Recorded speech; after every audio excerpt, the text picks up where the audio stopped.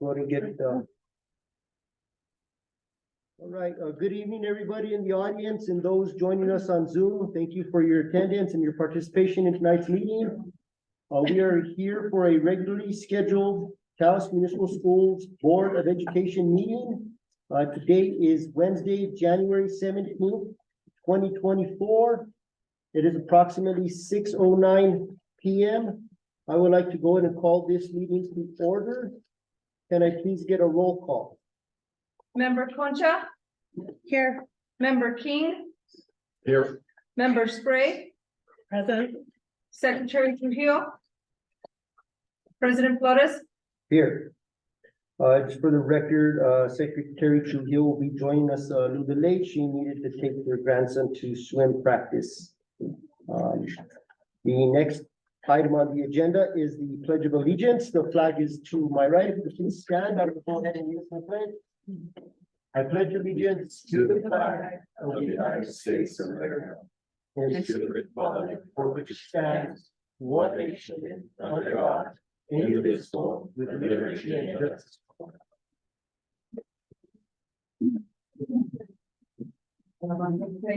Item D is our land acknowledgement statement. It is respectful to recognize the unique and enduring relationship that exists between Indigenous people and their traditional territories. We acknowledge that we are on the historic homeland of the Red Willow people within the original territory of Taos Pueblo. This acknowledgement will oblige as a reminder of our ongoing efforts to respectfully recognize, honor, reconcile, and partner with the Red Willow people whose land and water we benefit from in this great valley today. But prior to approval of the meeting agenda, Board Member King has some comments, and I will go ahead and defer to Member King.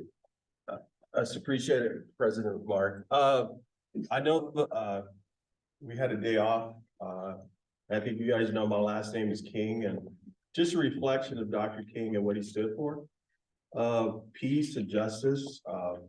You guys don't know this, but my dad was from the same community that Alex Haley was from.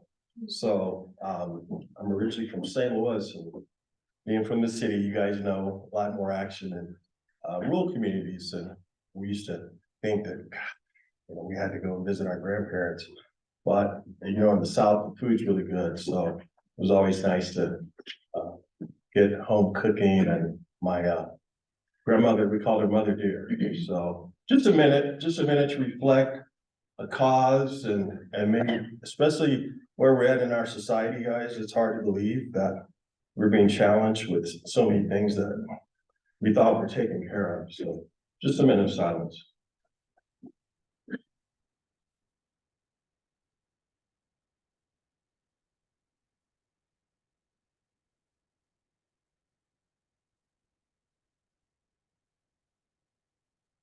Thank you, Member King, for that. Thank you, President Mark. Next item on the agenda is approval of the meeting agenda. I do have some proposed changes to the meeting agenda. Do my fellow board members have any proposed changes? No. In conversation with Superintendent Mondragon, my first amendment to the agenda is to move item M2, educator rising request for out-of-district travel for THS students to fall under presentations and become presentation 5. Now go ahead and, so I'll make a motion to move item M2 to presentations and create that to be presentation 5. I also have two other amendments to move items L 3 and 6 with new business to fall under the consent agenda, becoming items 2 and 3 of the consent agenda. We get a second. Second. We have a second from Member Spray. Can I please get a roll call? Member Concha? Yes. Member King? Yes. Member Spray? Yes. President Flores? Yes. Okay. The next item on the agenda is the reorganization of the board. Every January, the board selects its officers I've had the privilege of serving as a board president for the last 2 years. I've been honored to serve. At that, I have expressed my willingness to continue to serve to the board. If so nominated, and the first order of business is to nominate a president of the Taos Municipal School Board of Education. President Flores, I'd like to nominate Mark Flores as the president of our board for another year. We have a nomination for president. Member Spray has nominated myself to continue to serve as president. For that to move forward, we would need a second. I'll second. Thank you, Member King. We do have a second from Member King. If I could please have a roll call on the presidency.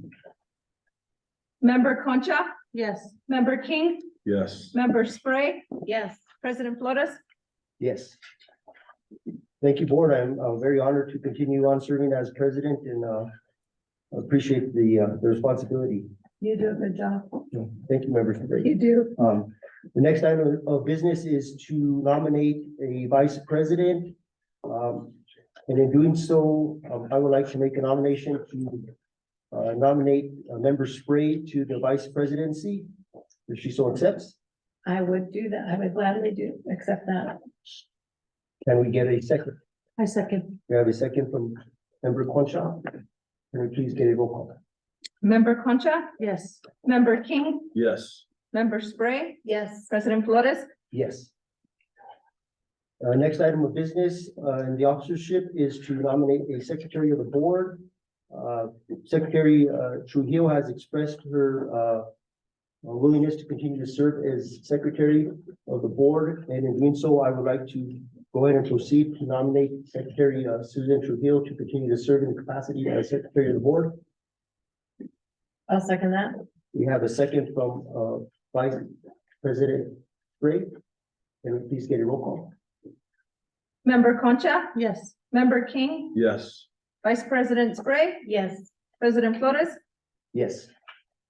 And kind of historically, we do have two new board members. Upon their becoming board, usually the first year or so is to kind of get your feet wet and learn the board. And in doing so, it is my hopes that next year, if you guys so choose, we'd be honored to have you guys serve as officers. Appreciate it. Moving forward, we have item G of presentations. G1 is our cyber magnet presentation. It is to be presented by Mrs. Mari Chavez. Hello, everyone. Welcome to what is extension of our school here at Taos Cyber Magnet. We would actually like to invite you to come to our classroom, which is down the hall. And then I have a couple of students who will say a couple of things, and I have some information about the school. If that would be okay. Great. Yes, so the board will go ahead and accompany Ms. Chavez to the classroom. Any members of the audience that would like to attend, please feel free to do so. If you so choose to stay in the audience, that is fine also. And we'll be back shortly.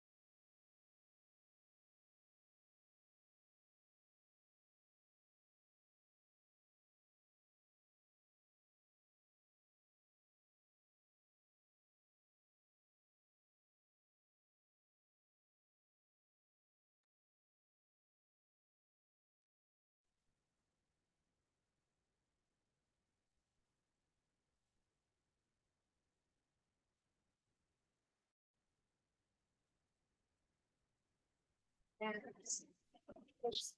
it allows students in the school to still have access to the full curriculum and supports within the full curriculum. Since we moved here, this has opened it up so that other people in the community, other students, can have access to the flexibility and the calm and the focus that we really have here. We are about 50% male, female. We have 60% of our population is from the Taos Pueblo, 40 to 50%, depending on how you count that, have our students with IEPs, so special needs, special populations. We are 5 days in-person learning, so even though we are hybrid school, we are here 5 days a week. We have math tutors 4 days a week, and there's support and tutoring the entire time. Right now, the students are about 60%, 60 to 70% online, and the rest is in person. We're trying to shift that to more 50-50. We recently got approved for the physics in a box classroom, and which will allow us to get closer to 50-50, because then I can teach science in person, which is a particular curriculum that students really struggle with. These are two of our students. I asked them to let us know why it is this school is helpful for them. They've been here longer than I have, and they know more than I do. So this is Maisie Moscartolo and Talise Miller. Go ahead. You didn't do it. Something I like about our school is there's a lot of one-on-one time with the teacher, and like in a regular school, you wouldn't get a lot of help on your own, but here you can. What grade are you in? That's great. Mason. I've been here since my freshman year, and I've always thought it was really helpful that because there's not a lot of kids, when there is like a small conflict, there's not big conflicts, it's resolved really fast. The tutoring is also extremely helpful because we are on a computer. You don't get as much of the, like, you won't remember as much as you would if someone was standing in front of like a board and teaching you. So it's helpful to have a tutor to help you. And we do a lot of stuff, like we have a lot of field trips and going on a lot of walks, which is really helpful. Some of the other students wrote that we have a class set of guitars, and they can, if they need a break, they can go and play music for 30 minutes. And outdoor activities, and we do go on a field trip at least once a week. All right, what grade are you in? I'm in 11th grade. You're a junior. May I ask some of the field trips that you guys participated in? Yes, and I do want to thank the community for being super responsive and generous with their time. We did 4 weeks with True Kids One. They did a photography workshop for us. The Taos Land Trust did 4 weeks worth of ecology. We have, let's see, we're 100% of our students participate in ski clubs, so we're doing that. We have students who are doing, we have one student who's doing an internship up there. We have a student who does a work study with Dogs of the West, or maybe it's Dogs of the Southwest. We did a tour and presentations from the UNM Health Sciences. That was an amazing facility and amazing faculty. They were great. Bridges Project for Education comes once a month to work with our juniors and seniors, which is super helpful. Next semester we have, we're going back to True Kids One for some videography. We're going to Harwood for art for 4 weeks. We're going to do some college tours. The idea is we have an amazing community, and so many of our students do not know how wonderful this is. And the idea is to get them out and interacting with them. Sure. I can ask another question. When you brought us into the classroom here, you mentioned your circle. Do you guys do circling daily? Twice a day. Twice So a in the day. morning, we do a morning meeting, and that's all business. Like, what are your priorities for the day? We set priorities for every class, for every student. And then in the afternoon, we do SEL. We always have some topic of discussion. Right now, we're actually learning how to have a discussion, which is something that a lot of young people don't know. So we practice that, and we my background is math and science, and kids really struggle with that. So we always do some math practice all together. And we will do the physics in a box all together in the afternoons. It's part of our circle. Right? Can I ask what the daily routines kind of consist of? So we get here, we're on the same time schedule as Taos High School. We start school at 7:45. We have our morning meeting and then kids work for an hour online. We take a break. They work for an hour online. We go for a walk. Sometimes you go down to Sunset Park, which is down here across the Valverde, and sometimes you just go around the behind the library just to get people, and they talk, kids out moving and they talk. We come back in here, we work for another hour, it's lunch. Then kids are, in the afternoon, 60% of our students are participating in UNM dual credit this semester, and I think that is marvelous. So those classes are happening a lot in the afternoon. Some kids are working online, so the afternoon gets a little bit more varied. We have our afternoon meeting around 1:30, then we're doing math or physics, and then kind of tying up the day by 2:45. We do offer a tutoring I offer tutoring 4 days a week after school as well. What's the enrollment right now? We are really low right now. We're at 10. We should be closer to 20. And this school did not have a teacher from May until the end of August, which is, of course, if you're a parent, when you're looking at where am I going to enroll the child. So I'm really hoping to get the word out that we have a really specific opportunity for kids who want a calm, quiet, focused education, so that we can have a better enrollment, more positive social interactions. It's pretty small right now. What's the capacity now?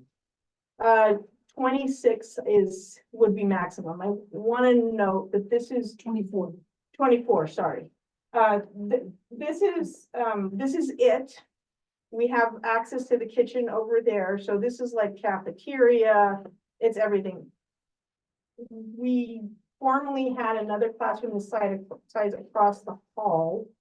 Half of that has become an administration office because we have a new administrator. And then the other half is being used for the audit. And so what do we need? We need that little space because we need a place where our ancillary staff, our social workers, our speech therapists, our physical therapists, our counselors can meet confidentially with students. We need a place where kids can, if they're having a moment, they can go have a moment in peace away from us. We need a place where we can do group learning, like the physics in a box is, we just don't have the space here. So we are hoping to get the place where the audit is back sooner rather than later is what hoping. We're hoping for that. Yeah. And for the audit to be over. We're also looking for a music tutor. We had a music tutor years past, we don't right now. And that is such an amazing, valuable experience for the kids. May I ask, in regards to the music tutor, we had a music tutor at one point in time. Yes, he is, in the final years of his mechanical engineering degree, so he's very busy. And he's also a professional musician, so I need to find the right person in the community who wants to work half a day and come in. It's not formal music training, it's kids who are already interested, giving them a few pointers, setting a couple goals for them and letting me know what equipment we need and what strings we need and all that. If I may ask a question, in regards to the additional space and the need for a tutor, how else can the board support this program? Really getting the word out. People think very odd things about this school, that it is a school, an alternative school for kids who aren't very functional behaviorally or socially, and that is not the case at all. In fact, in my 17 years of teaching, this is the first time that I come into school every day and I say, hey guys, let's do this. And literally every darn student does that. 17 years, and this is the first year that's ever happened. And these kids are motivated, they work their tails off, and people just don't understand what kind of an environment it is. Well, maybe we could find a way and working with Superintendent Mondragon to get some advocacy out, for additional enrollment, you know. through the holidays. that would be really wonderful, because that would give us all kinds of interesting opportunities. Is there anything on the website right now? So our website is, our page is very out of date. Like, doesn't even have the right phone number. So the website is not helpful in that way. I had sent some information to the person who does that, and I don't know whatever If happened. I may, President Flores, the school district is currently working on a new website for the entire district, so we've found that it's not as user-friendly as other districts, so we are working on that so that those websites are easily accessible. And to touch on the promotion, we can feature the cyber magnet in one of our success stories that's coming up With the Taos News. with the Taos News, correct? We're also partnering directly with the principals of eighth grade theater schools. So they're going to be able to share information about cyber magnet with their parents. That's great, great, yeah. And True Kids One, the next time that we meet with them, they are going to help us make a video about our school. So we can get that out there. I look forward to seeing that video. I do too. Is there anything else you'd like to share with the board? No, this has been such a great privilege for me. I've worked literally pre-K through 12 in this district, and this is wonderful. This is a wonderful thing. I love the kids. I love that we have this really tight community. We build relationships. It's great. It looks like we got a great, future here. Yes, we do. Appreciate it, buddy. So thank you for visiting our little one-room schoolhouse. Appreciate you for inviting us. Thank you for inviting us to your home, away from home. Just keep up the good work. See you at UNM or another college. Yeah. Good job. We'll come back and visit. Thank you for inviting us. Thank you. Thank you.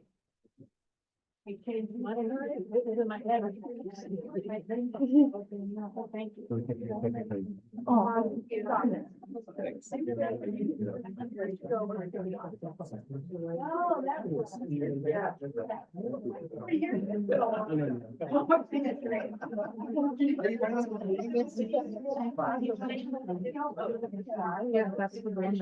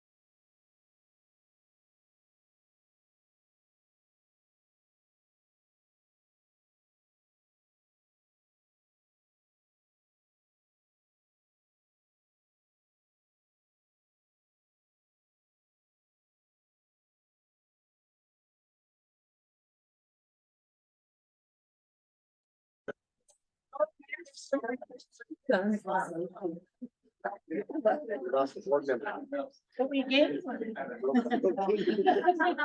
Congratulations.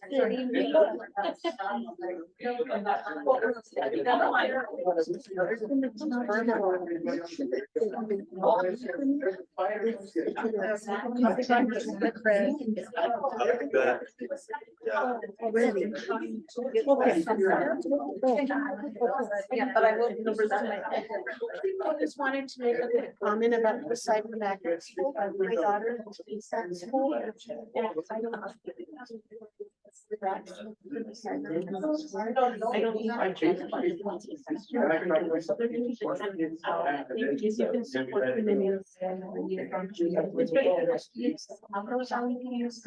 Where they have to have like individual supplies there, or they need a space. They don't have that space. So I would really appreciate this. Kind of give some, you know. For them. Yeah. Interact. Was awesome. Everyone is here. My name is Yeah, thank you. Thank you for saying.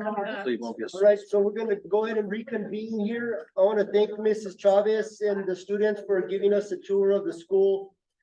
It's good to get out of our board seats and visit that classroom.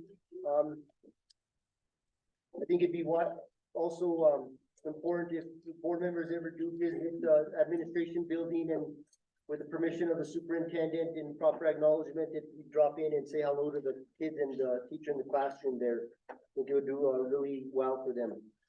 So I want to thank Cybermagnet for that presentation. Our next presentation is G2. It's our safety update from our administrator, Mr. Marco Herrera. Good evening, board members, new board members, what is? Herrera. All of y'all, welcome. So today our presentation is actually the members of your security team. So I'm going to bring them up, introduce them. It's the last 2 years, Superintendent Trujillo and Superintendent Mondragon have helped to build an entire department. That's a big deal. This district needed it. It has it, and these are the men and women who are present doing it. It's kind of fitting that your principals are also here because they play such a big role in their success. So with that, I'm gonna go ahead and invite up Alfredo Martinez. This is the head of security for Taos High School. He has a staff underneath him that does an incredible job at Taos High School, so this is Pete. Corretto? Morning. Good evening. I'm sorry, ladies and gentlemen. How are you guys? Good. I'm the security at the high school. I got 2 gentlemen that help me out quite tremendous down there at the school. I believe I try and run a really tight ship, and you gentlemen help me quite a bit. He's being very modest. The high school is run very tight. And a lot of that has to do with his leadership there, along with Ricky Pacheco, our most senior member of our security team. So Ricky actually came to us from security, and he was kind enough to apply for our security position when it was offered, and we were happy with that because Ricky knows the kids, he knew the staff, he knew everybody, and he was a great segue to have Ricky there to give us an opportunity to work with people in a known capacity, because he was known as a security officer at the high school before. Then Daniel Medina also comes to us from the security world. HR loves Daniel, because Daniel does notes like you've never seen before. If you've been to Taos High School, I know about it because it's in his logs.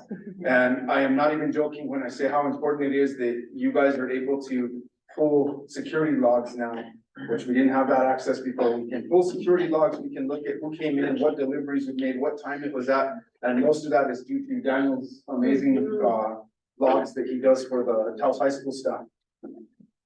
Then we have Miss Esther Bustos Leiva. Come on over, Esther. So Esther is at Enos Garcia, and here at the admin, you may have seen Esther when you're here.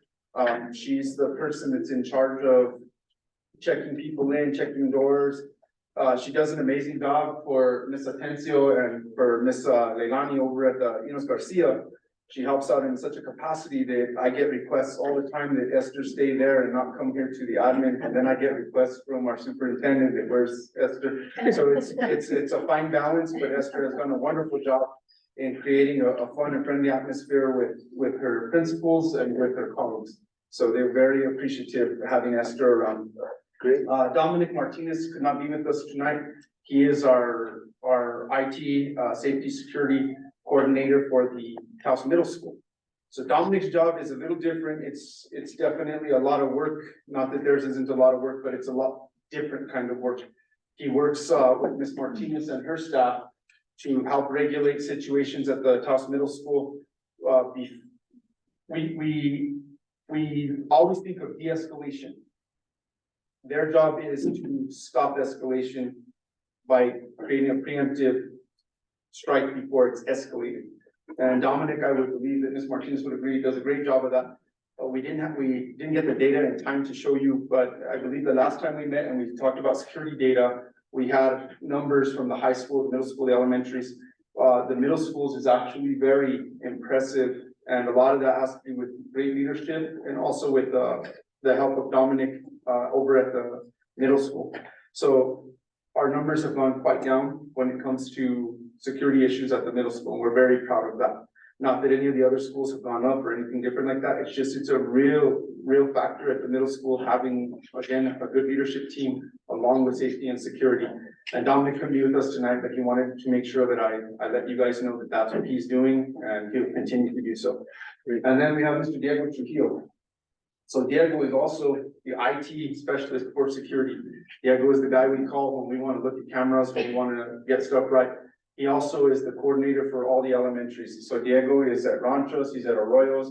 You'll see him at the high school, you'll see him at the middle school, because Diego's job, he runs all the camera systems for us. He runs our security doors. Diego's the guy that does all the IT work behind it. So when there's new cards, new keys, new anything, Diego is the guy they're calling.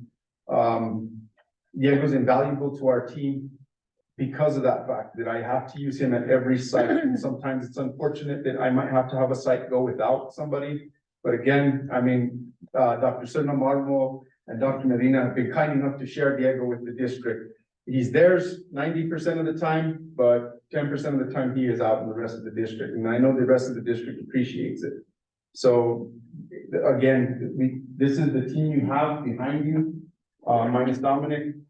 And without those wonderful principals, they wouldn't be able to do their job. And if it wasn't for the leadership of Superintendent Mondragon and Superintendent Trujillo, we would not have this department today. So my acknowledgement, my presentation is to applaud your wonderful security team, because I think they've done a wonderful job. You've also seen them at Taos Tiger events, which I'm sure all of you have been to, because I know you support your Tigers.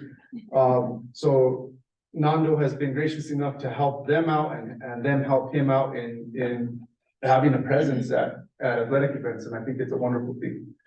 Board Member King? I appreciate it, Mr. Herrera. Is there enough though, like regards of Miss Esther, who's still like, she's doing Enos and then she's over here. We're working on that. We, of course, we're not, again, when you create a department, it's not the easiest thing to fund a department. And it's been a journey trying to get people in place, and we started the year with Dominic and Diego. That was our beginning last year. Okay. And then we were able to pick up Daniel, and we were able to pick up Ricky. Then we were able to pick up Esther, who was actually doing a little bit of both at the high school, but we were able to pick her up full time. And then we were finally able to acquire Mr. Martinez. So it's been a journey to get what we've got. And we're definitely happy that we have what we have. Would we like more in the future? Absolutely. And those are things that I believe that we're working on down the road. At some point, I do believe that you're going to have one of them at every site. And Is there an age requirement? no, there's not an age requirement, no. I think this would be a great extension for kids who are interested in maybe, as a career choice. Absolutely, and that's actually something that Superintendent Mondragon and myself have talked about in our school district. I know this isn't my place, but I'm gonna say it, because it's not just a security safety issue, it's an all of us issue. I have kids in high school, and I have one in college, and I have one in elementary, and I listen to students all the time. I listen to parents ask their kids, what do you want to be when you grow up? And everybody has those great answers. in Taos Municipal School District, they often don't realize that we are more than just teachers. We're administrators, we're cooks, we're custodians, we're security officers, we're tech people. The list goes on and on and on of the opportunities right here in our community that we offer. We are one of the largest employers in the county. And yet I haven't really seen a whole lot of kids raise their hand and say, I can't wait to come work for the Taos Municipal School. I don't believe it's because they don't want to. I believe it's because they don't realize the opportunity. They don't realize the opportunity to sit there as a board member. You know, you all have jobs, but yet you take time to hold public office. These are things in our community that we hopefully will get out there more, and there will be more people interested in. And at some point, I would like to see internships. I know Maria does a wonderful job interning with IT people. I would like to see at some point, maybe the high school kids being able to shadow these guys around or shadow our technicians around to learn some of the stuff they know. So absolutely, I'm open to it, looking forward to it. Well, we appreciate what you do. All you guys. Mr. Herrera, thank you for bringing your staff to showcase what we've developed here. I've been to a couple of the high school games, and I'll tell you, I would not want to mess with some of those guys or get thrown out. I have been pointed out the door a couple of times for a couple of activity events in my heyday. These guys will do a good job at escorting them out. In fact, I've encountered a couple of them, and it's nice to meet all of you guys. I believe that the school district is very privileged, and we're honored to have such a great team here. I think, unfortunately, in this day and age, security is a must-have. And sending your kids to school, knowing that we have a staff and a team like this is assurance. As a parent, I know I've been a parent. My kids have since left the school district and moved on, but knowing that we have a caring, skilled individuals in these roles is very important. And I just want to thank you guys. And before you guys step off, could we ask to get a picture of you guys and the team? Maria, is that okay? I will be frank with you, he doesn't like pictures because he takes his job that serious, but we would absolutely. I think it's an honor. Definitely.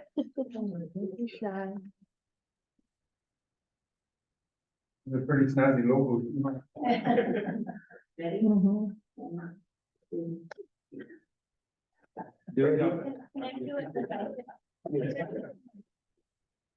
And before they leave, if I could ask if any fellow board members have any questions or comments. Right? Smile. Do you think so?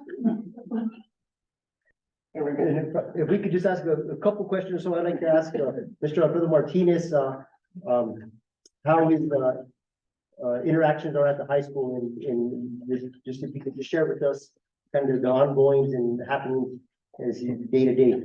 The beginning was quite rough. You know, they kind of had a little free. These gentlemen tried their best they could, and they did a good job. I came in and I spoke with the principal and vice principal, and I asked them for their expectations of me, and I gave them my expectations as well. These two gentlemen have helped me out extremely well. Checking the vehicles as they come in and out. Now we improved the Evolve. So as they come in, we check it, every morning, checking everything, all the bags and everything, I'll wear everything suspicious. We do a rotation, they do a rotation from the gate indoors and outside. Miss Beta and Mr. Trujillo do not let me leave the building, so I'm constantly roaming the building. We have cameras, that are lifesavers because we can be in one room taking a break, or the gentleman here will be in the guardhouse and they're watching the cameras as well. And if anything's going on at any time, our communication is extremely well. Where anything's happened, we've had a couple situations that fights, some other stuff happened. As soon as it happened, we were there within seconds of it happening. So our reaction time is quite quick, quite well. I tend to talk to all the young men and women, but they're all young men and women.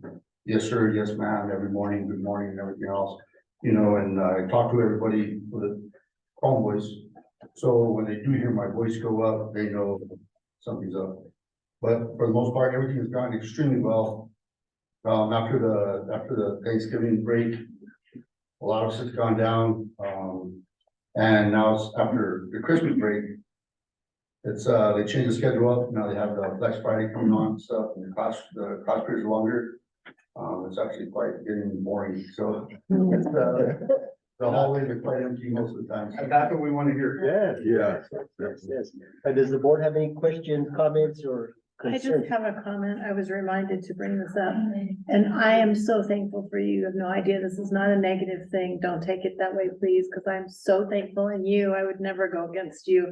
I wish he was in the office in there. I was like, oh, okay, is there anything I'm doing wrong? But, there's a policy that we have about kids not going back and forth to their cars in the parking lot during school. And I know for a fact that that's not really followed. And it's a concern to me that it's not being, so I just wanted to tell you guys while you're here that that's something that just share information with you. I'm not saying it's on you. I'm not saying it's your responsibility. I did talk to Principal Trujillo about it. But it was just something that has been a concern to me over the last couple of years. No, So anyway, absolutely. just thought I would bring it up, and please don't be, I totally appreciate you. Don't take it the wrong way, please. Appreciate it. Okay, thank you. And you tell me if directly, if something, if we're doing something wrong, you tell us. Straight up. Okay, thank you. Thank you all. Any comments, questions from the board? So I was at the home game recently at the Taos High School.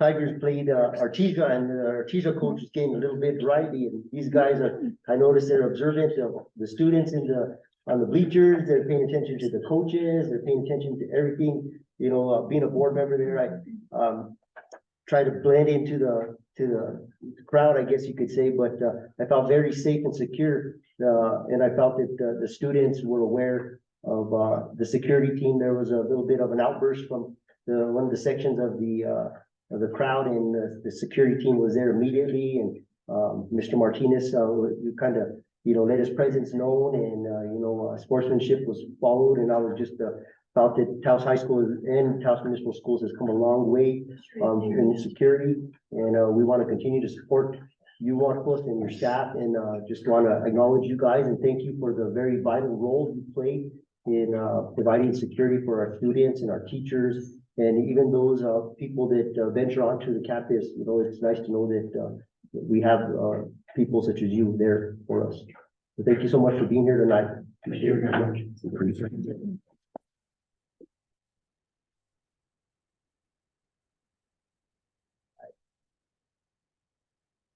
So moving right along under presentations, we got a presentation, G3, TK1, Mr. Sandy Campbell.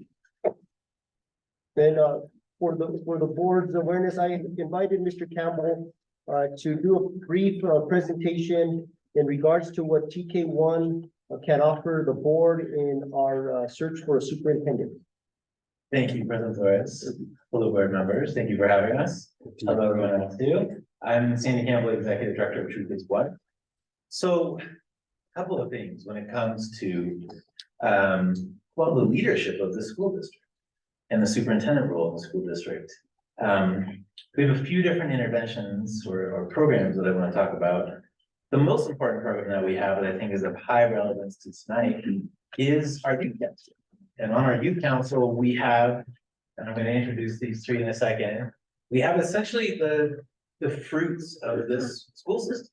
Here we have three kids who've grown up here, who've gone to various different schools here, who are now at Taos High. And in a way, you can look at these kids and understand how the school system has served them and how the school system maybe hasn't served them. Or looking at it constructively, how the school system can better serve, not just kids like this, but all the kids that we're talking about. And ultimately, when we're looking at the leadership of the school district, it's these guys who are the most important voice in a way. We think of a school system as having clients. The number one client it has is students. And I would say in this community, in Taos, getting our youth to speak, listening to them, asking them the right questions to pull out what they have to say can be transformational. It's been transformational for my organization. We have these kids as an example, I'm not gonna call them kids, but these young adults here, these adults here who help us constantly figure out what we're gonna do, what we're not going to do. This gentleman right here has helped me write several grants that have pushed us to a very different level of our evolution. It's extremely important. So we talked yesterday as a group about the school district, about the role of superintendent. And I've asked each of them to have a comment or two about superintendent. I'm gonna ask them some questions and we're gonna have a little sort of conversation here, and maybe when we're done, we'll open the floor up as well. So Carlos, introduce yourself, tell us what schools you went to, and then give us an idea from your perspective of one thing the superintendent needs to bring to this community and to the school district. Thank you. Thank you guys for having us here today. My name is Carlos Miller. I'm a senior at Taos High School. I started my wonderful journey to Taos Municipal Schools at Arroyos del Norte. Love that school. Then went to Taos Middle School and now here at Taos High School. When I look at the district, I kind of see it as it can often be a source of contention, to put it that way. It can often be seen as one of the things that causes problems or conflict or something like that. And I think that the future superintendent of Taos Municipal Schools should be one that kind of opens the floor for conversation, not only between staff, but between students, parents, and the community at large. I think it's extremely important for there to be consistent open dialogue, not just in settings such as this, but going to community members, parents, and students where they are to make sure that everybody feels engaged and welcome to the process of decision making that ultimately changes our lives. Are there specific decisions you feel like this kind of open forum would benefit from? There's a whole host of decisions. There's how transportation is handled. So that transportation is a very, very varying thing, whether it be just how kids get to school every day or whether or not how kids go on extracurricular activities. For example, I participated or am participating in Envirothon, and we often struggled to get a bus through Taos Municipal School District and have had to fall back on Penasco, who graciously offered transportation. So items such as that could at least help bring awareness to why things happen as they do, I think could really help build the relationship and trust between the district and those who ultimately benefit from the decisions. You and Carlos is also the president of our youth council, an amazing investigative reporter among many other things. So Mia, come on up, introduce yourself. Mia is also on our youth council and has been working with me for a couple of years now. My name is Mia Barella. I'm a junior at Taos High School. I went to Taos Charter School from kindergarten all the way up until 8th grade, and then went to Taos High School. I guess, kind of just to add on to what Carlos was talking about, but something that I would like to see in the future superintendent is just like clear communication with the students and to take student feedback into consideration when making decisions that are going to affect the school, because it is a place that we are at and it should have things that we enjoy, and not every student wants to go to watch a basketball game or a football game, so having more things that the students have a say in to do. So we talked yesterday, we have a couple of examples of communication that haven't happened, that could have happened. Will you tell us a little bit about that? I guess one example that we talked about yesterday would be, like in cases where there's a lockdown at high school, you know, parents, they'll be notified about that we are under lockdown, but no communication is really said about what happened, and people just start talking and stories get a bit misconstrued to where the story of what happened sounds a lot worse than what actually did happen. And it might cause people to feel uneasy or a bit worried. Or unsafe. A lack of communication is going to lead to people will do next. Thank you, ma'am. Thank you. Angie, come on up here and introduce yourself, please. Hi, sorry. My name is Angelina Florence. I'm currently a junior at Taos High School. I've been to many schools at Taos. I've been to Anansi, Arroyos, Taos Charter School, and Taos Academy. And then for the first semester of my freshman year at high school, I was at New Mexico School for the Arts in Santa Fe. But now I'm at Taos Municipal, Taos High School. One quality I think is super important is what Carlos and Nina have been speaking on is communication with every aspect of the Taos Municipal School community, the teachers, the parents, the students, the administrative staff, everyone. Just to develop that feeling of trust and respect between everyone, because communication is key to every healthy relationship. And I feel like we are all in a relationship at the school system, like we all interact with each other every single day. So I feel communication is key to making us feel informed and making us feel valued as students. Even if we are a young voice, we are a large voice in school. And I feel like that needs to be taken into consideration. That's a superintendent is able to take the voices of every aspect of the community and use that in decision-making because it does affect everyone in the community as well. Thank you, Angelina. And then I'll just throw one more piece into the puzzle or the pie. When I think about this role, you know, it's a community leadership job fundamentally. And in some ways, that's my job as well. It's about leading this community. And I think this community has so many fascinating components to it. It very really requires a village to raise a child. And sometimes my experience with the school district is there's not always a clarity about how the different pieces can act as a whole.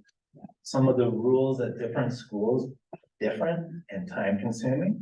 I point to HB 128 as an example of something that just needs to be fixed. And then there also has to be some trust. You know, I run a nonprofit. I will have soon 6 full-time staff, 4 part-time staff underneath me. I vet the people who work for me. And that doesn't mean that we get around any of the school district's requirements. That's all well and good, but I will ensure that they're taken care of. And I want to have those kinds of relationships so we can cut out some significant red tape that can stop us from delivering our programs in schools and allow us to get into classrooms and to develop the kinds of relationships that we know are required for success. So I'm not suggesting all the red tape suddenly disappear. It exists for a reason, but ultimately it takes a village to raise a child. The nonprofit sector has a lot to offer this school district. I'm sure there are other entities that could help the school district advance as well. And I'm certainly standing by to help assist in whatever way, not only in selecting the next superintendent, but in whatever ways the school district needs. Because ultimately we nonprofits are here to serve, and we are here to serve the kids in this community and the systems in this community that help educate our kids. So thanks so much. Thank you, Mr. Campbell. Before you leave, we may have some questions or comments. So for the board, you know, we're on this venture to select the permanent superintendent now in June. I've been paying some attention to the superintendent search that Albuquerque Public Schools has been going through. And they have held or are planning to hold, if they have not held already, some various forums. We've held a student-led forum, staff forum, and also a community forum where they're planning to hold. I feel that it's very important that the board hear from our students. Their voices and concerns are very valuable and need to be heard. And so I reached out to Mr. Sandy Campbell to see how TK1 and their youth council and their ties to the youth of the community could assist the board in getting the students' voices out and for the board to hear. So as we continue to move forward and look to what criteria we want to utilize to select the superintendent, I think it's very important that the board respect and entertain the voices of our students. And in doing so, we will, if it's a board's consensus, maybe we can entertain an idea of partnering with TK1 and setting up some form of student-led forum that we can schedule or in working with Mr. Campbell, work out the dynamics of such to where we can either have I'm not sure how we'll go about it, but I'm definitely open to any suggestions and ideas from the board. I do want to hear from our students as to what concerns they have or ideas they have that would help us in selecting a superintendent. So with that, I'd like to hear any questions or comments from the board. Mr. King, ladies first. Yeah, why don't you go ahead, Miranda? All right, thank you. Good evening, students. Mr. Campbell, I wanted to thank you for setting the platform for these students and your youth council. I want to thank Carlos, Mia, and Angelina for your presentation. For many years now, I would say at least going on 20, I've been an advocate for youth voice and youth-led change. And so I think it's super important. Angelina made the comment that even if we are just young voices, it's not just you are young voices, and now is the time to, you know, propel that and shine the light on that. I think that's super important, and you all are on the right path for change. And I think, you know, as far as the youth council goes, my question to you is, do you guys collaborate with other youth serving organizations? And the reason I ask that is because Taos Pueblo does have a youth coalition through the Drug Free Communities grant, and it's under a program called TPAC, which is the Taos Pueblo Awareness Coalition team. But I think it would be great to like network with other organizations that have similar concepts and programs going on, and recruitment, you know, collaborating, things like that. But I do want to thank you for all stepping up to do your presentation and encourage you to utilize that voice, and for, again, Mr. Campbell being a youth advocate as well. Quick response. So sure, we're very open to collaboration. I think the best way of using the youth council, and actually let me back up for a second. There's lots of ways of getting youth voice. You know, I see surveys going out all the time and people encouraging. That's one way. I think the most effective way is for, you know, considering this youth council as a focus group, ultimately, to come with some prepared questions, some areas that would be good to have youth feedback on, because there's going to be areas that youth feedback is not going to be useful on, or it's not going to be as informed on. But really having a careful idea of where and how to solicit youth voice is, I think, essentially important. And if in this process you wanted to come and speak with the youth council and have some specific things to talk to and have some questions or some prompts, then that would be, you know, extremely powerful in my opinion. We've done that for the town of Taos recently, where they're trying to figure out what to do with Taos Plaza, and we had a really nice conversation. And you know, when we adults can just stop talking and put the questions and let the kids talk one on top of the other, that's when some really interesting things come about. And in terms of collaboration with other youth groups, absolutely. You know, collaboration is easy to say and sometimes hard to do, but you know, we have a big new facility just down the street from Taos High. We have lots of room for meetings and getting together and meeting people. And in some ways, that's another key function too, is that students like this, they want to meet other students like this, because it's, you know, not necessarily the focus of their school day, but we get to operate in an after-school environment or an out-of-school environment where, you know, the rules are different. I'm not their teacher, but, you know, the rules are different, and the rules can be creative and really exciting and more about some of the other things that go into building amazing human beings than just, you know, learning what particular curriculum there is. Thank you. I just have one. Oh, but Mr. King. Oh, go ahead, Susan. Go ahead. You may answer my question. Go ahead. Secretary Trudeau. My thought is that we have a new generation coming in. And that is very vibrant and alive with ideas, as shown, as you've demonstrated.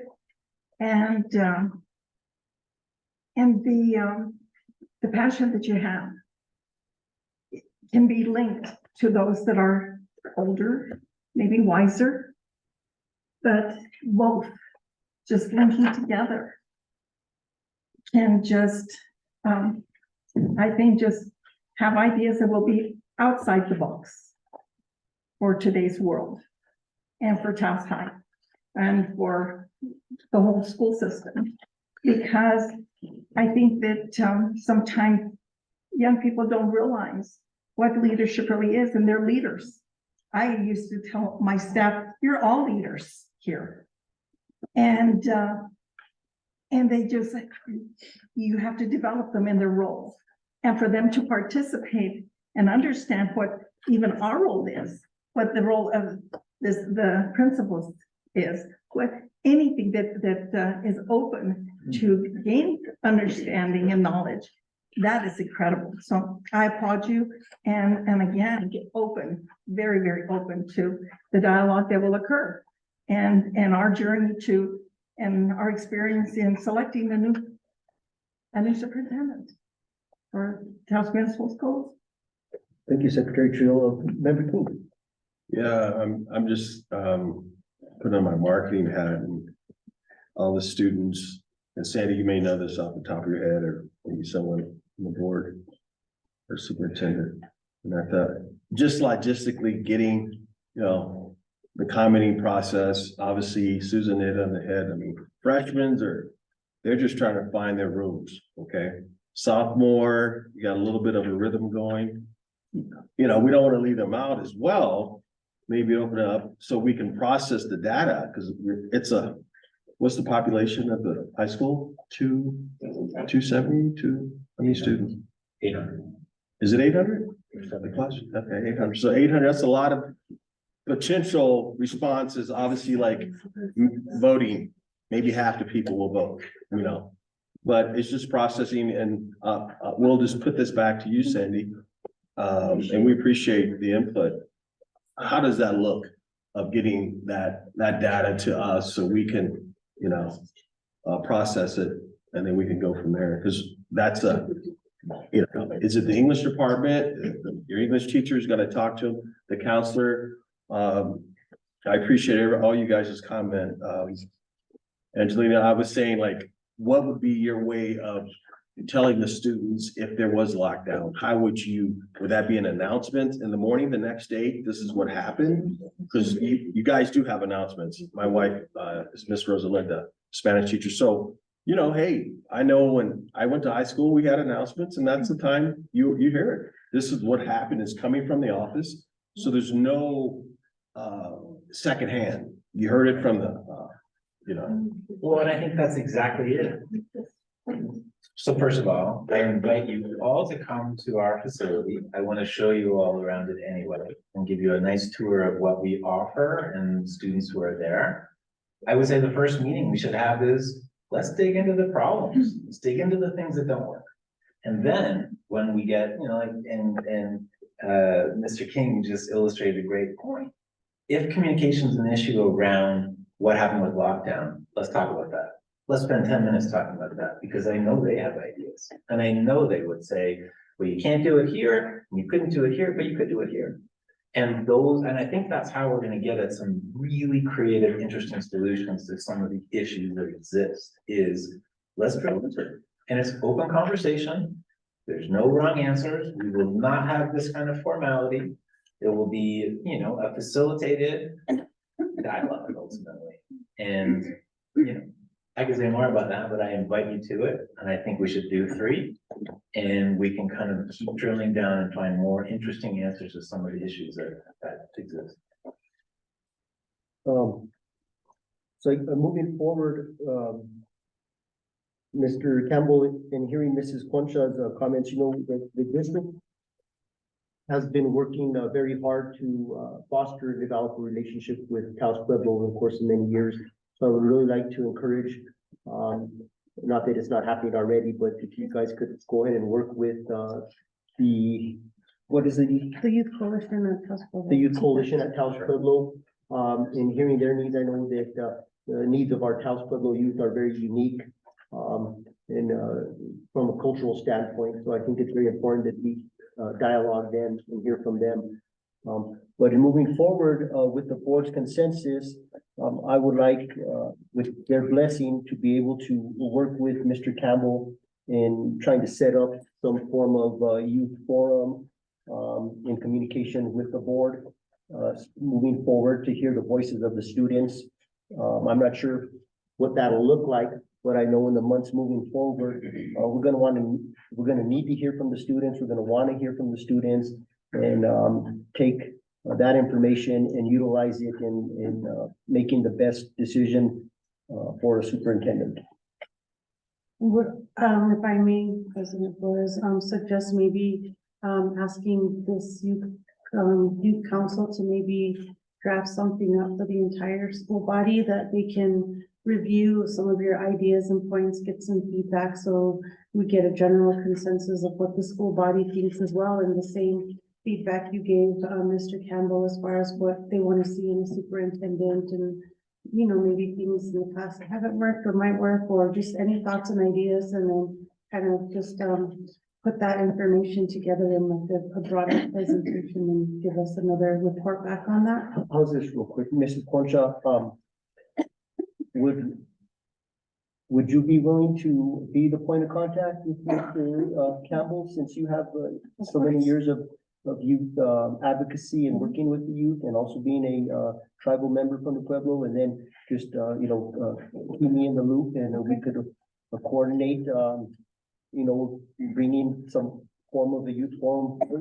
Absolutely. So with me and you working together on behalf of the board, we can set something up for that. Definitely.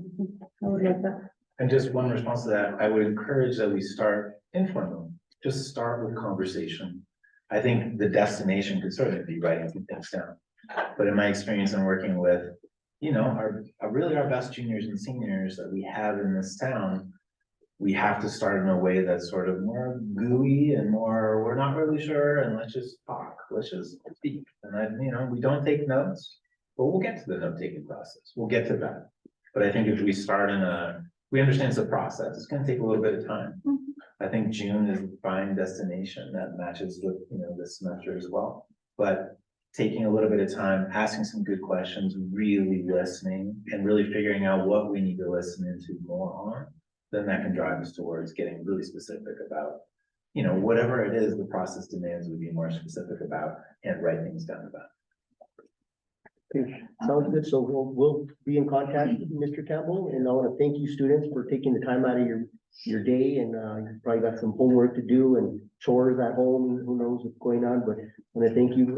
Your voice is very important to the board, and also the voice of your fellow students. So we look forward to seeing you again, hearing from you again, and working with you and your fellow students in getting to that end goal of selecting a permanent superintendent. And we encourage you guys in your academic success. Thank you.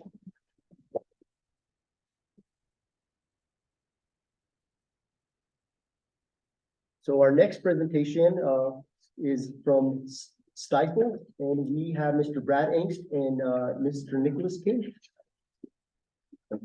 And you all have. President Flores, members of the board, Superintendent Mondragon, good to be with you. I'm Brad Angst with Stifel Public Finance. We serve as the school district's financial advisor and bond advisor, joined by my colleague Nick Kane today. So Stifel Public Finance, we help you from time to time with your bond issuance, with your ed tech notes. While the state of New Mexico provides you with SEG money for the operational needs of the school, your wages and teacher salary, et cetera, the keep up and the maintenance of your facilities, the construction of any new facilities, that's left to the local level. And so we work with you here at the local level, whether it be through bonding, whether it be through working with the PSFA on some state matching or ed tech notes to help do that. Stifel, here in the state of New Mexico, we have 15 employees that are here in the state, in Las Cruces, in Albuquerque, and in Santa Fe. We do a whole host of services for the district, from regulatory and compliance, making sure when you issue a bond, we're talking about securities instruments. And so it's important that we're keeping within the regulatory needs of FINRA and the SEC. We have, our research and analytics department. You may, see from time to time some market updates from our group, keeping you apprised of the financial markets and what interest rates and the economy are doing. And then there's our public finance department, which is, what Nick and I are part of, and we lead the effort in bringing all these services to you. So, tonight we're here, talk to you a little bit of kind of bonds 101, if you will. We know you have a couple of new board members. We wanted to make sure you knew what was available to you, what some of these options are, as you have, maybe deferred maintenance projects that are getting large. If you have new facility needs or, space needs, some ways that you can, tap into some of that funding. So we go through that presentation, and then we follow up with some particular information here to the district that talks about your mill levy, some of that bonding capacity, meaning what you can afford here in the coming years. And then talk about a bond refunding transaction that might provide some savings here soon. So we have this presentation for you. It's been provided electronically. We gave you some hard copies on your desk. I'm gonna go ahead and start to make our way through this now. So try and be pretty concise here. I know I have a lot of pages to work through. But a bond at the simplest level basically is a loan between the school district and its investors. The difference between a bond and maybe a commercial loan that you get from a bank. A bond is something that the district creates. You put the terms and the structure that you desire, the repayment schedule that works for you all. And then we go out and market that and get multiple investors to buy those bonds instead of maybe just working one-on-one with like a commercial bank, or sometimes we work with the NMFA is a different type of investor. So there's a few different options there, but the bond is the instrument that New Mexico statutes allow you to go out and take on this indebtedness to take care of your projects. So I'm on page 5 now here. This looks at a high level at some of the different categories of financing sources that are available to you for your facilities. Starting there in the dark blue, SB9, that's your 2 mil levy. It's a capital improvement levy it goes to the voters. It's applied against the local property values, and each person, depending on the value of their property, pays that 2 mils worth. HB 33, just to the right of that, is a similar type of property tax or a mill levy. That can go up to 10 mils. Currently, Taos School District doesn't have that in place. It is also one that has to go to the voters every 6 years if you want it to be renewed. And it can be used in a similar manner. So the 2 of those can be used for capital maintenance. So maintaining your buildings, you can collect those monies over the years, build up a balance in those funds and use it to, again, pay for maintenance or even a small construction project if you needed to. So those are ongoing. You have to renew them every 6 years. You can't pledge that revenue stream, those property taxes against debt. So this is more of a pay-as-you-go type of program for smaller type maintenance projects. But they're in purple. They had tech notes. We completed and did one with the district here this past fall. It's for computers in the classroom, maybe the TVs and monitors, wiring throughout the buildings. It's a short-term financing obligation. The longest that can go out is 5 years for the repayment on that. The bottom right, GO bonds, general obligation school bonds. Those are, that's the primary tool when you have a larger construction project, or if you're starting to aggregate a lot of deferred maintenance that may need to be taken care of and you don't have the cash balances and fund balances. It needs to go to the voters for approval, the specific projects. And that can go, it can be repaid out over a period of 20 years, so a little bit longer term because it's a larger size project. But let's get that payment down to a reasonable level. Teacher housing revenue bonds. It's an available tool if you don't have, if you're in a rural area, maybe there's no housing available. Or maybe if the cost of living, if it's too expensive to attract some teachers here locally, the district can look to either purchase housing or build some housing and use teacher housing revenue bonds. Then you can use the lease payments that they make to the district for using that to in turn repay the loan or the bond that you all facilitate for them. The reason you would do that for these housing, being a school district, you have access to tax exempt financing, which is going to be a lower interest rate than a traditional mortgage that you may go out as an individual and find. Then lastly, there in green, this is kind of a catch-all. There's obviously capital outlay, there's legislative type appropriations that can be made. Stay in touch with your representatives. The type that we help you with is when you go through the PSFA and PSCOC, there's an application process. They look at your facilities, working with the facilities master plan, to look at all of these different metrics to score where you are on that list. And if you're high enough, you can be eligible for some state matching. Some other things that they look at, they want a lot of times a local contribution. So they may match you a percentage, but you have to come up with the other portion of the cost of your project here locally through generally through GO bonds or some of that cash that might be on hand from the SB9 mill levy. So Excuse me, Brian. yes, sir. What would fall under a new school? Would that be the legislative grant? To build a new school. Yeah, You would, hypothetical.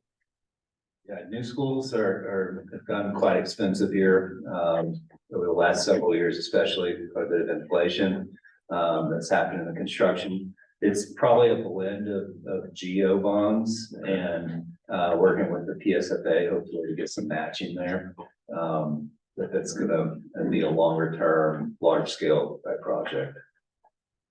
Okay, thanks. We would start with the PSFA process. You'd also have to start with some election planning that can take a year to get to that type of point. Yeah. Following slides, I have some more detail. I'll let you all take this home, read it in more detail. I'm not going to cover every single detail. Looking at slides 6, 7, 8, and 9. Those are the SB9, HB 33 items that I just discussed. General obligation bonds on page 8 and ed tech notes on 9. A little more information on ed tech notes on 10 and the teacher housing revenue bonds on 11. Right now, I want you to be broadly aware of what some of these options are. If the board and important for the superintendent wants us to dig in and look at some options for these, we certainly will. Based on our meeting this past fall, we have some GO bond options we'll show you here in a few minutes. Moving along, page 12 is where I am now. So anytime you issue debt to the school district, there's several different participants. There's a lot of state tax statutes that you have to meet with meeting dates. And a lot of regulatory items that you have to hit. And so we have in any type of debt issuance, it's important to make sure you have, your finance team in place. So just start at the top, the issuer, that's the school district. You're issuing a bond in order to fund some of these projects. Municipal advisor is is the technical name for what we do. The municipal market is where we work, the municipal bond market, and school districts, cities, counties, really any public entity falls under that category. A bond counsel is a lawyer that specializes in tax exempt financing and working in public finance. Investors, need assurances that they're gonna get the tax exemption on their investment. That's what allows you to get the lower interest rate. So bond counsel is the one who provides that tax opinion. And they make sure that you followed all the statutes, that you've done the meetings and postings correctly. Rating agencies. So, if we were working in, so every transaction we do with you, we look at, the capital markets, that's the traditional bond markets. We look at commercial banks and what they're offering. We look at the NMFA here locally. They've been providing some good options. If you go to the capital markets, if you're selling a bond to a lot of different investors, they want to see a bond rating on your bond. And so it's like your credit score. If you're, your personal credit score, the school district gets a credit rating. It might be an A. Anything above a triple B and above is considered investment grade. And so most of our school districts here in the state are about a single A rating, which is solid. It's very good. The state of New Mexico is a double A rating. Then there's a few entities like the U.S. federal government has a triple A, and some other states around the country. An underwriter is, so we work with you as an advisor, structuring and setting up the bond. When it's time to connect with investors, whichever route we choose, it may be, if we go to the capital markets and sell a bond, you have to work with an underwriter that sells the bond that we create together and structure together. They're the ones who interact with the investors. There may be folks in Chicago or New York City that want to purchase those, and so they connect you with those. Yes, ma'am. I'd like to back up just a minute. Sure. In that rating. And that is, what would affect our rating, like at Taos Municipal Schools? What would affect it? We have some more info here, but there's a few main categories. So they look at the economic health of the community as a whole. A lot of that you can't control as a school board. It's demographics, it's median housing incomes. It's the diversity of your private businesses within the community and who's making up your tax base. So ultimately, who is repaying these bonds? It's all the property tax holders. And so how strong of the demographics within that? So that's one area. The financial strength of the district. So looking at your audits, the last 3 years of the audits, and specifically within those audits, they want to see positive net operational revenues. So where your revenues exceed your expenditures, we want to see that you're not spending more than you're bringing in. Your fund balance is a really heavily weighted item. So your general fund balance, how much unassigned cash do you have on hand that can be used in emergencies? Should there be a loss of revenue for some reason, if a big business were to leave town, if there was, a natural disaster and some of the property values went down, what is helping you for your rainy day, if you will, a rainy day fund? So the general fund balance and then your debt service fund balance. The debt service fund only holds money that you've collected to repay your bonds or your ed tech loans. And so we want to try and build up a little bit of a buffer in there. The rating agencies look at that positively because that's money that can be used to make your debt payments in case you don't bring in all the property taxes. So the economy as a whole, your financials, the management of the school district. They would look to the school board. What are the qualifications? How's the continuity of the school board? How well do they work with staff and the administration? They'll look at the qualifications of your administration and your business officers. They look at policies. They want to know that there's longevity, like the policy and something's gonna live beyond your board term limit, you know? Are they committed to maintaining, you know, a fund balance that's, you know, at least equivalent to 3 months of operations and expenses? Now, the state of New Mexico limits you on some of these items if you work with PED, and they have some different levels, so you're restricted, but there's policy, debt service policies that are beneficial to a rating. So those are the main items. We work with you on those. We certainly review it on an annual basis. Provide that feedback with your business officers. Thank you, Ma'am. because I think that, overall, that is so important information Absolutely. that is not only for our board, but for our audience to understand that it affects all of us, because again, the debt service is, whether it be property tax, whether it be GRD, wherever it is, it's the people out there, it's us. But again, how well, we maintain this, the function of this school system, the whole system, and mainly the financial, how solid it is. And that is where we're striving to bring it together so that we can be able to afford something of this nature in the future, maybe. Because, again, the needs of the school are great.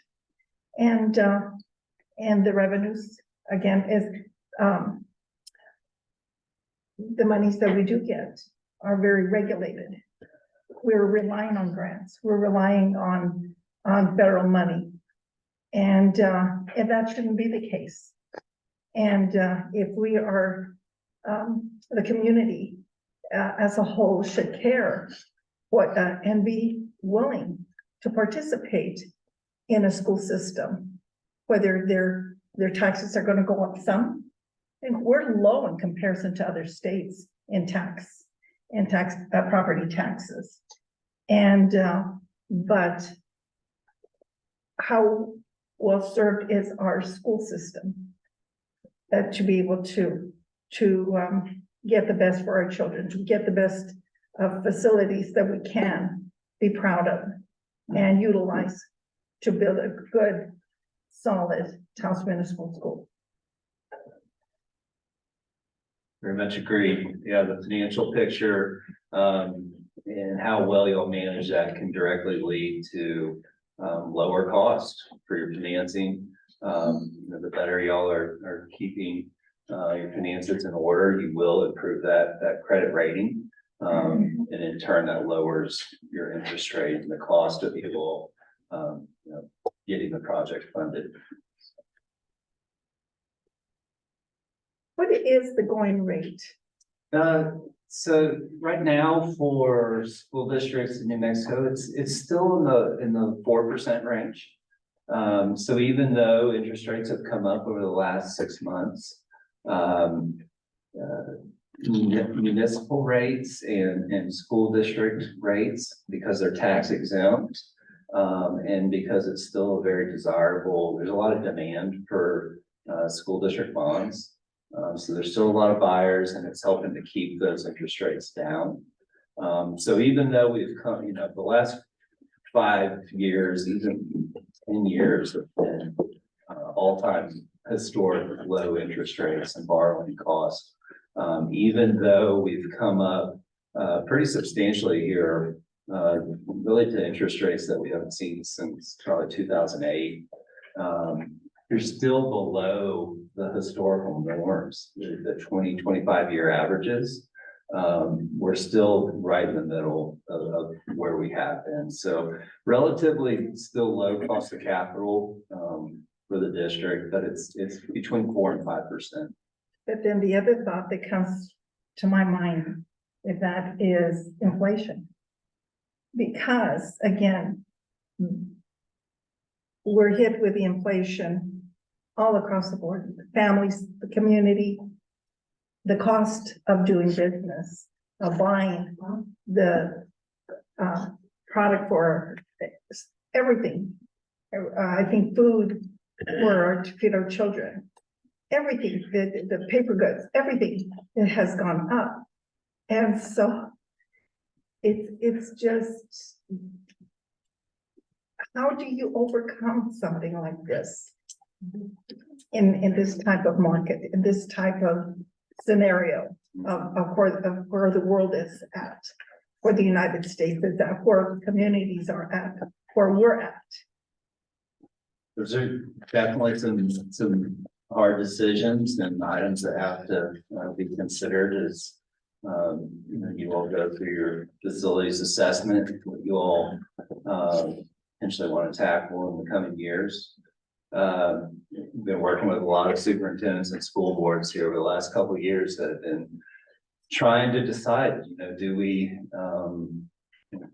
tackle these projects now and maybe pay a little higher interest cost, or do we wait a couple of years and, does the cost of your new classrooms, go up more than maybe the interest cost? So, yeah, it's a tough call. We're here to help provide you with some solutions and some options.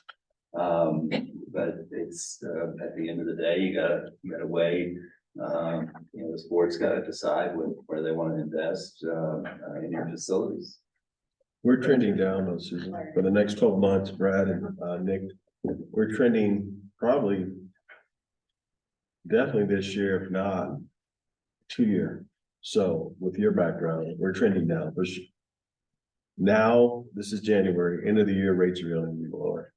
I mean, obviously, they don't move as quick as maybe like we're tax-free, but we're trending them down. So we don't know what 2 years down the road will hold, but if we're trending down, it's probably a good time to, if we're gonna move to actually look at that, because cost of funds could be higher, And someone said election year seems to always go down. And it's just ironic, but it's nice, so take advantage of it, like gas prices. So I'm on slide 13 here. If the district and the school board and maybe even a facilities committee decided they wanted to pursue a bond election. Bond election is what you need in order to get your citizens a chance to vote, to give you the yes or no. Currently, the bond election cycle, you're probably aware, a couple of years back, we changed to being every other year, so odd number of years. In November is when the general election occurs. So the next one that's a general election would be November of 25. There are a couple other options available. Not a couple other, you can still hold a special election if you wanted to do one off cycle. There's a little bit of added cost to that because you have to pay for postage to send out the ballots and then also return postage.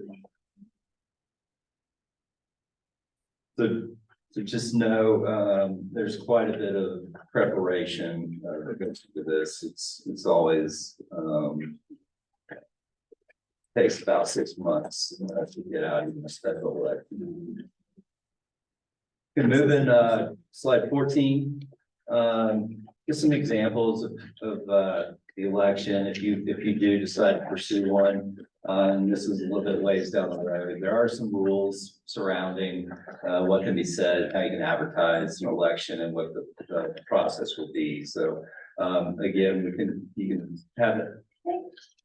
Excuse me. Have that as a takeaway, but no, there are certain rules for members of the board and the school district. If you decide to pursue a bond election, you can do and say certain things. It needs to stay factual. You can't go out and try to convince someone to go one way or another. No more information on page 15 about credit ratings and that process. There's a scale there on the bottom right that shows the different ratings that you can obtain. moving on to page 16, this is kind of a big item. It's something the school board should certainly be aware of, and staff. Anytime after you've issued debt and you have debt outstanding that you're paying off, you have a responsibility to provide ongoing disclosure to your creditors. Whether you're working with NMFA or you're working with bondholders, we need to provide them with financial information every year. And then we also need to let them know of any material events that may have occurred at the school district. So material events can be, you know, if you missed a debt payment, you know, or if for some reason you had a material change in your enrollment, y'all lost, you know, all of a sudden you lost a couple hundred students, and it's going to change your operations and your budget. Other big events, again, that we work with staff and keep your business office surprised of. But this is a big one that's required. There's a lot of particulars in how we do this. There's deadlines that have to be met. And it's very important that we keep the bondholders and your creditors apprised of the workings going on here at the school. So that's page 16, 17, and actually 18. So we have three sides, 3 slides dedicated to that. An important ongoing function that's important to stay active in the credit market so that you can tap into those options whenever you need to. Okay, about halfway through here, guys. Bear with me. I'm on slide 20 now. Next section. This is more of the particular information for Taos Municipal School District. We went through this in the fall. I do want to revisit it again with a couple of new board members. What you're looking here is at the historical assessed valuation. The assessed valuation is the value of all the property within the district that the mill levies are applied against. So there on the top left is a bar chart looking at the last 8 years or so. You'll have good steady growth, which is positive for the school, positive for planning, allows you to have some certainty around what your payments are and that the revenues are going to come in to handle that. In the bottom left is the numerical value of these. You'll see on the left-hand column is the residential value. Non-residential is going to be commercial properties. And then the total valuation there, the 1.4 billion here this past year, was about a 6% growth, 6.5%. A little more than we've seen in some other communities after some of the pandemic buying. There's obviously a flurry of buying, some price increases, and we saw a pause. But pretty good growth here for the district. Now we use that amount, that 1.4 billion is what's used to calculate your debt capacity on a statutory level, your limitation that the state says. So in the top right-hand corner, we take 6% of your 1.4 billion valuation and the state, and that comes to 84.7 million there in the top right-hand corner. That's the amount the state says you can go out with, that you can use for funding your facilities. The district's been very modest and conservative, careful with that. Currently you have 18.8, so you're not using a whole lot of that capacity. You're less than 25% or so of that total available. So after the 18 million, the net capacity remaining is 65.9. So that's available with the approval of your voters, with planning. We're not suggesting, recommending you go out for that many bonds. I just want you to know some of the guidelines and your bumpers, if you will. And then on the bottom right of that slide is, as you make your payments on an annual basis, that capacity starts to return back to the full capacity. So you'll see each year it grows about $3 million. The bottom half of that page, 21, looks at your historical tax rates and mill levies. The bottom table in the middle, the GEO debt service levy, that's the one that we primarily work with you on. In addition, the ed tech debt service levy. So we work with you to structure anytime you have a borrowing for a project, make sure that we're trying to keep that that part of your mill levy nice and steady. That way your taxpayers know it's coming. Hopefully they don't get hit with a big bill. It also brings in the sufficient amount to pay off of your debt. So we got to make sure that we structure your payments and then also get the debt levy and the ed tech levy the right amount. So here this year, you're about a 5.4 total for the residential rate, which is within, 0.4 of where y'all been historically over the last 8 years. And it's kind of a tough number because the AV, we don't know what that final taxable assessed valuation is going to be from TRD, the Tax and Revenue Department, until after we set this rate. We get some preliminary values in the summer months that help us set it, but the final valuations don't come into the fall or even the winter. So that's why you see a little bit of fluctuation there in the tax rate, because from year to year, the valuation is changing. Moving along, if there's not any questions or comments at the moment. I'm on page 23 now. This is a summary of the district's debt portfolio and the current debt obligations that you have outstanding. We'll see up top, you have 4 general obligation bonds or GEO bonds. The oldest one was issued in 2010. The most recent, the district hasn't done any GEO bonds since 2016. Again, those are what you use to kind of tackle the more substantial projects. And then below that, ed tech notes are a little more frequent as technology needs arise. Typically, we try and do that with you every 2 years, give you all some money to help with technology updates.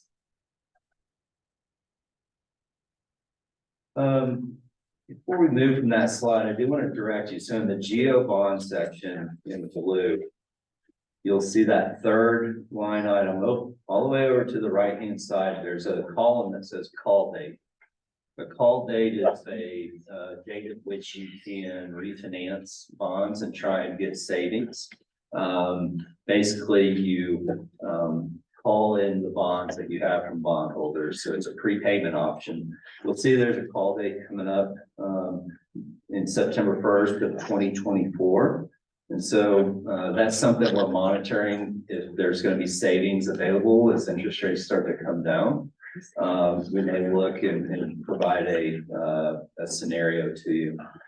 So in the municipal bond market, it's a little different than like the housing market. A lot of times if you get a housing loan for 30 years, you can refinance that from day one. Several years back, a decade or more ago, there used to be, you have to buy a prepayment option, or it might be a few years out before you're able to do that. The standard norm in the bond market is a 10-year call option. We call it a muni call.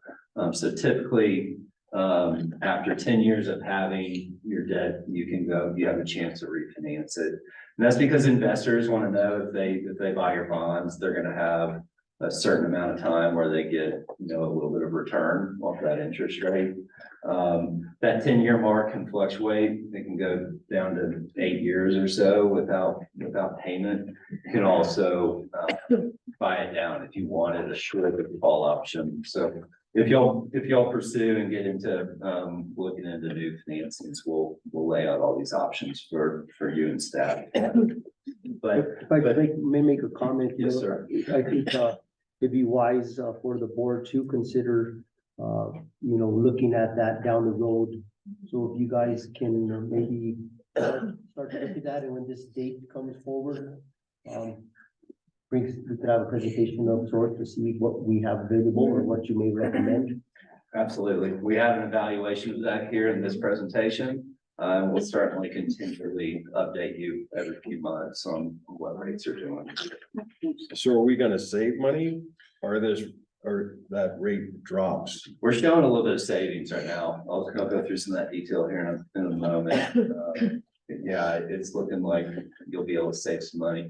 One of the benefits from it, so if you were, so that bond was issued in 2014. The final maturity is 2030, so it was a 16-year bond.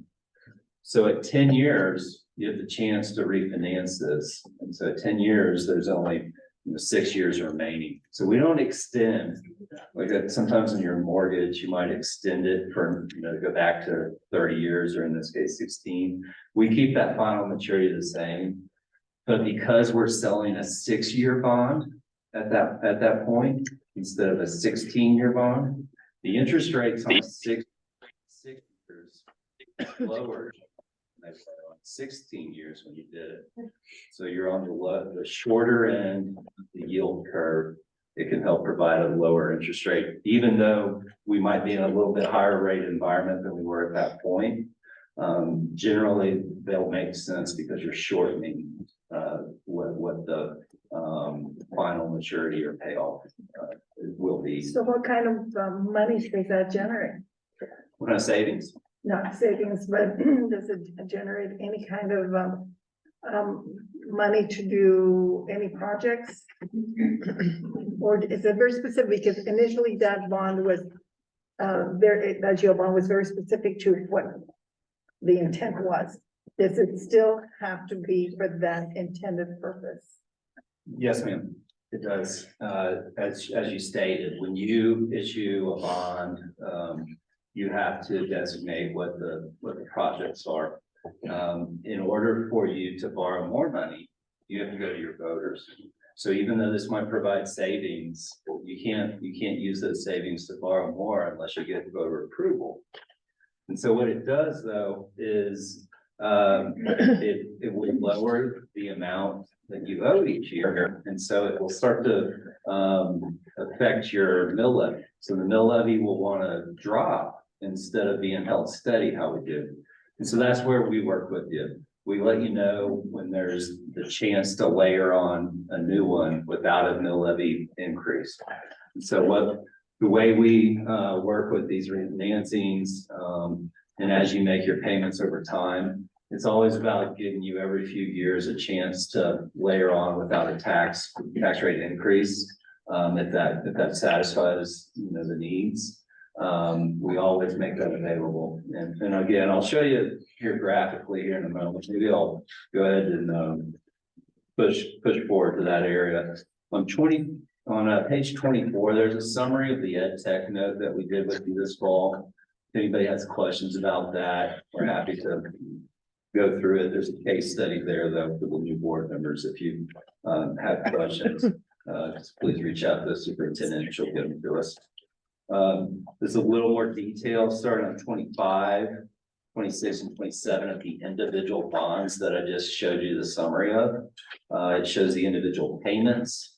It shows the interest rates each year and the interest cost and aggregate debt service at the end. So if you look at page 26, that is that, and in gray there, that's the 2014 bond that we were just discussing that has a call option coming up. So you'll see, if you look at the coupon, that's the interest rate that y'all are paying. You'll see that there's a few that are 3%, and there's a couple that are 5% out in 27 and 28. And then the last one is 3 3/8 or 3.375. So not every year we present, and it looks like a blended just rate that you're paying, but really the investors are all getting a little bit of a different interest rate. So those 5% rates, certainly we can help you save money. The reason it's shaded like that, you'll see some are shaded. Those are the maturities. Each bond has a different year maturity. Those are the ones that are eligible for refinancing. So So let's move back to page 28, and this is what I was just describing to Secretary Trujillo. In that as you pay off your debt service, and if you refinance, this is gonna happen even more, but you'll see this bar chart on 28 is your annual payments that are coming up for all your bonds and ed tech notes together. On top of that, you see a dotted line. That dotted line represents your mill levy. So we're trying to keep that mill levy nice and steady for you, nice and steady for the taxpayers. 24 was a little lower, but you'll see moving forward, you're have a little bit of growth in these payments, and then in 27, it starts to step down. 28, it starts to step down, and even more so after that.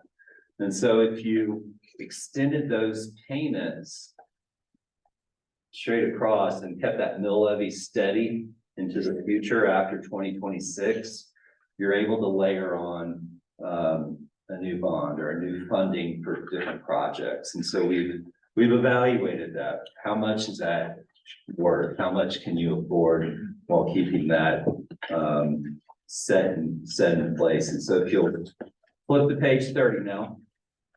This is the first analysis that we did. We wanted to evaluate if the school district keeps the mill levy the same as it has been historically, how much can the district afford in 2026? And so we came up the number on the low end, keeping your mill levy steady, 21 million. So again, that's without the tax rate increase, no tax rate increase. You have a couple of years here before you get to that point where it starts to step down and you can layer it on. But planning should start soon if that's something y'all want to pursue. If there was, so you'll see in the bottom chart, the dark blue represents your existing debt service, and then the orange layer on top would be debt service for a new a bond and project financing. So you'll see it holds it steady for another 4 years, and then we try and start stepping it down again. We want to give you every 3, 4, 5 years the ability to take on these projects without that tax rate increase. So we looked at a couple more scenarios on the bottom half of that on page 31. We said, well, what if they had more projects than, what if they had more needs than 21 million? What would a 1 mil levy increase look like from where you are? That would provide funding for approximately 35 million of projects.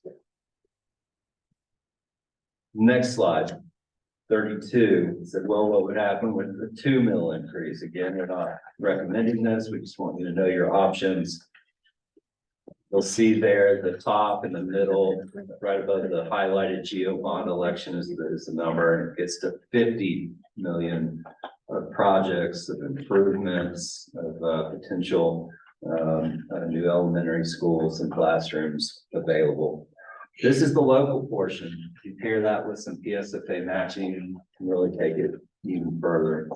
And then this bottom one on page 33, this is what would happen if you were at a total of a 10 mil total levy. Currently, again, y'all are at, that would be a 3.2 increase. And the reason we wanted to look at that number is because when you get to 10 mils, the PSFA and PSCOC begins to give you some waivers on local match that is required. Once you've spent your local funds and eligible sources, then you can get even more from the state. They say, well, these guys have exhausted their local capacity, what they can do locally. We need to step up, the state needs to step up and do the rest. That number gets up to 65 million. So that is the high end that we would suggest in the district goes, that 10 mil levy mark that starts to get a little bit burdensome on the taxpayers. Yes, ma'am. Does the county have to approve? I mean, Doesn't have to go through the county. No.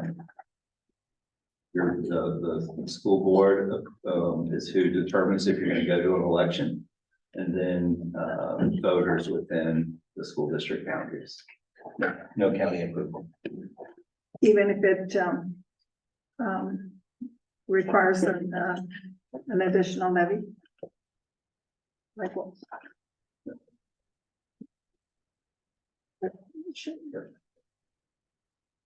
So that's roughly 21 to 65 million split. And this board, the staff has to work with over the next 3 to 6 year timeline. It's a process, you know. You gotta determine what your needs are. You get community involvement. We recommend forming a facilities committee of some of the your constituents and people in the community that get active. They look at it and ultimately we like them to make, you know, a recommendation to the board. What do they think the needs are? They work with staff, they work with, you know, they may be business owners. Call an election. The next general election is 2025. That was in November of 25. Then once all the canvassing and the certifications were done, you'd be in the spring of 2026. That's when you'd be able to start construction projects and funding for these larger type projects. So that would be November. November Was it November 2025? There was Everything comes there's together. more urgent needs, there's special election options, but we'll probably go through those other steps prior to come down that path. So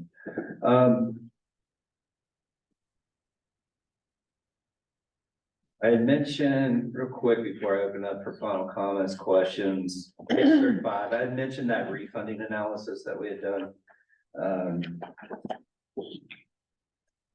It starts here on 35, and then 36, we show some of the results. And I'm just gonna, I know I've been going a long time here, so I'm gonna just direct you to page 36 on the right-hand side. The refunding statistics are there. The NPV savings, the shaded boxes, so 6.3% savings compared to your current debt service. It would save about $307,000 to taxpayers, basically. You can't, as a school district, you don't get to capture that. It's not gonna hit your operational side, but it saves your taxpayers money. So with that, I know I gave you a lot of info. Happy to answer any questions, have a conversation, or we can finish up and take questions through the superintendent as they may arise later. Does the board have any further questions or comments? So with that surplus, Brad, could we can use it, whatever it's earmarked for. So for capital, that savings we're gonna have at the end.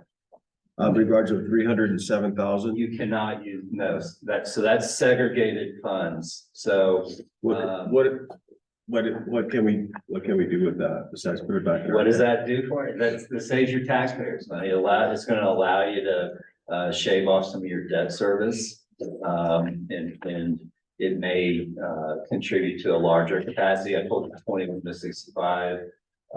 Maybe that equates in 22 to 67, or maybe it gets you a little bit there a little bit sooner.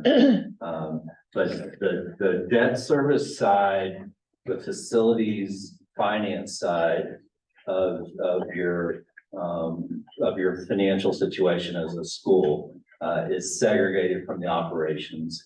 And so any property tax that you collect for debt payments goes into your debt service fund. You can't touch it. So we could just put it over there. That's where it would be effective. Sure. That debt service fund. These savings aren't necessarily upfront. This is a net present value of, so you have 6 years remaining on your bond. So each year you're paying a little bit less. What we've done is made a calculation with those cash flow savings, take present value back to today, and this is how we help determine whether they're recommended or not. Generally, if you have 3% savings or greater, is kind of the rule of thumb when it makes sense to pursue a refunding or a refinancing. Again, at 6%, this is, these are based on current rates. We expect them to come down a little bit more, and hopefully for those savings to be boosted, even more so. Member King, there's not a ton, you can't do anything within your budget with these savings. It's gonna save your taxpayers, interest costs that they don't have to pay. The effect for you is that it's gonna, increase your capacity in the future. I like that. When you're looking at your gross savings, that column. I mean, and then the PV savings, I mean, that's huge. If you look at it yearly. I mean, I don't know how it's distributed, in a personal form to each taxpayer. But that would be a different type of calculation, but it's any kind of savings. Absolutely. Is beneficial to the taxpayer. And again, like you said, it would give us more capacity on the other end if we choose to do something else, something different. That's right. It's saves the taxpayers money, and then it puts, more tools back in your toolbox as a governing body and board to, tackle some of your facilities. Definitely, Mr. Chairman. It shows that we're saving the taxpayers dollars, being good stewards of their monies. Therefore, we're coming with a new proposal. And, we saved them X amount, and maybe this is a good taste in their mouth that, hey, it didn't come out here. We saved money, and then this is what our new request could be. Yes, sir. No further comments, questions? I think so. Okay, guys. Thank you, Brad. Thanks, man. Thank you very much. Yeah, thank Appreciate your you. presentation, and That's very. I'd like to ask that you keep in touch with us, and we'll also keep in touch with you guys, with the superintendent. Of course. And look forward to receiving another update or presentation from you. Absolutely. All right, thank you very much. Thank you. Thank you. Good night.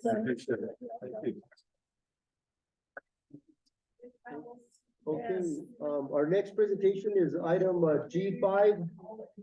As agended from the amended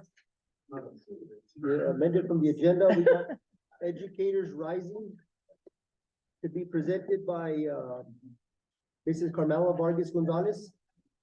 Request for out-of-district travel.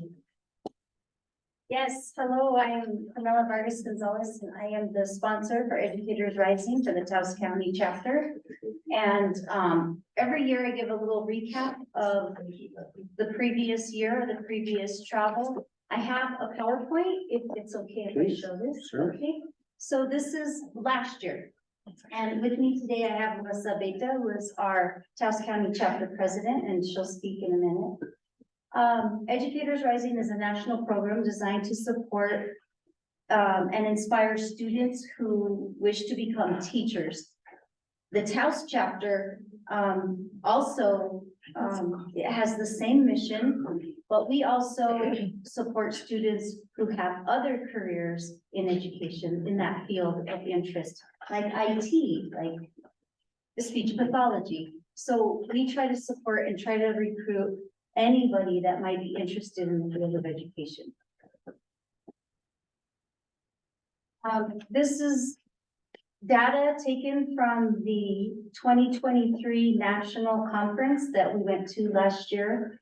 And the bottom line is Educators Rising and Taos want to increase diversity and want more teachers.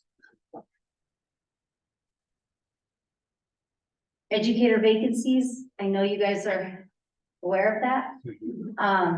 I think that the 300,000 vacancies nationwide is a huge concern.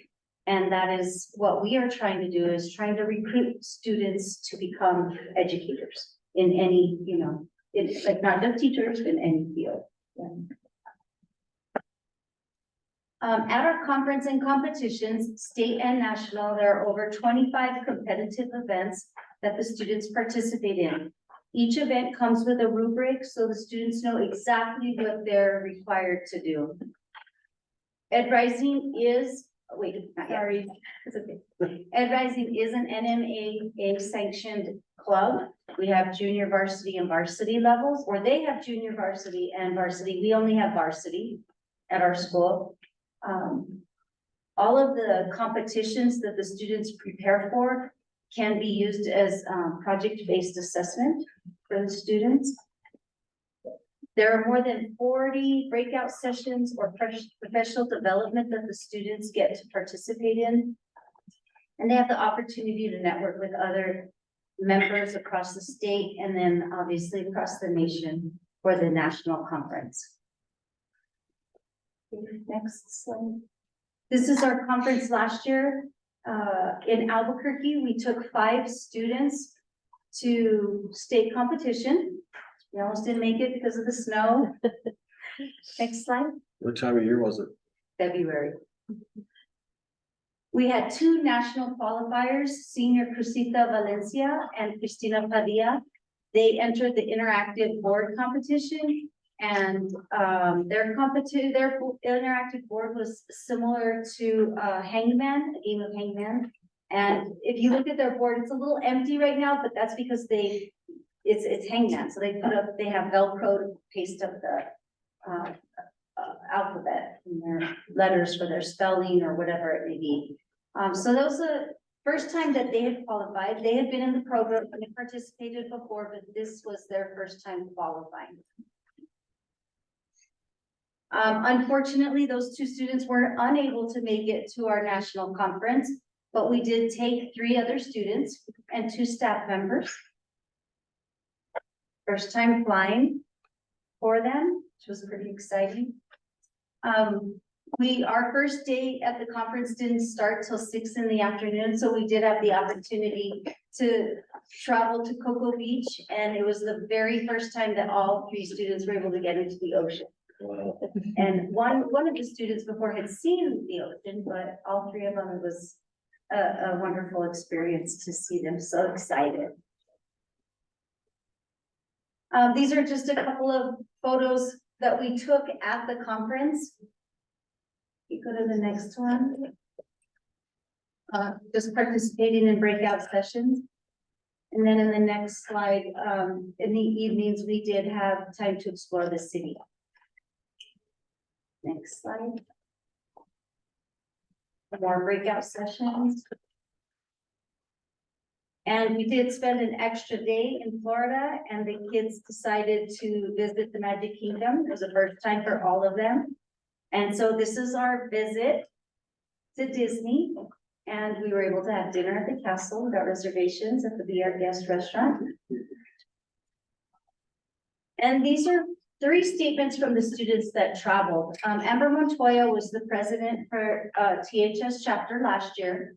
And she says, I appreciate being able to connect with the people who have an interest in a teaching career. It demonstrates what the future of teaching is and how they are preparing to shape the world. Not only was being able to attend the conference educational, but the days we got to do things such as going to the beach and Disney felt like a nice break from the serious parts of the Ed Rising conference. Jacqueline Lujan shared, I appreciate this experience because it gave me experience in traveling and seeing different parts of the United States. Some of my favorite parts were visiting the beach and seeing Disney for the first time. And Alexandra Velarda Aragon said, my favorite part of Florida was the beach and Disney. I enjoyed watching the shows at the castle and seeing the beast in person and going on rides. Thank you for having me go on the trip with you. And that was from Allie. It was a super important trip. I already mentioned a couple of things about the firsts for students flying. Students gained experience in travel and money and budgeting on their own, being so far away. One parent shared with me that she was so excited for her daughter to go on this trip because she had never been on a plane, and she wanted her daughter to teach her how to travel and how to make those connecting flights. They also had the opportunity to network with people across the nation, and they also have college and career fairs, and they get to network and meet people for possible scholarship opportunities in the field of education. Most of all, I think this was so memorable for the students because they had the opportunity to get see an environment outside of New Mexico. And so I just wanted to thank the sponsors, the people that helped us get there. That's our list of sponsors, and we so appreciate them. They helped us financially. And then on the next slide, just all the people that support us, and the staff, school board, you know, for allowing us to go. And UNM, Pam Remstein, she's also been real helpful with us getting to the conferences. And this is Melissa Beta, she's a member, and I will let her. Melissa Beta. I'm the current president of Taos County Educators Rising, also known as Teacher Academy in Taos. We'd like to thank you for taking the time to hear one program in the current course.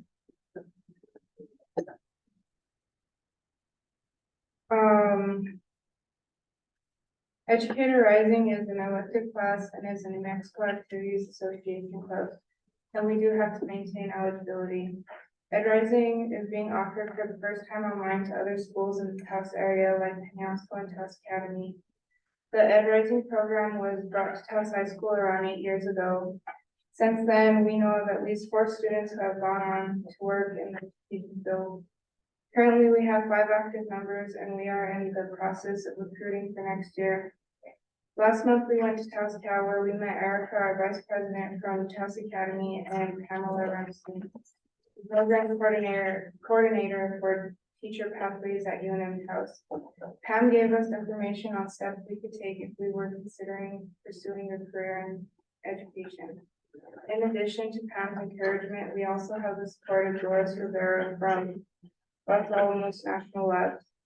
During our class time, we work on different projects and fundraising. Each member must participate in a competition of their choice. For an example, I am competing in the interactive bulletin board contest. I've been brainstorming ideas and finding ways to make my project vision come to life on my bulletin board. Well, the classwork seems difficult. I highly enjoy the class and get a lot of knowledge out of the lessons. I have done this with the help of Ms. Vargas Gonzalez, who is always very positive and supportive of our ideas. Our fundraisers include making candy bouquets that we sold for Halloween and Christmas, and selling custom tough water bottles. At the end of January, we will host a Disney Tea Party at Squirrel. We are here today to ask for the board's support and permit us to travel out of state to the national conference in Washington, D.C. The national conference is from June 28th through July 2nd. We would like to extend our trip to tour our nation's capital. Ms. Gonzalez has contacted our New Mexico senator to request permission to visit the Capitol and White House. We have been working hard on fundraising for these trips and making our projects to present at the conference. Thank you all for taking the time to consider our request to go to Nashville. Good job. Thank you, Ms. Beta. Couple questions real quick for you, Mrs. Vargas. How many students are you teaching? Currently, we have 5 students. Right now for state, we are taking 4. I just had a student join this semester. We did have 11 last semester. We had 2 move away, and then we had a couple of students drop the class. For your trip to Washington, the adult chaperones. We would like to take at least 2. We have another co-teacher leader at Taos Academy because we're doing the Taos County, you know, the MOU to surrounding schools participate in the online class. So we have co-teacher leaders at Taos Academy too, because that's the other student that we have. And so I always like to take adult chaperones, especially going so far. Last year we took Miss Emmy. She's volunteered again to go again if Miss Kelsey Pike is the co-teacher leader at Taos Academy. And sponsorship and funding for the trip. So we do some fundraising. We have the candy bouquets and water bottles, and we're doing an event at Twirl next weekend, a tea party, a magical tea party. So if anybody wants to come, you're invited. And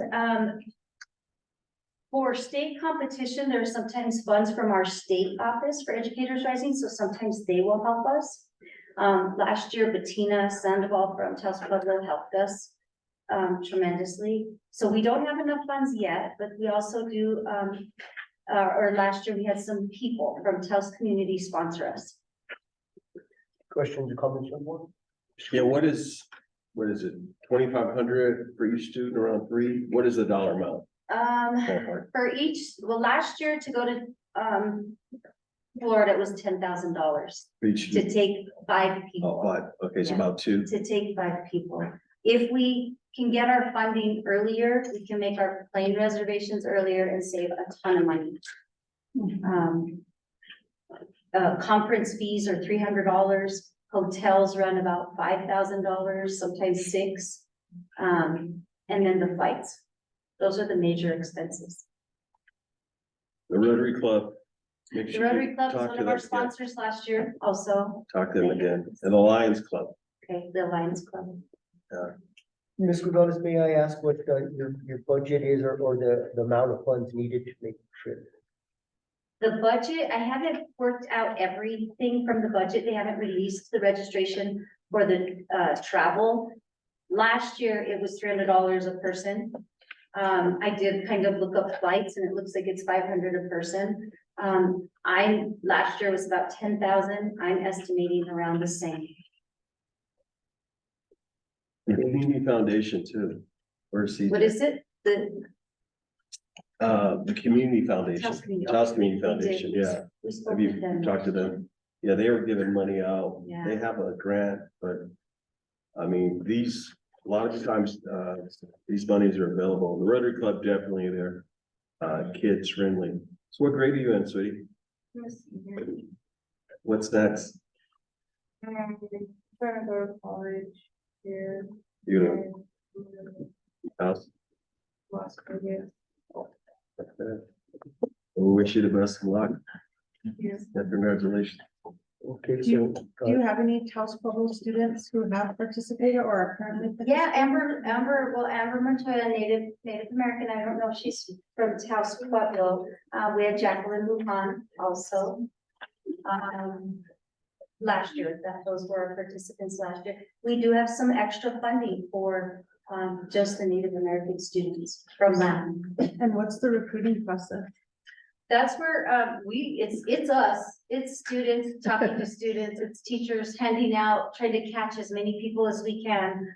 We try during registration in February and March and April, we try to invite kids to take the class. And that's one thing that we need to work on is recruitment. And again, what class is this? It's called Educators Rising. And it's also called Teacher Academy. It's Teacher Academy in the school, but we are an Educators Rising chapter. Now, how long has the charter been in Taos? It's been here about 8 years. And I've been the sponsor for, I think, 5 or 6. Is the holding about the same or is it? Actually, right before we went on COVID in 2019, I had 19 students. That was the largest class I've had so far. So do you think just the COVID thing has been a sort of disruption as most of things? Well, I surveyed the students that also dropped the class and it's challenging. It's a challenging class, it's difficult and I would like to hear more from more students. We are working with UNM and LAML to promote and recruit more students, not just at Taos High School, but in Taos County. How about Cuesta? Have you? Cuesta, NASCO, all the surrounding communities. That's great. Sounds like you're doing a good job and like anything, you know, there's highs and lows. Good job. Also, this is an action item. They are seeking approval for out of district travel to the National Educators Rising Conference in Washington, DC. Can we entertain a motion for approval? So moved. I'll second that motion. You please get a roll call. Member Concha, Yes. Member King, Yes. Secretary Trujillo, Yes. Vice President Spray, Yes. President Flores. Yes. Well, we look forward to hearing back from your travels and, thank you for the presentation. Thank you, thank you. I just have one question. That also includes us staying a few extra days, correct? Yes, That's okay. for the record. If they haven't changed DC, all the museums are free, which is amazing. It's a fantastic place to visit. Every American citizen should go, because once you get there, the museums are no charge, so enjoy. There's Well, lots. thank you. Definitely. Thank you.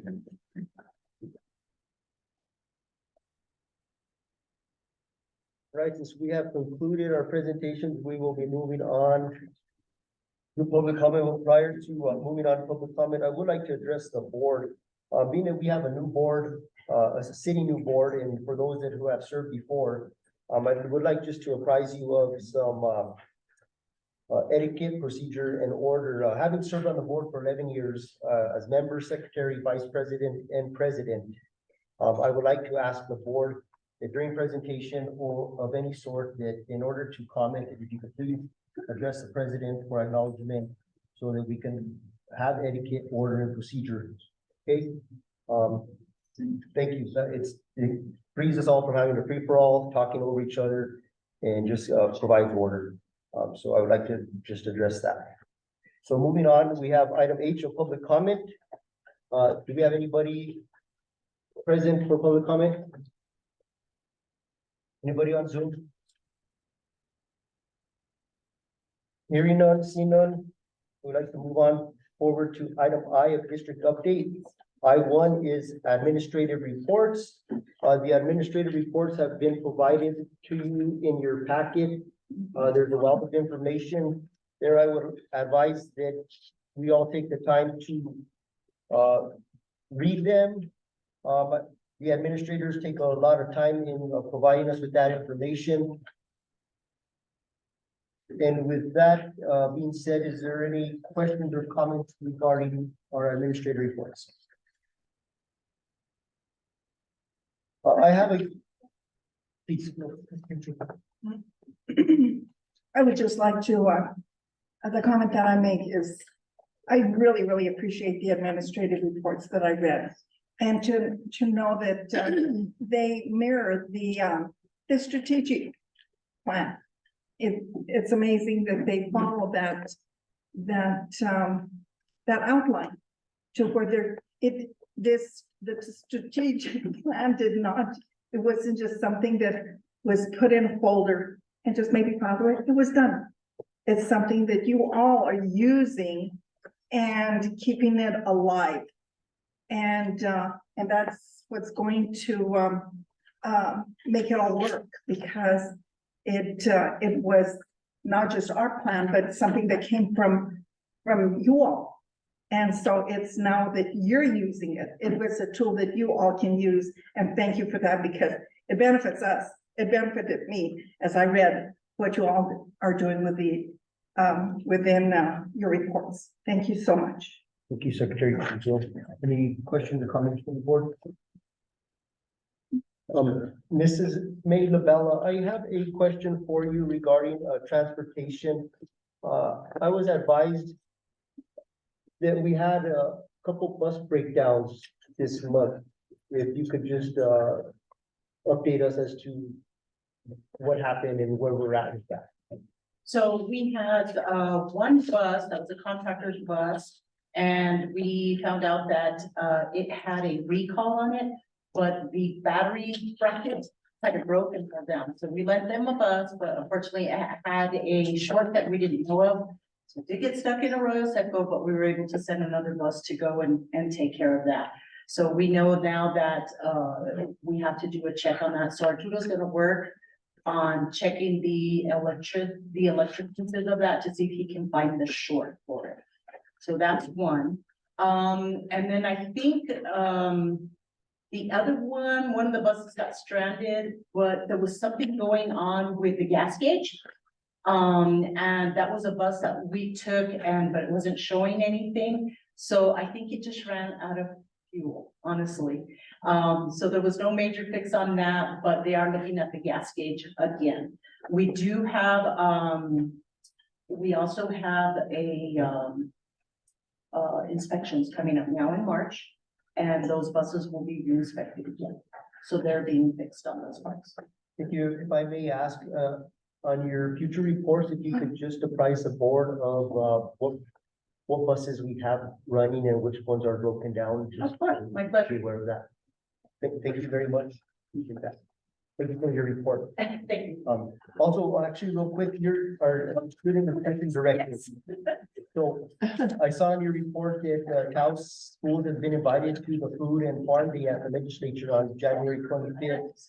To be recognized by the New Mexico Grown Coalition for moving from seedlings to sprouts categories. Could you share with the board what the definition of the moving from seedlings to sprouts is? Okay, so in New Mexico, my pleasure to do so. New Mexico Homegrown Coalition recognizes schools, districts that work within the New Mexico PED grant and utilize the New Mexico Grown Funds to purchase food items that are grown in New Mexico. So things that we purchase, because we do a lot of scratch cooking, is like our chili, our beans. So we try to get from items from our local ranchers.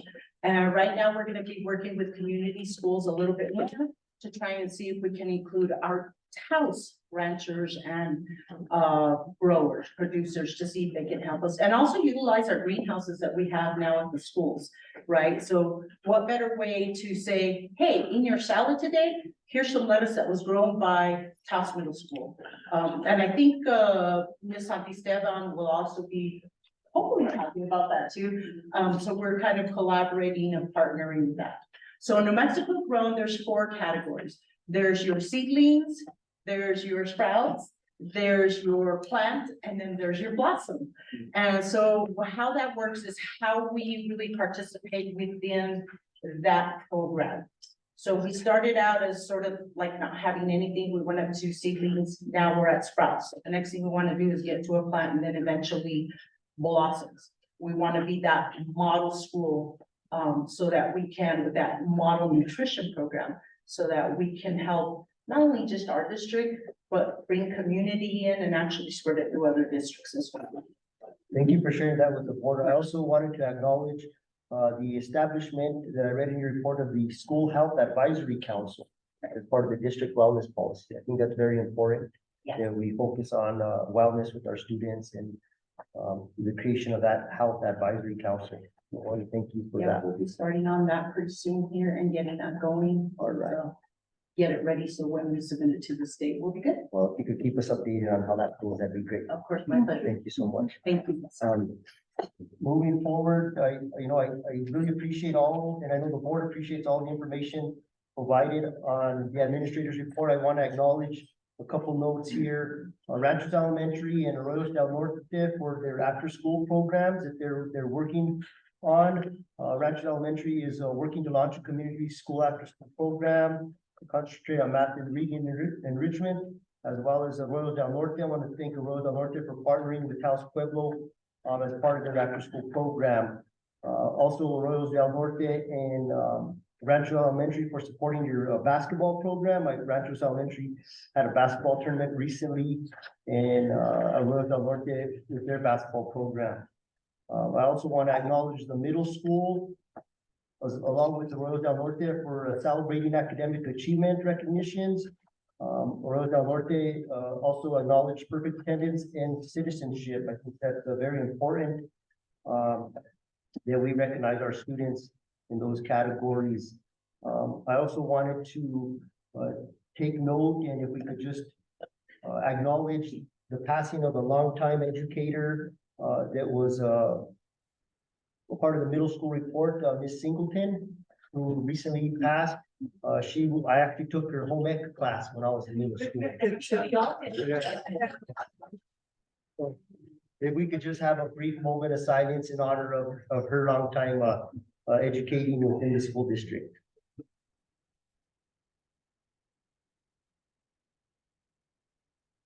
And with that, we want to thank Ms. Singleton for her service. She did serve the district for a long time.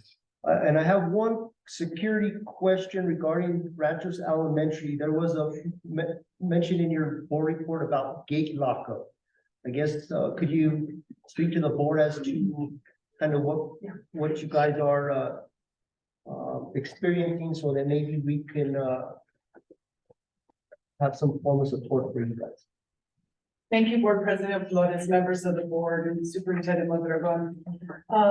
Yes, we're really concerned about security in the evenings especially, and more so in the fall.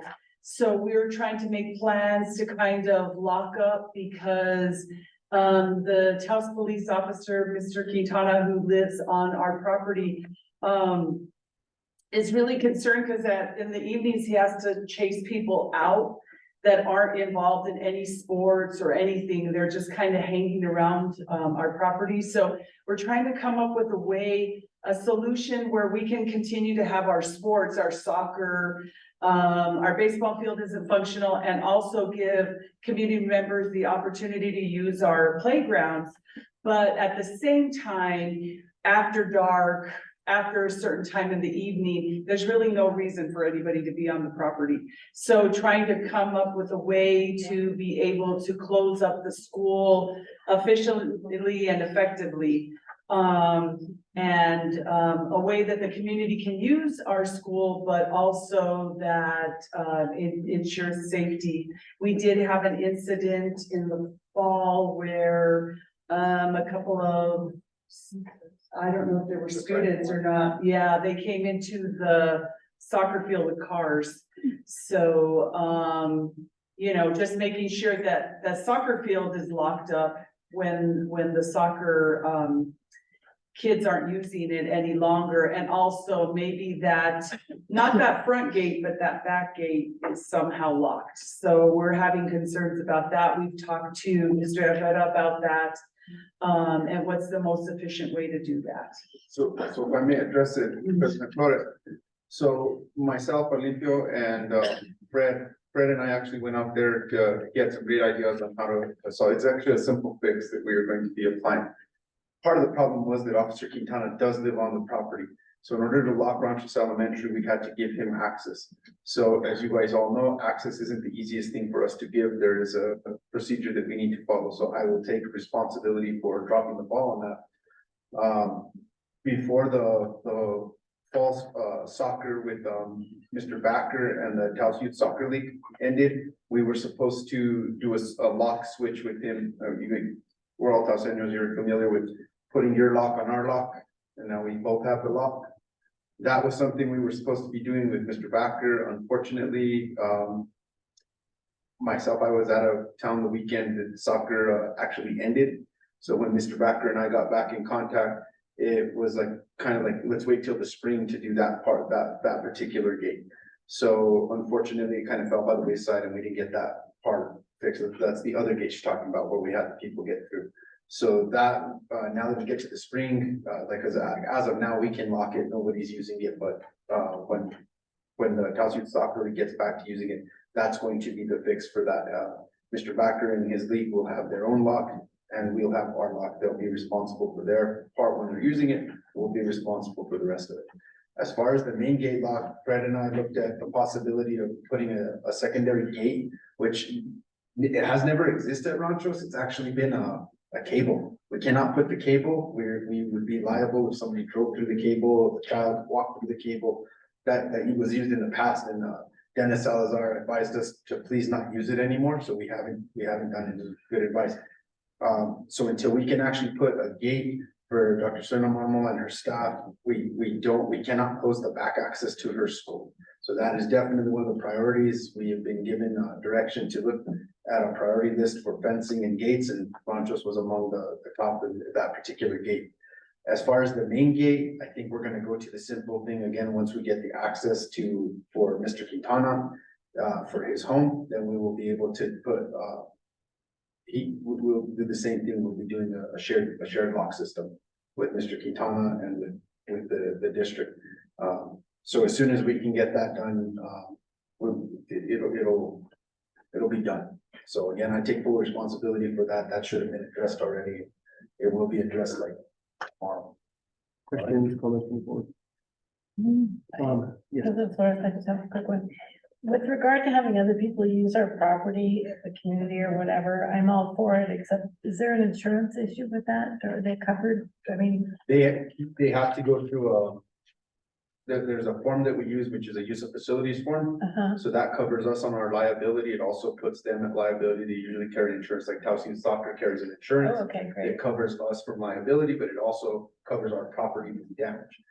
The damage to our property during that time was not during Taos Youth Soccer's use of our facility. That was already after the fact. We just didn't have a lock on it at the time. And we're just concerned that at nighttime, once the sun goes down, nobody should be at the playground either. So those are the things that we're worried about. Thank you for watching. Superintendent Mondragon, I do believe that we have, direct me or correct me if I'm wrong, we do have security money for fencing, or has that been expended? We do, and that was one of the requests, from my office for the, safety and security office and for facilities and maintenance to go out and do the assessment of what were our highest priority needs within the district. So we have some at, Enos where we don't have any closures at all. There is no fencing. So that was one of the highest priorities. And then we have a few issues at Enos.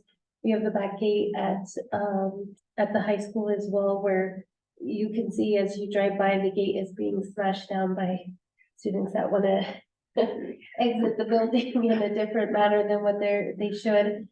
We also have a gate at the high school as well that is in desperate need of being replaced. It's been a huge liability for the district for a couple of years now. So that's one of the priorities. And then, of course, Ranchos has their priorities of those gates as well. Would we be able to entertain the idea of, and let me know if this is feasible, automatic gate opener or programmable gate opener, at Ranchos, that closes the gates at a certain time, and maybe the police officer that lives there can have an opener or a code. Can we entertain maybe getting some quotes, looking at something like that? Is it something that you, Mr. Herrera, as our security chief, would that be something that you would want to entertain? Absolutely. And Mr. Cisneros is actually already entertaining that idea with different fence companies already at this point. Good. Yeah, I think that'd be something to look at in regards to Ranchos Elementary. I'm not sure what would be more feasible, if they had a keypad, or somebody could have the code, or it just, we could program it to lock, close at a certain time. But then the other thing is we may lock people inside there that are. If you've been to Ms. Martinez's facility, she has a gate that automatically opens from the inside, so you would never be locked in. If we went with that route, it would automatically open to a sensor, so you could never be locked in. Now, you would be locked out. I mean, had that happen at the middle school before, where a vehicle was left actually recently over the snowstorm, and there's just no way to get them out unless you have the keys. Okay. So let's entertain those ideas. Thank you for bringing that to the district's attention, and I want to acknowledge all the administrators' reports. Thank you very much. Thank you so much.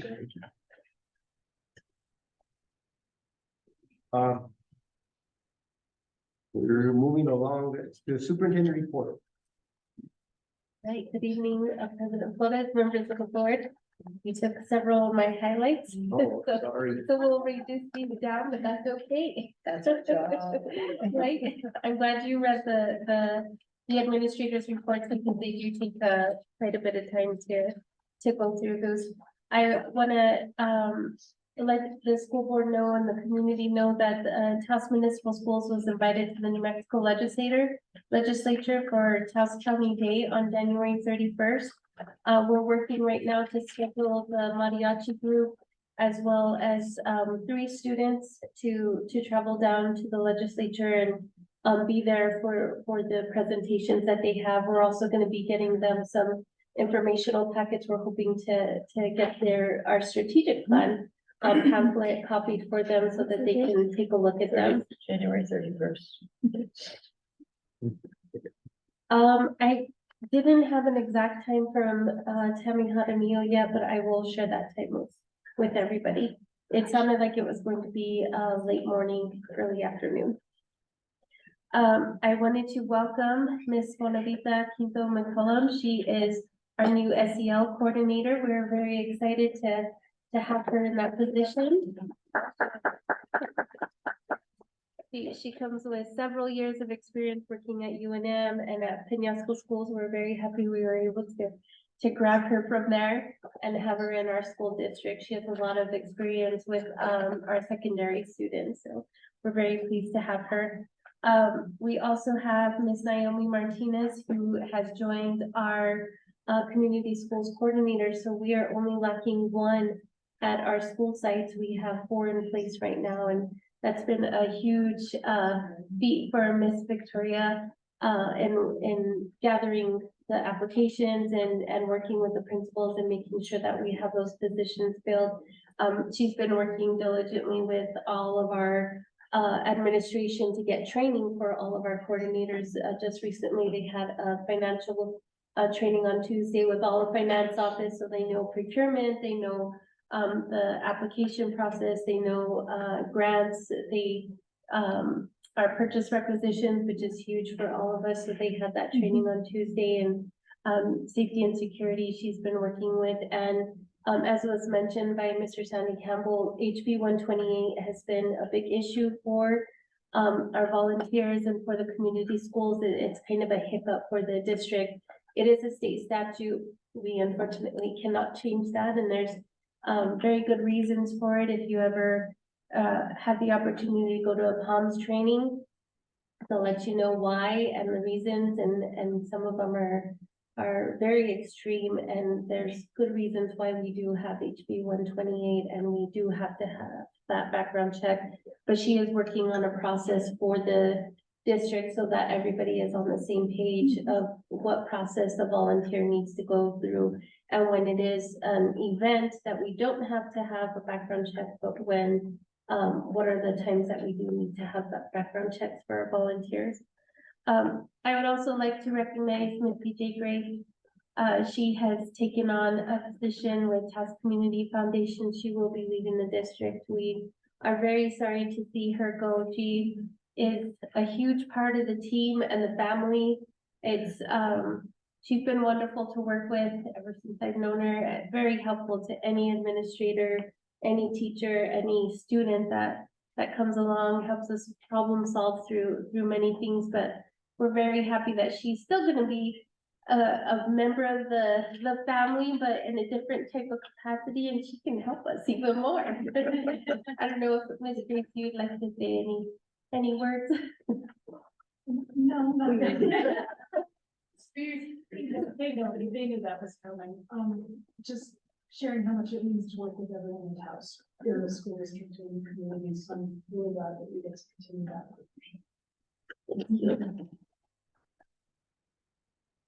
I remember the comment, Superintendent.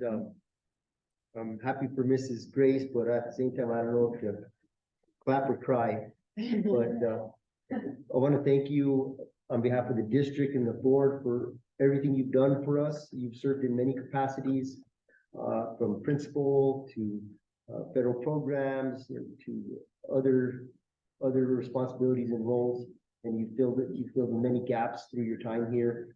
And I want to wish you the best, and thank you for your service and your time. Thank you, that's great. So moving on, there were 2 items that were requested of the school board at our last meeting. One of them was our teacher vacancies. This morning, well, we actually started last week working with Ms. Esther Winter and Ms. Lynn Brazier. We were taking a look at what our true vacancies were. This is actually a perfect time to do it because we are going into finance of our budgets, looking at our budgets, and then also staffing. So after taking a look at it, we have 6 certified special education positions that are open in the district, which this looks like it's typical from around the state. Finding special education certified teachers is a real challenge for every district. And unfortunately, we're not immune to that. Ms. Brasher has been working with our contractors, if we obviously fill positions and looking at how to fill positions creatively. There's some online teachers that we can bring in so that at least our students are getting a certified teacher instead of, a substitute teacher. We also have other certified teachers from the district that are taking on additional, if we have to do prep buyouts for them. There's a couple that we do have long-term subs in. But still, again, those positions are opening and we're actively looking for staff. One of the items coming on into this and thinking about how we can move forward to fill these positions, my thoughts have been to work with Taos News on really advertising those. So I've been working with Suzanne Reynolds on how we can promote ourselves and show what we have to offer as a school district. One of the items that I'm focusing on now is how we support our teachers who do come into the district. If you want to become nationally board certified, we will help you get through that process. That means a huge stipend increase for the teachers that are nationally board certified, which means that they'll have a higher retirement. Our next success story will be on the mentorship that we provide to our teachers. It's not just the REC 9 that's provided, but we provide in district. So you can have that mentorship for 3 years. So that'll be our next success article that goes out. We do have substitute cooks, custodians, and teachers. That's a continuing as people come on, and then they find new positions around the community. We're always actively recruiting those, and we'll keep those positions open. That'll be an indefinite that we have there. We are in need of a custodian for our mid school, and as well as a warehouse manager. And then of course, bus drivers. That's, I was just at a conference this past week. That's a continuing issue for a lot of school districts and smaller communities to have somebody that has their CDL license that can provide those services to our community. Speech pathologist, we do have that contracted out. However, we would like to have our own in-house. We have one with at Ranchos Elementary, but we would like to have another one. So we have that position open. It is it's more beneficial for somebody to have their own business and contract than it is for them to be in the school district, but we still have that open for the district. Ms. Montague, that speech therapist is, currently, do you have somebody on contract? Yes, we do. And what you're wanting is a full-time? What we're looking for is our own speech Your therapist. own, Yes. So, That's an employee of the district that that we don't have to contract out for those services. okay. Question, would we save money or would it just be more in-house? It would be more in-house. There'd be a little bit of a savings. The contracted hours are longer than with the school district, so we're 6.5 hours and the contracted hours are for 7.5. But it's more beneficial for us to have our own employee, and that's what the school district continually looks for. Because I know someone and she works out as a contractor. And so I think she does different schools. Yeah. But I'm not sure if it all. She might be contracted with us. She might be, she probably is. And she might be interested in just being an employee. And just being an district. employee. Yeah. That's been something else that we're looking at, is promoting what really the benefits are and working with the district. So at times I think people see that their salary may not be what it is out there in the community, but we have to remind them, you work 182 days. You get a pension at the end of this. You have health benefits that the district takes on quite a bit. Our union has negotiated a pretty good health benefits package for our staff. You get pay increases. Nobody else is going to get 2 weeks off for Christmas or the holiday break, or for spring break and Thanksgiving. You have a week off, and then all of the major holidays as well. So we're looking at really promoting those for everyone. It is a benefit. Are there any more questions for the vacancy? Member King had brought this to our attention and requested it, Mr. King. Well, I want to be in order. But at the same time, the bond gentleman, we'll call it Mark, but Brad Ants. so in this chart, did you see, because I was talking to staff, when I came in to see Renata yesterday, I guess. That the board, and this is something for us to think about, we can, but, there's funding, because housing's a problem for Taos. But on this chart, the school district can actually, there's a new development, behind Walmart. That subdivision of mobile homes, you can actually buy that lot. So maybe we look at, we can explore this of getting, 6 or 7. Buy those, if it's a modular or double wide, then we have housing, you follow me? New housing and people, because I know the middle school, they can't get teachers because people can't afford to. So this is something we can pursue later, but what is the cost? What is the benefit? This may be, we could, fill these vacancies. People can have a place to stay. We charge them whatever that may be, the going rents, and it's a new place. Member King, I'm really happy to hear you speak to that. It's been something that's been on our radar. Member Maestas, who left the board now, we had discussed housing, the teacher housing, and something for the board, open it up for discussion. The district owns various pieces of property throughout Taos County. I think it would be imperative, and we've talked to this at some point in time. I know that the superintendent has quite a workload, but if we could, if you could make notes of superintendent and just somewhere find some time throughout your months moving forward, if we could take a inventory of our properties.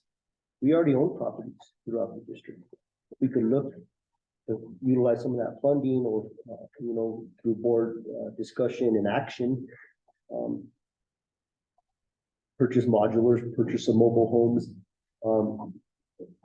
put utilities on those properties for teacher-only housing. I think that's a great initiative, something that's long overdue, something that this board can actually move forward and benefit the community. I read something the other day about somebody's daughter moving to Taos to be a teacher, and she could barely afford rent, and she's having to, I'm not exactly sure, but just go back to rent. Oh, yeah, it's hard. It's really, unless you have family land, and not everyone has family land. Vice President Cynthia. Get used to that. You're gonna say go there, aren't you? We do have the beginnings of an inventory. I got into the county. Remember, I gave you one and I gave one to, I think it was Valerie I gave it to, but I have a copy too. We have an inventory already of properties that we own. Okay. And also, someone came to me the other day and mentioned that we own 2 large mobile homes that have never been used, that are on the Taos Middle School property, that were moved there in 2011, and no one's ever been in them or out of them for like teaching classrooms or anything. So those might be something that, if they're brand new and haven't been used, we may be able to at some point move those to a place that they could be used for teacher housing. I'll have a facilities director, we'll go and take a look at that. I want to say those might be older, portables for classrooms, but. Well, the neighbor who lives just right there said that she watched them being put there in 2011 and never has there been any life in them. Right. So it's just not, they're big, they're large with big air conditioned swamp coolers on them. And right. They look pretty, right. Might work. So I guess for future discussion, definitely. Okay, and next is phone policies. I did provide those in your packets. Thank you. I just want to note that these are, even though they state policies on the top, these are actually school procedures. There are no district policies in our board policies. We don't have any on cell phones. But the policies that are, or the procedures that are there, do follow the district policies on, students' rights and, responsibilities within the district. And also the policies on searches for students as well. So those have to be kept in mind when the schools are, creating these procedures for the students. Elementaries don't have procedures because this isn't really a problem there. They're starting to see a little bit of usage with fifth graders, but not as much. Mid-school, it ramps up more, and then of course at the high school, there's more usage with the cell phones. President Flores. So this says Taos High School cell phone policy, so that's just a policy for that high school? For that high school. And it's are we really following it? It considered. says cell phones within, they're not allowed in classrooms. Are we following that? As best as they can. This is, I think, one of the most contentious, pieces when you look at classroom management and how you navigate, having students follow your rules and also giving them freedom to express themselves and not feel, that they're being overly. Oh, well, okay. You know where I stand on that, don't you? Yes, I do. Maybe we should have maybe we should take a look at a board policy on cell phones. What do you think? I about think, that? that's definitely something to entertain, I guess, what would be, an umbrella policy? Chairman, I believe that there is, a huge disruption. And they're distracted by the fact that they can't access that. So their attention is not in learning at all. And I believe that connection can be made with security. Again, to visit the classrooms and to just give that support to the teachers. Because, it's amazing when you do have the television on, what a distraction it is for anything else that you want to do. Because the voices and attention, and someone just even that little ring of you getting an email, or you get a beep, everything beeps in my house, everything's smart, and it's a distraction with me, you know? And so it's just, we've got to do something. Right. And it's serious for the children. I believe it was Mr. Campbell that made a presentation not too long ago. Yeah. And I would love it if he'd just do that again. And because it's a reminder of how imperative it is to safeguard our children from this world of the cell phone. Yeah. I think the administrators are looking at how you navigate and negotiate a cell phone usage, and, our include the children. Right, and our society is moving towards more electronics. I mean, we're trying to get in AI into the district for our students to help support them. I know there are students who use their phones for special education services that, they're listening or recording some of the lectures that they go through, and that's an easy way for them to access, and it's quick. So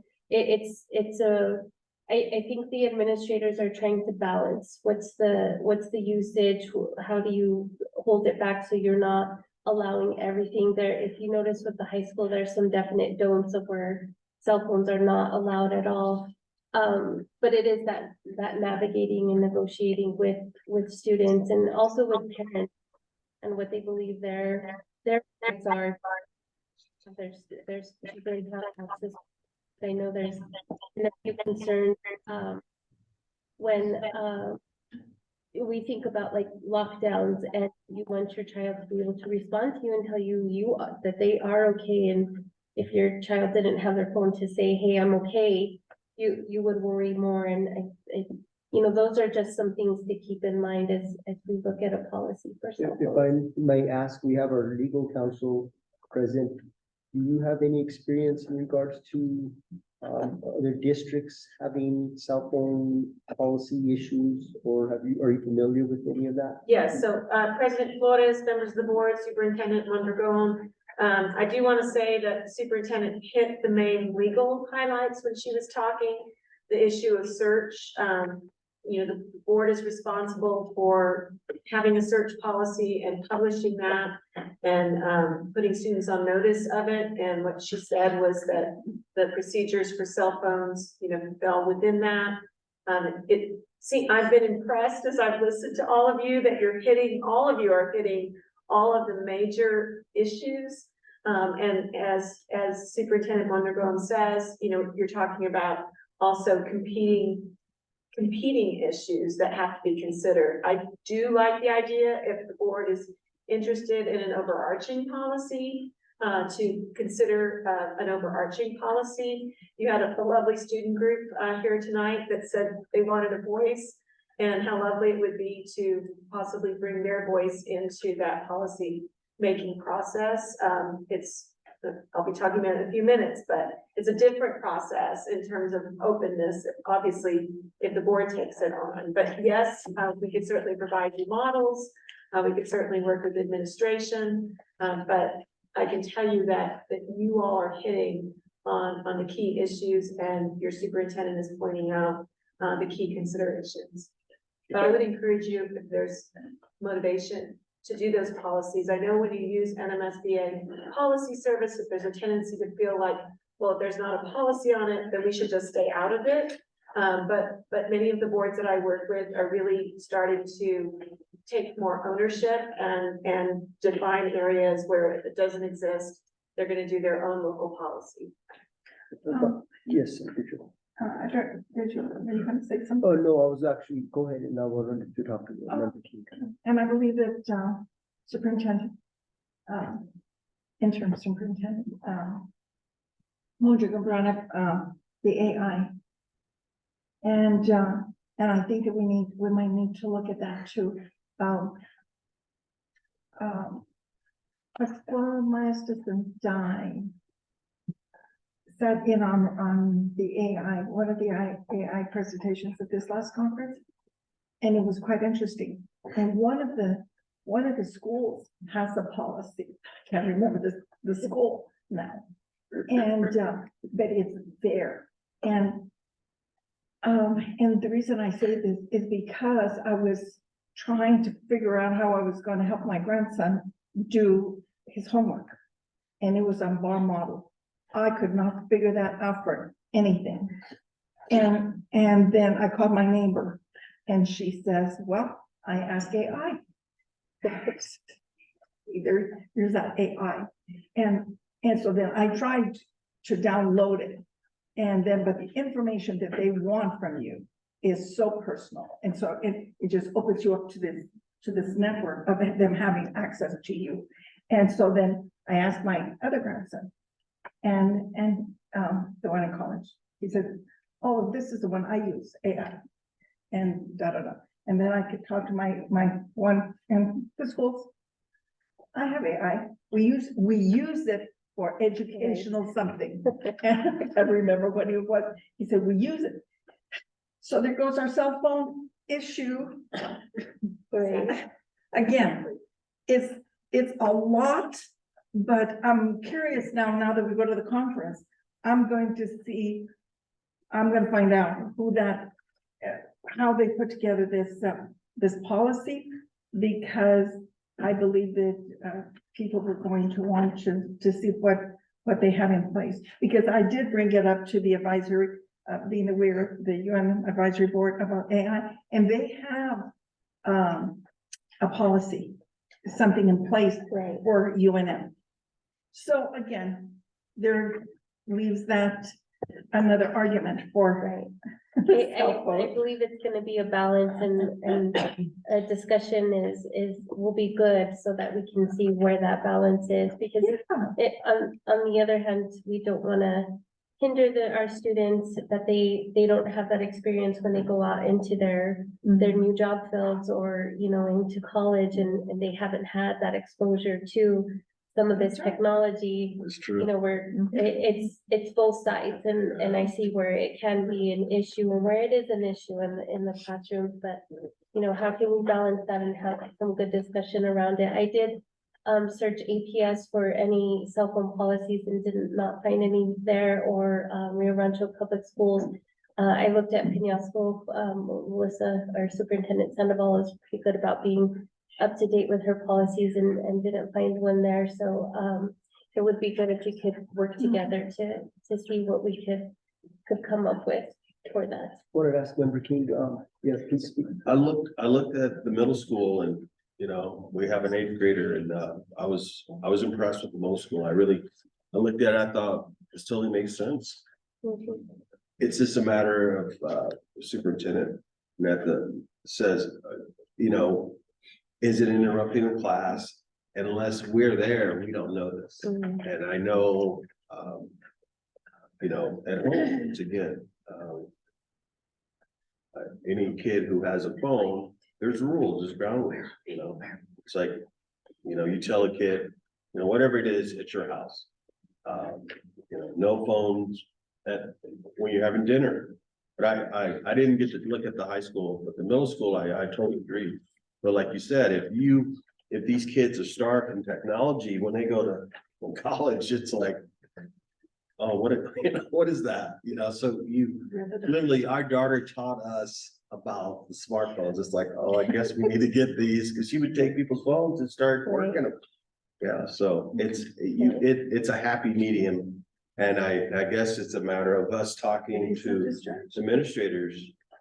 Yeah, and I think there's an age too that kids, and I know, you know, speaking of not Taos Public School, but the charters, these kids are in 2nd grade with smartphones. Right. And you go like, oh my goodness. Right. So, no, but at the middle school, I think it was totally spot on. It's laid out, it's clean, and the teacher, the high school, I haven't really understood. Yeah, they do have several pages, and I know it's been a discussion for the high school for a few years now, and they've really worked with the staff to see what works for them. And, you know, we don't want students shutting down because now you're in a battle with the teacher on whether or not you should have your cell phone. But again, what's that balance of happy medium, and how do you negotiate with them? So they do have their voice, but, you know, we're not disrupting. And that's also what our procedures are. It has to follow that disruption. Students are not allowed to disrupt the classroom process or the learning instruction, and that is a board policy. So the policies do follow that. Just one comment for Elena, just to help you, because you don't know these people who come to the meeting. Some of them. Mr. Campbell is the one who talked to the board. It was last year about totally banning cell phones. So it's ironically, the student voice, he's the same guy. So just let you know. To see what the students have to say though, and how he facilitates their voice in that process. Yeah. But that would actually make it almost more interesting. Yeah, so he was the one that was like, It'd be a good discussion to ask them when we do kind of engage the students in regards to that. Yeah. Perhaps maybe if I can suggest, next steps would be to invite our middle school and high school principals here so that they can let you know how they came to those procedures for their school sites, and you know what necessitated those procedures. So that might be helpful to kind of help everybody wrap their head around what the policy should look like for the district. Sharon, but Mr. Campbell did have some solutions. He really did. And I would like to hear them again. I wouldn't mind hearing them again. Right. Through all of this, and probably through the students too, but I mean, as a whole. But again, sometimes we have to go back and revisit, think, we heard that, so how does it mix with what we have now? So I guess, moving forward, what would be the, flavor of the board, or direction of the board per se on, entertaining a, overarching umbrella policy for the district? Do we want to leave it at a site-based, policy, or how do you, board want to move forward, or any recommendations? well, it was interesting to see. I mean, maybe, I don't know if is it with the middle school? I think it's spot on for what I can see. I don't know what the other board members, have you guys read it? Yeah, maybe we can revisit the high school.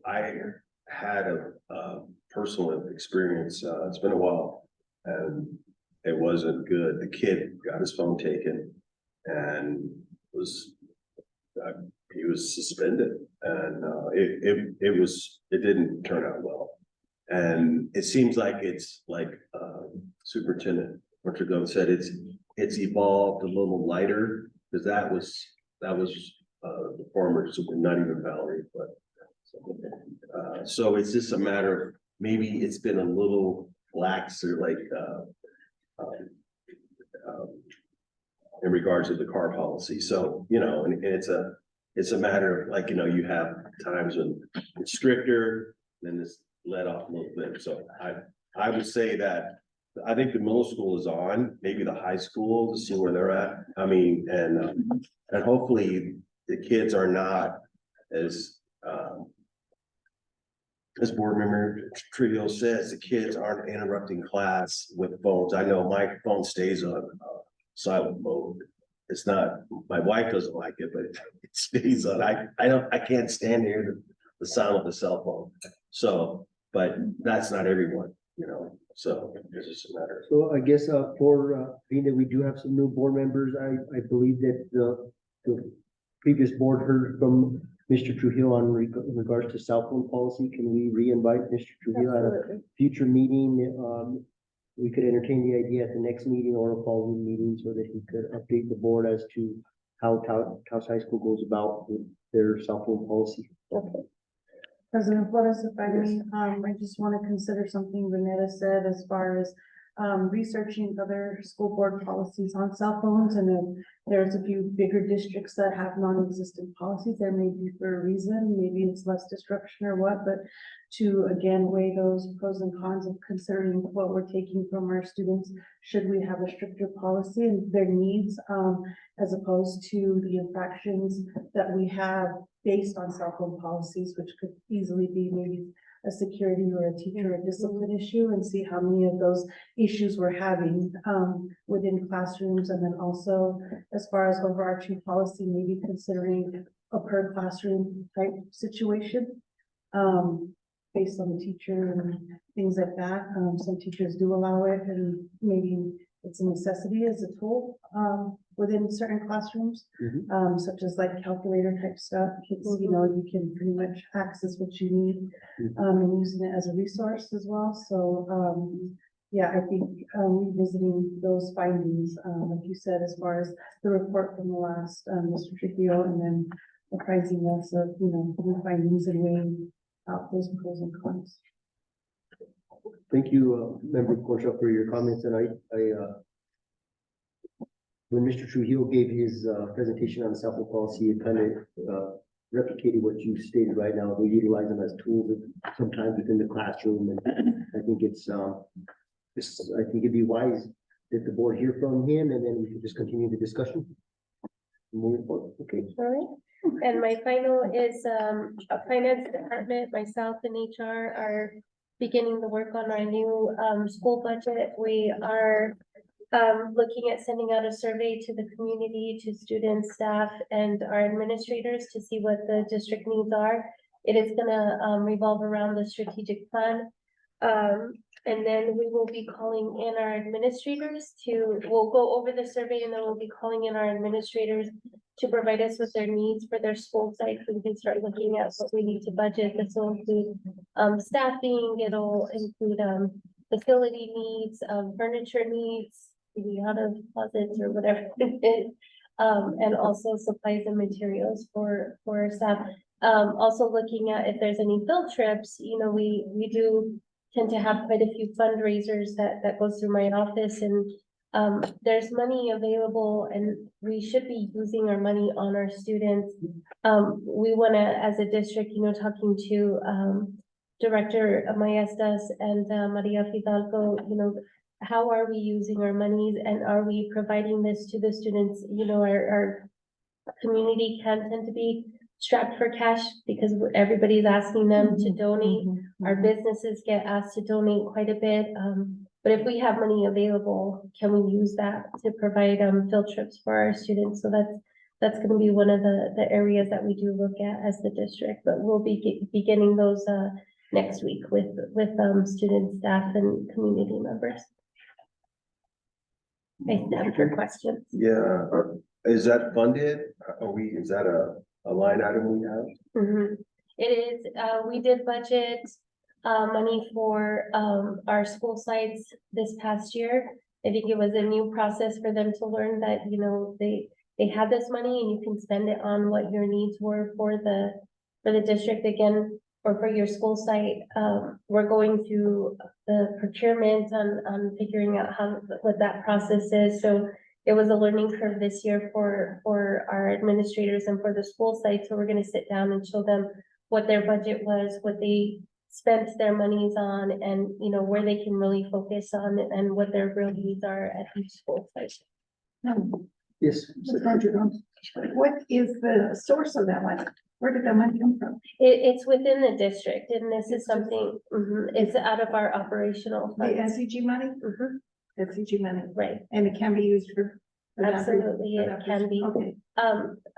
Other districts, and in fact, this was something that Carol and Maria, our finance directors from last year had brought to us to say, why are you not, providing that to your school sites? They should have the money to help support the school site. They don't have to come to us to ask for a pile of Post-it notes or pens or pencils. So we did allocate that out to them last year, but I think we need to sit with them to go over how they can spend those funds. That's really exciting news to hear. I'm sure the teachers and everybody's gonna be real happy. We hope so. I hope it reduces some of the GoFunds that are out there and teachers feeling like they can't purchase the items for their classroom. They absolutely can, and that's what we should be doing as a district. Right. Any further questions, comments for the superintendent under superintendent report? Oh, Appreciate it, thank you. Yeah, it's very nice. thank you for your report. All right, moving right along, we've got, next item on the agenda is our items J, Finance Office. Item J1 is our budget adjustment request. I believe we have, Director, Maestas on Zoom. I'm on Zoom. Can you guys hear me? Good evening. Good evening, President Flores, members of the board, interim superintendent Mondragon. We don't have very much. We have just the, of course, the financial reports that you guys get every month. And then we just need board approval for A and B for the E-rate reimbursement that we received. Maria Gentet received a refund of $73,951. Real quick, your screen is. There it is. Okay. I'm having to use my phone because my laptop died, so I'm at a conference right now, so. Thank you for joining us, and I know it's very late. If you could just give a brief summary of items J1, A, and J1B for the board. Thank you. Okay, in order to view it on my phone, I have to minimize you guys. That's okay. Let's see here. All right, so the initial bar we received from E-Rate, Maria Gentet can speak on behalf of this. It's a refund that we got. She was able to obtain like a program where she was able to receive 73,000 back on some, I believe, Maria, it's for your laptops, right? That is correct. Board member Flores, Vice President Spray. This is through the ECF funding that we did through COVID. And so what I did is through the ECF funding, I think I applied for $1.3 million. I've received most of it back. I think the last piece of it was about $200,000 that I had left that I can go ahead and ask for reimbursement of it. I have another approval that just came in for about $19,000 that you'll probably see hit the banks in the next 2 weeks, Ms. Maestas. Okay. So what it is through the ECF funding for students that were in, we went 1-to-1, so students that need devices, they gave me $400 per student. And also with that, they were able to help provide hotspots for students who needed internet during COVID. And so it's a reimbursement, we're getting money back. Yeah, so, once I had, till, I think last year to order devices, so basically, obviously, we would go over the $400 budget per student, this was just the reimbursement of $400, per student that we got. And, I think this is the end of it. I'd have to look to see what, the total amount was, but, close to $1 million worth of reimbursement I got back. Okay, if you could speak on item B, the EdTech bond issuance. Yes, so that's the initial bar for the EdTech bond issuance that we received. I believe Stifel spoke to you guys about it earlier. To be budgeted. Yes. Okay, so we need to approve these items, so. Yes. Interim Superintendent Mondragon, usually on items like this, we will request, your recommendation. What is your recommendation? President Flores and members of the board, I recommend the approval of the E-rate reimbursement bar as well as the EdTech bond issuance bar. Okay, with the superintendent's recommendation for approval, I will go ahead and make a motion to approve items J1A, E-rate reimbursement for $73,951, and item J1B, EdTech bond issuance in the amount of $3 million. Second it. We have a second from Vice President Cindy. Can I get a roll call, please? Member Concha, I'm not gonna ask you anything. member King, Yes. Secretary Trujillo, Yes. For a vote. Vice President Spray, President Flores. Yes. In regards to item J2 for the new board members, it is a financial report that is provided mainly for informational purposes. I do ask that you, if find time to review that. I have found some items in there in the past that I have questioned, and I think, anything that is worth questioning as board members, please do so. There's just transactions and payouts and various, you'll have to spend some time getting familiar with it. So it's really just for informational, and Ms. Maestas usually stands for questions. Is there any questions from the board regarding the financials? Okay, no questions regarding the financials, Ms. Maestas. Thank you for hanging out with us tonight, and look forward to seeing you in person next time. Yes, sir. Thank you. Thank you. Okay, no items. Next item is item K, old business, no items under item K. We're moving down to item L, new business, school board committee appointments. Okay, at this time, we have 3 committees that we need to appoint board members to, one being the audit, other being budget, and then the Harwood Museum of Art Collection. I'd like to ask Superintendent Mondragon if you have listed who currently sits on these committees. Because I'm kind of, I don't believe President Flores, members of the board, our audit committee is Vice President Spray and Secretary Trujillo, who sit on the audit committee currently. Our budget committee is Secretary Trujillo, and I believe it was former board member Maestas, or was it Goler? I think it was Goler. So the budget, so just to recap, so currently the audit committee is Vice President Spray and Secretary Trujillo, and the budget committee consisted of? Secretary Trujillo Okay. and former member Goler. And then our Harwood Museum Art Collection Committee is Vice President Spray and former board member Goler. Okay.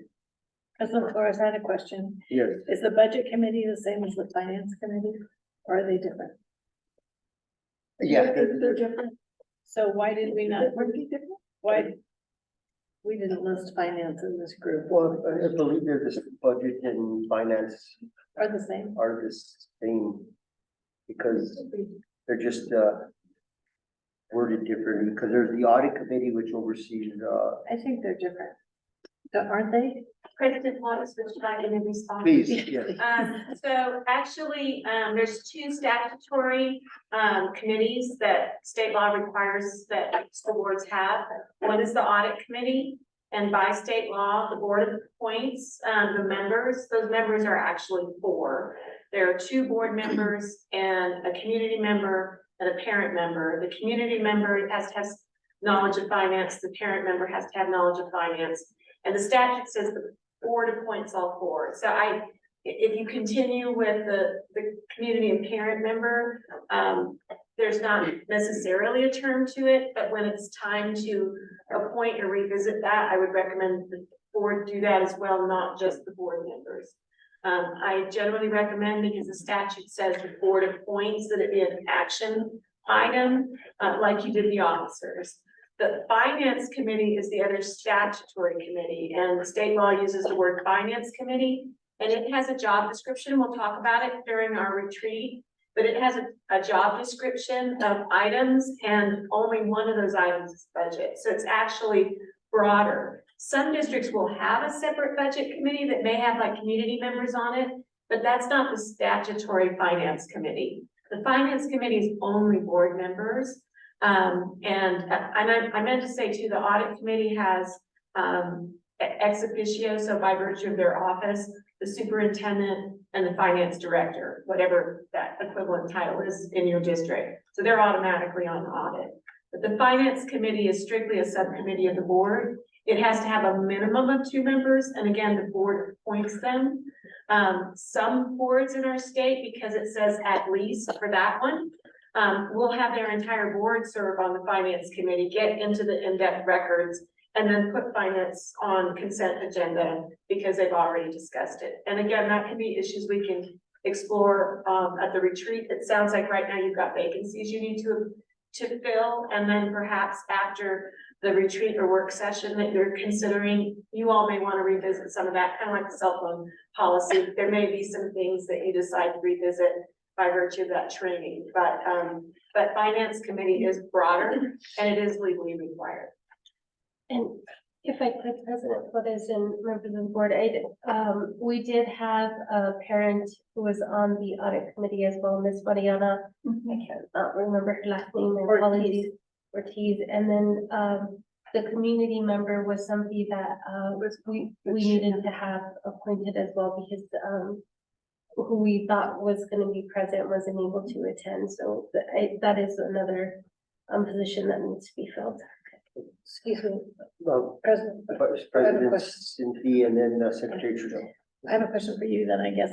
I'm on the audit committee, and it seems to me that there's some gaps in both of those, the community member and the parent member showing up, both of them. Is that that's right? Okay, so we maybe should consider 2 more, a parent, another parent, another community member. Secretary Trudeau. I have a thought, and this is again for council. And in the county, what happens is that the board changes hats from a commission type of board to a finance board. And so when I went before them as a finance director, as the treasurer, I would go into an entirely different board, because this dealt with the actual finances of the county.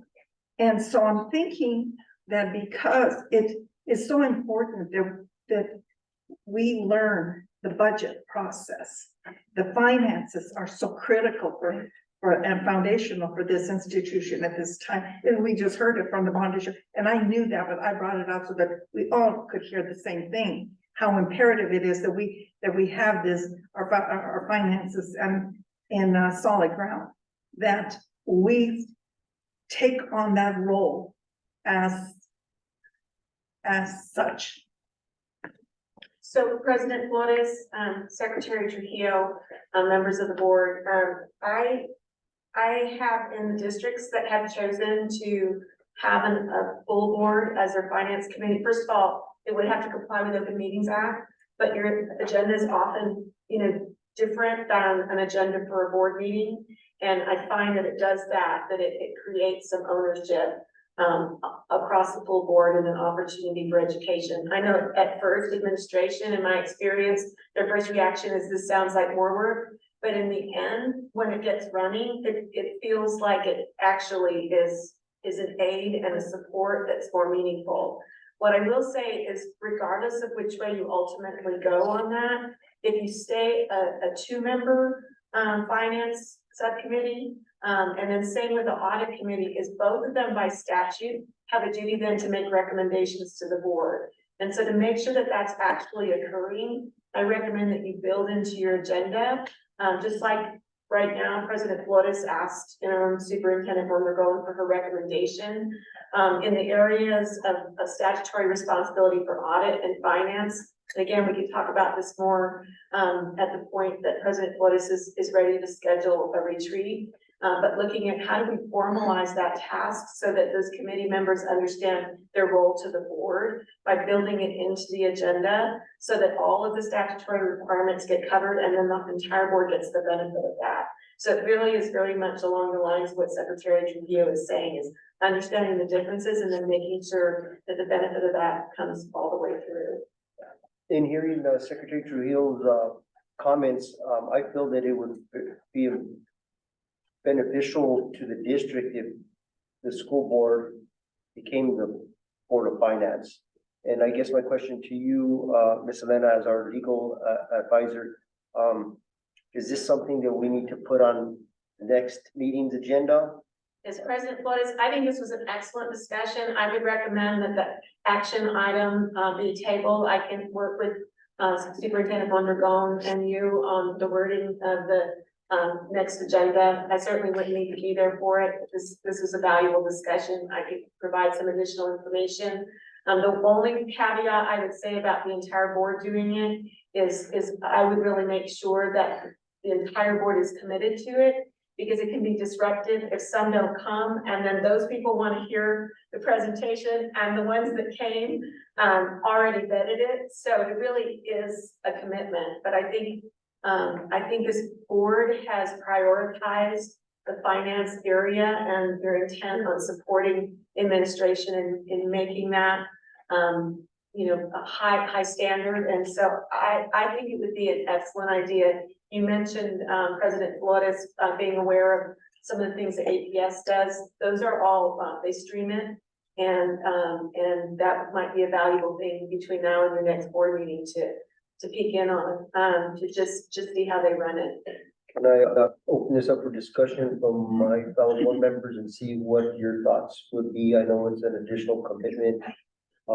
Currently, we appoint two board members. They attend the meetings and report back to the board. But to be honest with you, I feel it hasn't been, for lack of words, we haven't focused on the budget enough as we should. Yes, sir, Mr. King. So the finance committee meets once a month? I believe it was once a month, That hasn't quite been done but lately. it hasn't quite been that. Yeah, no, I think it's a great idea. I second it for sure. President Flores, I have a question for Elena. By statute, does it need to meet once a month? Is that? President Flores, Vice President Spray, members of the board. So by statute, audit committee, which we're not talking about because that is limited to two and then the other members, that has to be a monthly during the period of the audit. And then there's follow-up activities that may or may not necessarily have to be once a month. Finance committee, because you're actually going through the books, it's not just budget. And what's hard is when you think of it just as budget, then you tend to just have it when the budget season gets most active. But I think when we go over the statutory responsibilities, you'll see that it's more and it makes sense, especially like for things like these bars. You would have that conversation in a finance committee, and then a true consent agenda, there's no discussion. It's just an up-down vote and no discussion. So that saves you the time in your board meeting, but it also gives you the important opportunity to focus on finance in a finance committee meeting. So yes, Mr. King, I would recommend once a month and time it so that it's ahead of a board meeting. Obviously you want to work with your finance team and your interim superintendent to decide, you know, you don't want to increase the burden. You want to be able to facilitate what they're doing and be that oversight. You know, in the area of finance, the board is actually a check and balance. It's part of the internal controls.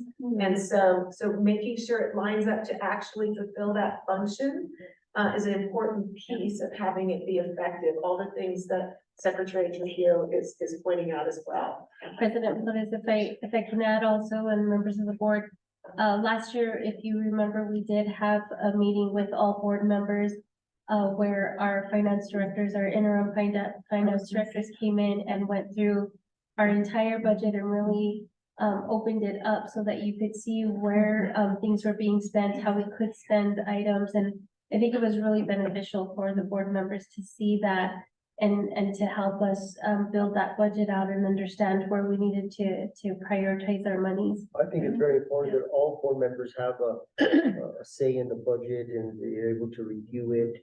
And if we got, in order to formalize that, I guess we would need to bring it forward to the next meeting. So what I have a recommendation of prior to possibly tabling this item, if we could just real quick get, so the audit committee needs to have a community member Yes. and a parent. If I could task the board with possibly reaching out to a parent or community member. Obviously, there's 5 board members here, who might come each with one recommendation. If we could look to see if we may have somebody within our orbit that has financial experience that could serve on the audit committee. And we could bring those recommendations forward at the next meeting, and we could go ahead and vote on that. And then at that point in time, we will go ahead and through working with our legal counsel and Superintendent Mondragon, have the proper wording for our agenda on formalizing the school board to become the finance board. And then at that point in time, since we're gonna be appointing members to the audit committee and community members, I guess we could go ahead and just do the Harwood Museum of Art collection at that point in time. May I speak to that Please. for a second? Thank you, President Flores. So that committee is gonna be short-lived. It will be done next fall probably. And I just wanted to mention that former Vice President Kohler has offered to stay on that committee because we've already done months worth of work and worked with the Harwood and so on. So I wanted to have the board at some point vote to allow for us to do that, if that works for the board. So we could very well entertain that. So let me ask you real quick now to the Harwood Museum of Art committee is an informal committee that has members appointed by the board. We have 2 board members and And then Renetta is on Member it. King. We have 1. No, we have 2. We had Renetta's on one of No, 2 members. Bolaire Former Oh, stepped down. Vice President. So we could actually, And it's an action item, we can vote on appointing 2 board members to the Harvard Museum of Art Collection Committee at this time, and just save some work for next meeting. That's fine, but I want to make sure yeah, that, I've always got. Okay, I want to make sure that Ms. Golair is continuing on that board. okay, She wanted to, and she's been really, so who currently kind of sits on it? it's former Vice President Golair, myself, Renetta, the Executive Director of the Harwood, one of the Harwood board members, and Sally, what's her name? She works with Divots, Yes. you know, So who I she's mean, our district- Martinette, Sally Martinette, yes. Martinette.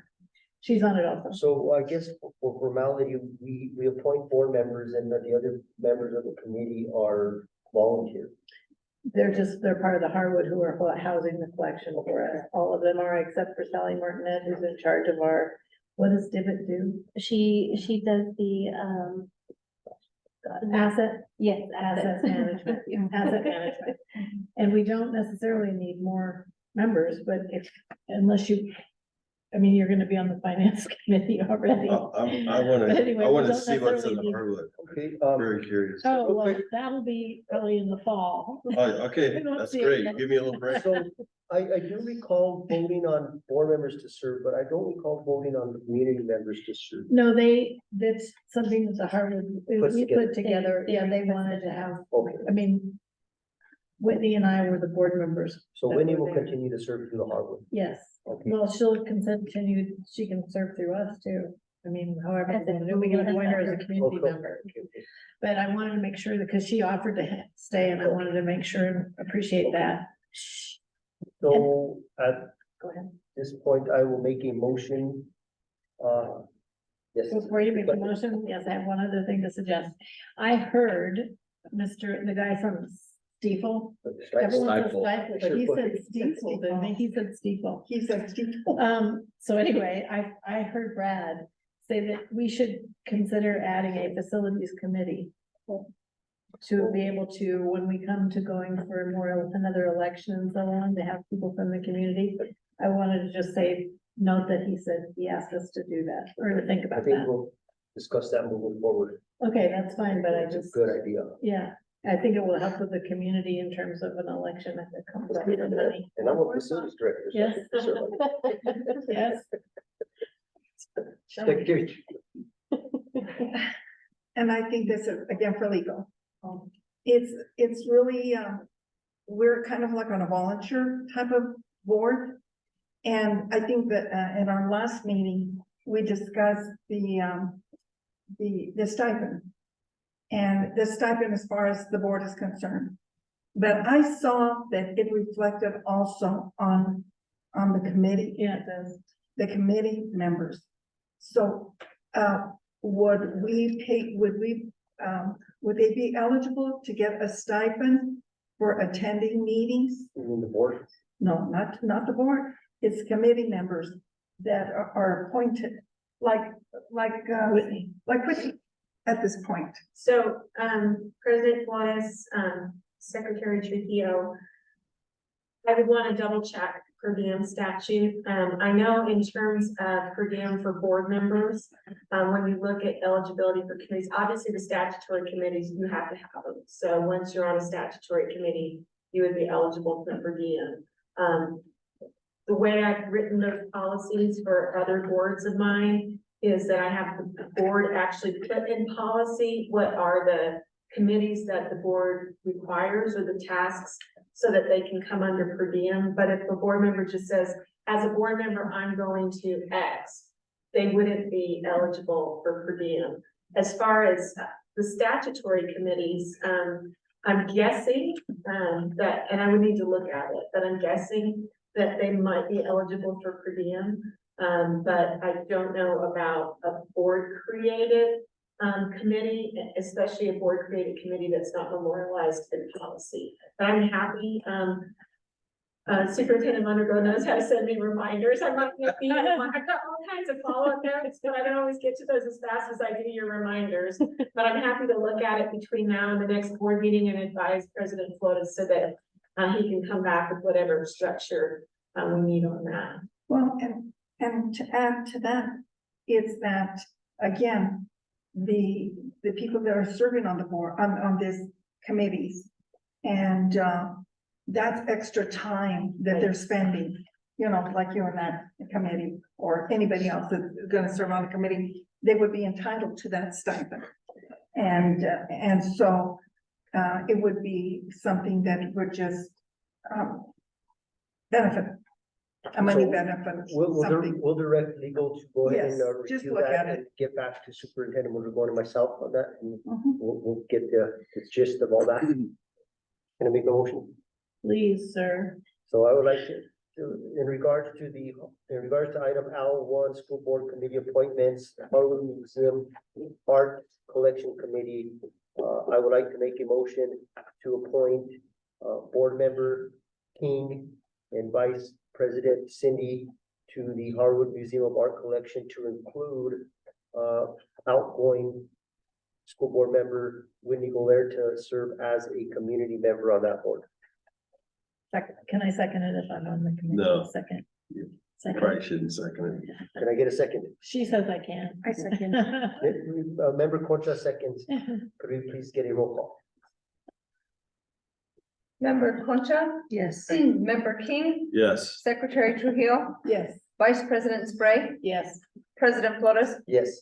thank you. At this point in time, I will make a motion to table L1 audit and budget committee appointments until next meeting. Can I get a second? Second, Can I get a roll call, please? Member Concha, yes. member King, Yes. Secretary Trujillo, Yes. Vice President Spray, Yes. President Flores. Yes. Okay, moving on, item L2, Taos Municipal Schools Board of Education Open Meetings Resolution, Renata Mondragon, Superintendent Mondragon. President Flores, members of the board, it was requested for the school board to take a look at the open meetings, resolution act and, move it from, the June approval to, starting in January. I did meet, or speak with, legal counsel, Ortiz and Zamora about it and received a document, just this afternoon. My apologies for not being able to put it in your packet for your review prior to the meeting. We just received it shortly. There were some questions that legal counsel did have, regarding the meeting dates, when our regular board meetings would be, if we would keep them the third and fourth Wednesdays of the month, and what the 1 month dates would look like as well, that a decision needed to be made by the board on those as well. Why don't we, so historically, most government bodies, through my experience, like the Taos County Board of Commissioners, the Town Council, and I did in paying attention to public schools, their meeting agenda, that they approve their Open Meetings Act resolution, usually at the first or second meeting in January, to cover the year. Historically, I guess it's been done in May. May and June, and it coincides with the beginning of the fiscal year, so it would cover from July until the following June. I've asked that it be moved up to January meeting, but being that there's some questions from legal in regards to meeting scheduling,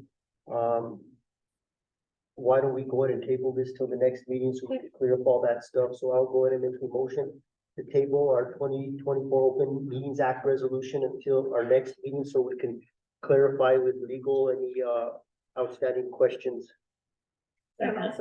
Oops. Go ahead, take it. Second from Secretary Trujillo, can I get a roll call, please? Member Concha, Yes. member King, Yes. Secretary Trujillo, Yes. Vice President Spray, Yes. President Flores. Yes. Okay, so item L3 was amended to the consent agenda. L4, I've been advised by Superintendent Trujillo that we're not ready for this at this time, so I'll make a motion to table item L4, amended bus driver contracts. Second. We have a second from Vice President Cindy. Can I get a roll call, please? Member Concha, Yes. member King, Yes. Secretary Trujillo, Yes. Vice President Spray, Yes. President Flores. Yes. Now that moves us up to item L5, Tilray Chevrolet for transportation and satelliting for student nutrition. Dr. May LaBella. Thank you for burning the midnight oil with us. Yeah. No worries. This is a new item, so I just left it here rather than moving it to consent agenda. So President Flores, Vice President Spray, members of the board, and Superintendent Renata Mondragon. So we did receive some funds from school nutrition, or actually from the state, for the universal school meals. This is one of the many grants, but this is one of the grants where we can use it to purchase a vehicle.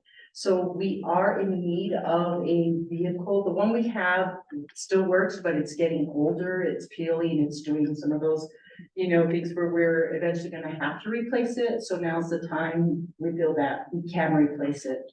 And so that's why we're seeking approval to go ahead and purchase that, vehicle for student nutrition, because if that breaks down on us, we won't be able to satellite to any of the schools or run commodities to the school sites, which means basically we'll kind of be shut down because we have to have that vehicle that's only for that specific purpose. Questions, comments, Yes, report? please. Vice Thank you, Honorable President. Hi, Dr. Lavella. Hi, just for I know that the packets are one thing and we see them, but for the edification of the public, could you have a dollar amount on that one, please? I do believe the purchase order in there, but I think it's like 69,000. It's a little over 69,000. We did get two comparable quotes. This was the closest one to kind of what we have. And the reason we kind of wanted to go with this one because they don't want the warehouse manager, the one that we have over there that's kind of just sitting there is way too big. And we're not really that big of a district to need a vehicle that big. But also we need the lift gate and so that's an extra cost. So the vehicle might be something like 54,000 or something, but then you have to add the price of the lift gate. To do that aftermarket is gonna cost more and it might not be an easy thing to do. So it's better to have the dealer do it. So that costs about another extra 22,000. And that's the lift gate that you need to do because some of that food is heavy. Okay, two other quick questions. What Sure. will you do with the vehicle that you're not gonna use anymore? So for right now, we probably keep it on hand as a backup in case we do need it. But eventually, we're gonna be meeting on Monday with Sally, and I don't quite remember her last name, but she's the one that she's gonna meet with us to talk about how do we get rid of some of these older vehicles, because we have buses and other things that we need to get rid of, equipment. So that's something that we'll be discussing with her as well, to see if it's just in the best interest to just go ahead and, auction off, sell it off, do whatever we need to do, and then just put that money back into food service. Okay, the last question is, we approved two Suburbans recently. They are used for a different purpose than this, obviously. Yes, so the two Suburbans are going to be for basically, so just to let you know, I've been working in transportation on getting drivers approved for driving Suburbans. So right now, we're utilizing our bus drivers to use the Suburban, for example, to go ahead and bring back special ed students early from ski trips, right? Okay. But we don't need a bus for only 2 students. And it's also the same thing with some of these other small trips, right? We hadn't had that before. So those are things that we're working on. So pretty soon here, I'll be bringing you guys, asking for approval for those people that have completed their courses on that. And that will help the district a lot. So that will be one thing that the Suburbans can be used for. Also, they can be used for transportation of staff to go to meetings. And we've also talked with Lynn on her bus and also with CJ on on the Suburban, to do a to and from as well. So for example, if we need a special route or something happens where we need to take a student to and from school for any situation, there's a couple things that we need to work on, like they're called wig-wag lights. And there are certain things that they have to have. We're waiting for a quote on those.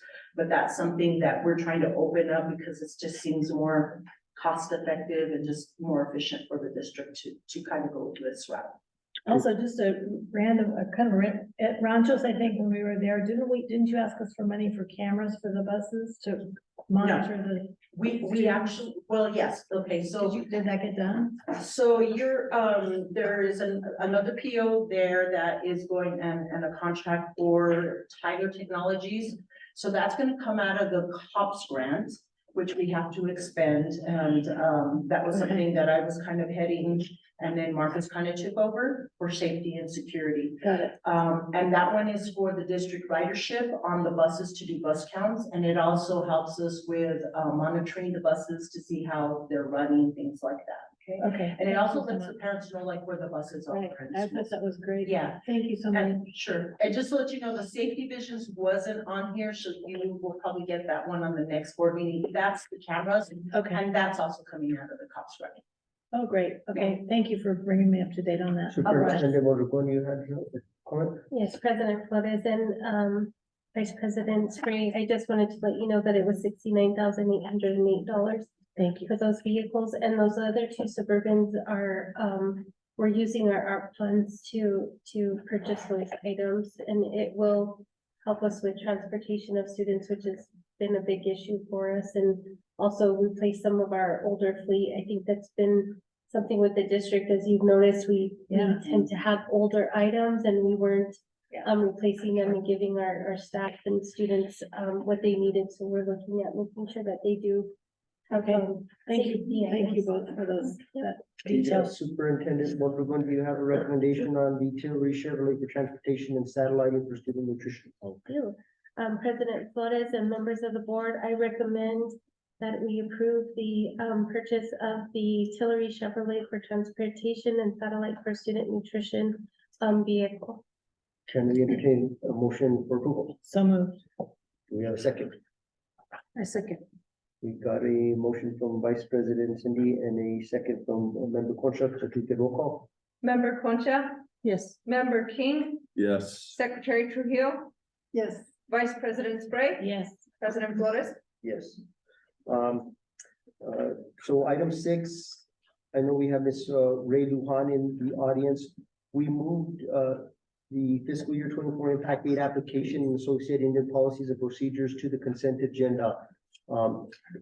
It's more than likely going to get approved because it is just a renewal of the application. I'm not sure if you have documents for us to sign. If you want to go ahead and leave them here with us, and you can pick them up in the morning so you don't have to stay any later. I hate to subject you to any more torture. Well, Right. anyways, and I want to thank you, Ms. Lujan, for all your work that you do for the district and for the tribal government. If you go ahead and leave that here with us, we'll get that approved. So moving right along to probably going to be somewhat of a good discussion is item L7, discussion of superintendent search consultant services proposals with possible action on next steps regarding identifying which consultants to invite to present to the board. This is a school board item. I have invited our legal counsel to advise and help us in our direction moving forward. We have currently 5 proposals in regards to superintendent search consultant services. I will go ahead and just read them off for the record. Item 7A, we have a proposal from Hazard Young ATTEA Associates. Item 7B, we have a proposal from JG Consulting. Item 7C, Paul and Associates LLC. 7D, McPherson Jacobson LLC. And 7E, Grunmeyer Leader Services. I'm going to go and turn it over to Ms. Elena, our board counsel. Thank you, President Flores, members of the board. On this item, well, first of all, I know that this was a lot of material to look at. And there may be different levels and angles you've looked at it. I'm not here certainly to advise you on which firms to select or not select. I have had more of an opportunity than perhaps some of you to drill down while you all were discussing other items. If you saw me seriously studying, I was making notes of the different proposals to point some things out. But from the legal perspective, if I may, President Flores, I thought I would give you an overview of concepts that I think may help you drive the decisions if you decide to go the route of search consultants. First of all, I want to point out that we're having this discussion in open because you're not talking about applicants for the position of superintendent. You're not talking about people. The conversations, and this is mainly for the new board members, but the conversations about candidates happens in closed. But everything else about the search process happens in open. And so this is kind of a good first, experience of that kind of transparency that has to occur in a search process. So, there's, I'm sure each of the experienced board members might express to you different things that they would characterize as the most important part of being on the board, the most important job. I'll say I've been through a lot of searches with my boards and I've watched the process. And I think that certainly one of your most important jobs is selecting your CEO, hiring a superintendent. And to me, the process, whatever process you engage in, if you lean into it, you engage in it transparently, you decide what the community, what student role and voice is going to be in it. It's really a fabulous process in the end. And when you don't shortcut it, because in the end, there's sort of a bonding that takes place, including with the candidate that ultimately gets named superintendent. You've gone through a process, and I know those boards are so committed to, in the end, the success of the CEO they name. And so it serves several purposes that I think are valuable in terms of setting up that superintendent for success. So in terms of search consultant, what I recommend as you examine the packets and as you decide who you might want to have present at the next board meeting to possibly name if you go that route. First of all, I would recommend that if you could narrow this list to 3, if you're going to invite consulting firms to come in and present to you, I would try and narrow it tonight to 3 or fewer if you feel strongly about that. If for some reason the board collectively felt strongly about 1, you could possibly decide that tonight, but I'm guessing you're going to want to hear their voice, the voice of the consultant firm or firms. I think the biggest thing I see in terms of effectiveness of a firm is their ability to listen to you, their ability to really listen to you as a board and the stakeholders that you feel are an important piece of the process. The other piece is their ability to recruit. So some consulting firms are more just through the tasks of helping you with a job description, helping you with priorities of what the community, the stakeholders and you want, and then advertising and then kind of going through the tasks. There are other search consulting firms, it seems like, that are more situated in the market, where they've got themselves involved in associations. They're involved in aspiring superintendent academies. And so in addition to just advertising, they're actually, and I'm just speaking generally, they're actually out there recruiting. And if they're listening well to what you want, they're recruiting good matches so that ultimately what you have is a hard decision to make. And that's what you want is candidates where it's a hard decision. And I do want to say too, that at the last board meeting, obviously there was a public discussion about this the last time it was brought forward because this is the public part of the discussion. And I know that there was discussion about, for example, prioritizing to grow your own and possibly internal candidates. All that can be built into it as well. So none of it negates that. If that's a priority, if you want that to be a focus, that can also be prioritized. But that ability to recruit and the ability to hear you and then match those recruits to what are your priorities, I think is really important to a successful search process. Bringing candidates to you that actually match that. So I tend to look at things like, are they embedded in things like the Association of Latino Administrators, aspiring superintendent academies? Are they high profile in those organizations? Or are they not even mentioning them in their proposals? What are they looking at when they talk about advertising? Do they think that their own advertising through just their search is enough, or are they actively recruiting and positioned to be able to effectively recruit? What I want to say about APS, I really appreciated President Flores saying he's watching APS right now in their search process. I think anybody who's watching it Have a good evening. Anyone who's watching it across the state, you see how highly transparent it is. You see that when the first tier of applicants, it was published who they were. And what you're gonna see in a lot of these proposals is that, and some of them, I mean, you get benefits from a national search committee, you get benefits from, or not committee, a consultant, you get benefits from that profession, but what you don't get pretty much across the board is a real understanding of Open Meetings Act. And so on a lot of these, I marked and noted that they're saying that they're gonna keep confidential the applicants to the finalist stage. That violates our New Mexico sunshine laws. And so one of the things that I typically do once a board has named a consulting firm is the first order of business is I meet with them by Zoom along with the board president, and we lay out what our sunshine laws require, because it's usually a training process in terms of what they think can be held confidential and what can't be held confidential. And I think APS, this go around has been a good model of the level of transparency that our sunshine laws, and when I say laws, I'm not just talking about Open Meetings Act, I'm talking about Inspection of Public Records Act require.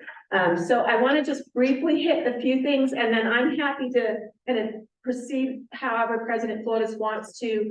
If you want me to point out certain things that I observed in the different categories, in my view, they all pretty much follow the search consulting industry standards, including the New Mexico one. The New Mexico one doesn't look that different other than it's very specific to New Mexico. Like they don't talk about advertising nationally. They don't talk about national recruitment. Their focus is more New Mexico.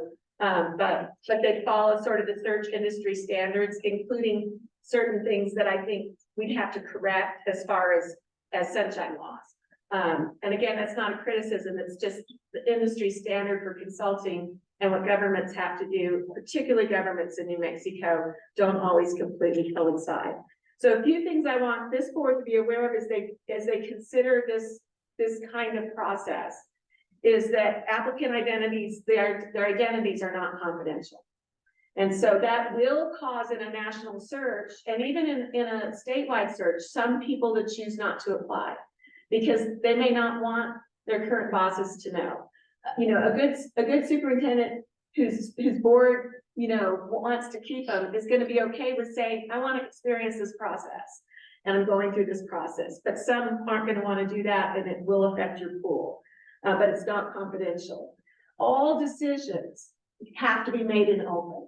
And so when you're going from the broad candidate pool to the interim cut, I mean, if you are following APS, and I'm following them in this capacity, I don't have any advising role with them. So I'm not speaking, I've worked my client districts, I can't share anything, but about them specifically, but APS, I'm just an outsider like you all are when it comes to their search. But I found it really interesting. I mean, each time they made a cut, you've read about it in the newspaper, if you're following, at least for me, the Albuquerque Journal. So all those decisions get made in open. You can't delegate decisions to circumvent the Open Meetings Act. So you can't hand over a task that is your task. Like what you can do, and this is going to be important when you get to the stage of what are your minimum qualifications. If you set objective minimum qualifications that are objective, then it's not a decision to go through and say, okay, we want it as a minimum qualification 3 years of experience in central office administrator. And so if their task is simply to go, okay, they don't have that experience, that's not delegating a decision. That's just simply, carrying out the decision. But if you were to say to them, all right, we want you to take our priorities and kick out everybody that doesn't meet our priorities, those aren't minimum qualifications, those are priorities, then delegating that is subject to Open Meetings Act. So whoever you delegate it to has to comply with the Open Meetings Act. So you can't use delegation to circumvent decision-making authority. And even for example, in a screening process. So matters of, next item I want to point out legally is matters of opinion in a personnel file are confidential. So if you do an interview and you've written down your opinions, they're confidential, but only the opinions of the employer, in your case, the prospective employer. So your opinions about those candidates are confidential. But when you've got constituents emailing you and going, I watched the forum and I vote for so-and-so, that's not your opinion, that's a third party's opinion. And that's not confidential. And so if you get Public Records Act requests, those are gonna need to be turned over. Now, matters of, or letters of reference. So letters of reference would be, and it doesn't even have to be the candidates, chosen references. You might seek employer references. You might reach out to their board, for example, even though they didn't list their board for references. Those are confidential, but an opinion of a third party who watched a forum or an opinion of a stakeholder, part of the stakeholders group, that's not a letter of reference. That's not a matter of opinion in a personnel file. That's sometimes a shock. So I was very aware as I was listening tonight when the gentleman, and I apologize that I don't always hold names in my head, but the gentleman that was here speaking with the student group kept saying, you know, it'll be more comfortable if we could just do this, you know, sort of more confidentially. And of course, as a lawyer, I'm thinking, but we can't, because if it's a quorum of the board that wants to hear it, that's subject to the Open Meetings Act. So all of those sort of stakeholder, who's going to be in it? Are we keeping the board out of it? What part of it is confidential? All those things are going to be a necessary piece of this. There can't be informal, so kind of along the lines of that, can't have informal conversations with the quorum of the board. You can ask the consultants, you can ask your consultants to elicit feedback. All of these consulting firms talk about like surveys or forums where they get opinions. They can summarize those, bring those to you. But if you're going to be an active part of it, then the public has the right to observe you doing that. So again, that's all things that have to be sorted out. The other thing that is oftentimes a challenge to consulting firms, and so when I'm looking at kind of their plan, I'm thinking what's going to be their sort of learning curve on this, is that IPRA, the Inspection of Public Records Act, that if they're performing a governmental function, they're subject to IPRA too. And so they tend to think that until it gets to you, it's confidential, but if they're fulfilling a function for you, then if we get an IPRA request, now it may be confidential under one of the exceptions, like matters of opinion and personnel file, or letters of reference, or medical information, or, you know, personal ID, like social security number or personal phone number. It may be redactable, but they're still going to have to cough it up, and it's still going to have to go through your custodian of records, and judgments are going to have to be made. So again, for some of these that are, they're following standards in the industry, but a big piece of that is going to be the Open Meetings Act and IPRA hurdles. Be prepared for special meetings. There's no way you're going to get through, if you decide to go an actual search process, there's no way you're going to get through the process without special meetings. And I do want to emphasize too, including thinking about the possibility of bringing in, I mean, you may decide you want to hear from all of them, but bringing them in as sort of to present up here what their plan is and ask them questions and see whether they seem to have a sense of you all and have an ability to listen. Quick question on that. Yes, sir. I interject. So let's say we wanted to hear from 3 of these proposals. Can the board hear? Does it have to be? Let me see. So we hear from one proposal, the other 2 sit there, and then you sit down and the other one comes up. So is that kind of what we're looking at? Right. Right. And I have seen where the board asked them all to stay, you know, because obviously they're each getting the benefit of hearing the other. And so sometimes they're asked to stay in case there's questions that arise and you know, possibly want to pose that question to all 3. But I've found when I've watched it take place that they each have their own sort of personality and what they project, and what you're really looking for is what's a good match for you.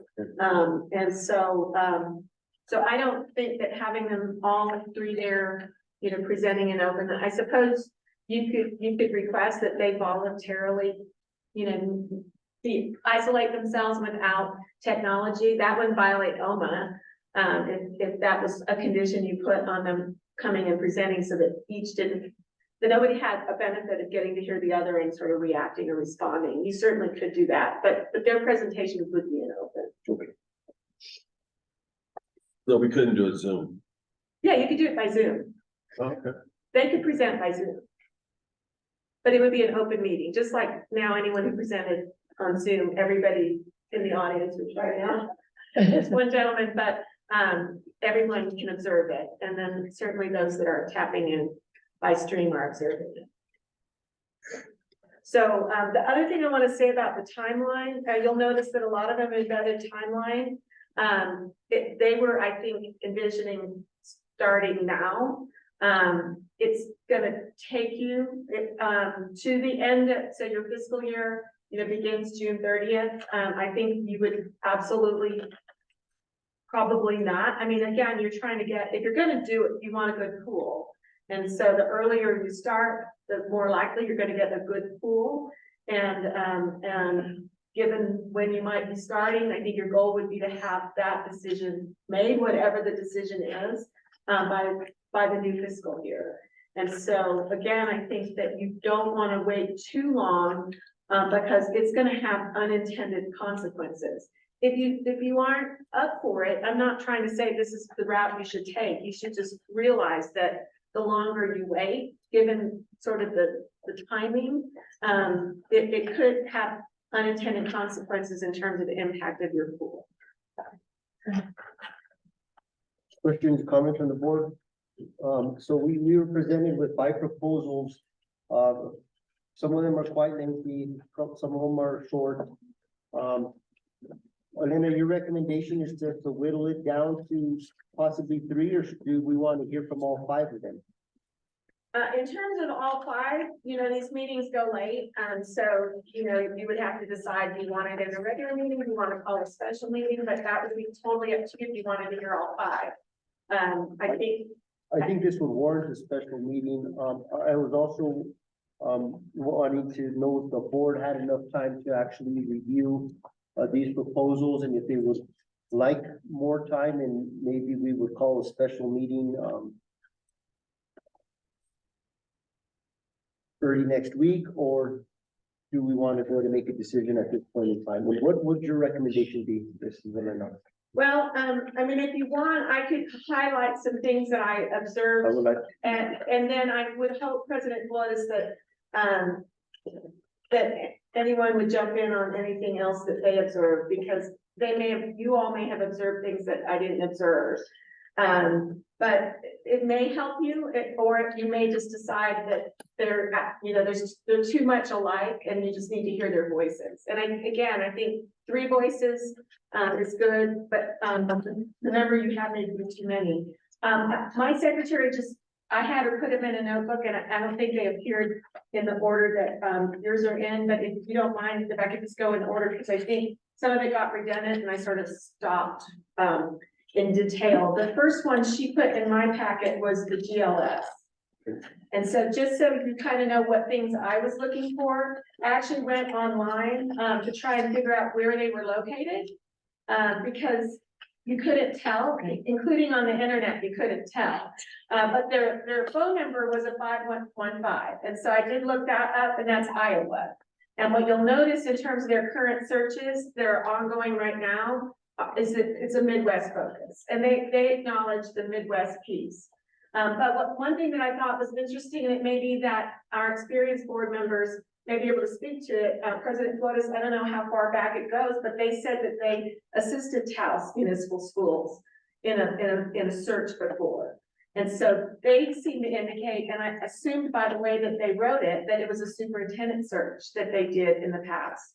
And so they said, you know, that they welcome the opportunity. They said, we have served you hiring a superintendent in Taos Municipal Schools business Taos Municipal Schools business official before and would love to work with you again. So I do not recall, the last time we did a search was in, the hiring of Dr. Torres, when we did not renew Dr. Weston's, contract. And that was a lengthy process. It took, about 3 to 4 months, to do that. It might have been about 3 months window, but I don't recall them. So that is in the first paragraph of their letter, and that definitely caught my attention. Other than that, I do not see any reference to having worked in New Mexico. They do say that they keep the I guess the identity of the candidates confidential until the finalist stage. Again, there are states, like our neighbor state, Texas, where it's actually against the law to reveal until the finalist. With the idea that it doesn't chill applicants and pools, but in our state, it's the opposite. So we would definitely need to square that up with them. Their costs seemed on paper to be the least, so $13,560. But in all of these cases, there seems to be hidden costs. Right. And so I think it's gonna be really important in your interviews, whoever you interview, that you really get at what is, flat rate really mean, and where does that line get drawn? So those were the things that I noticed, in that particular packet. I can go on to the next one, Mr. President, or. Please. Okay, so the next one I had, that my secretary put in order was the, Hazard Young, Adia and Associates. And I noticed, they're Illinois-based. There was no mention of New Mexico search work, but they did highlight, so they identified two consultants that would be assigned to the project. And the individual that they said was their search associate who would be assigned to you as a client, is Leanne Salazar Montoya. And they identify her as a professor, in Las Vegas or in Nevada, University of Nevada. And they said that she had former superintendent, and they used it plural, 10 years in New Mexico. So it sounded like she had been a superintendent in more than one school district. I did do a quick Google, and it looked like she had been in Cuesta, but Google didn't pick up in my quick Google any other district.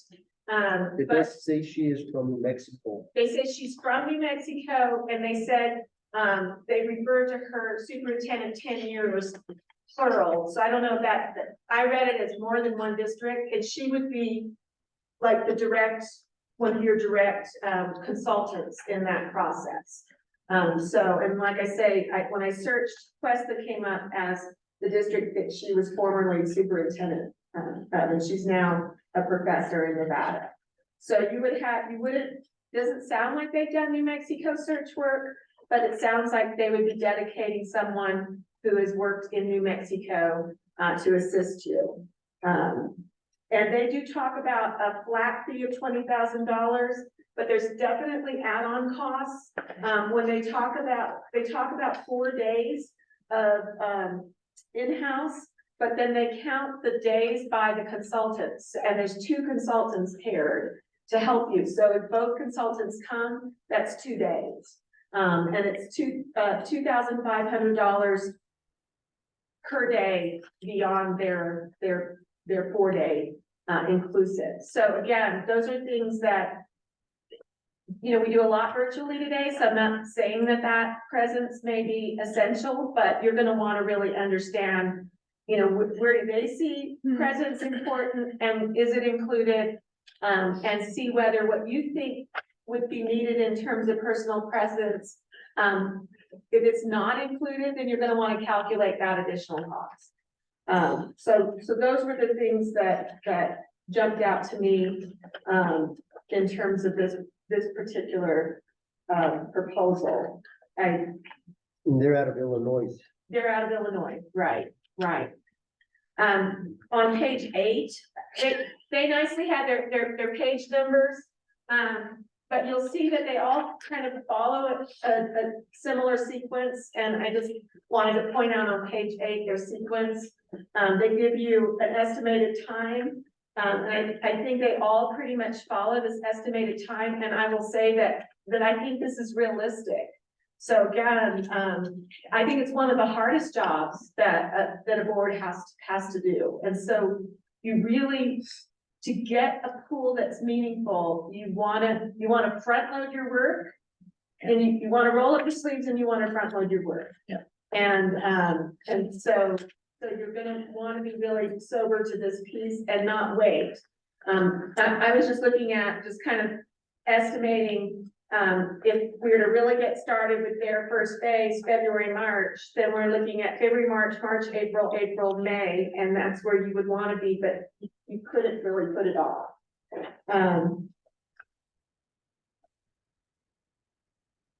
It's page 10 where they talk about that per day extra charge.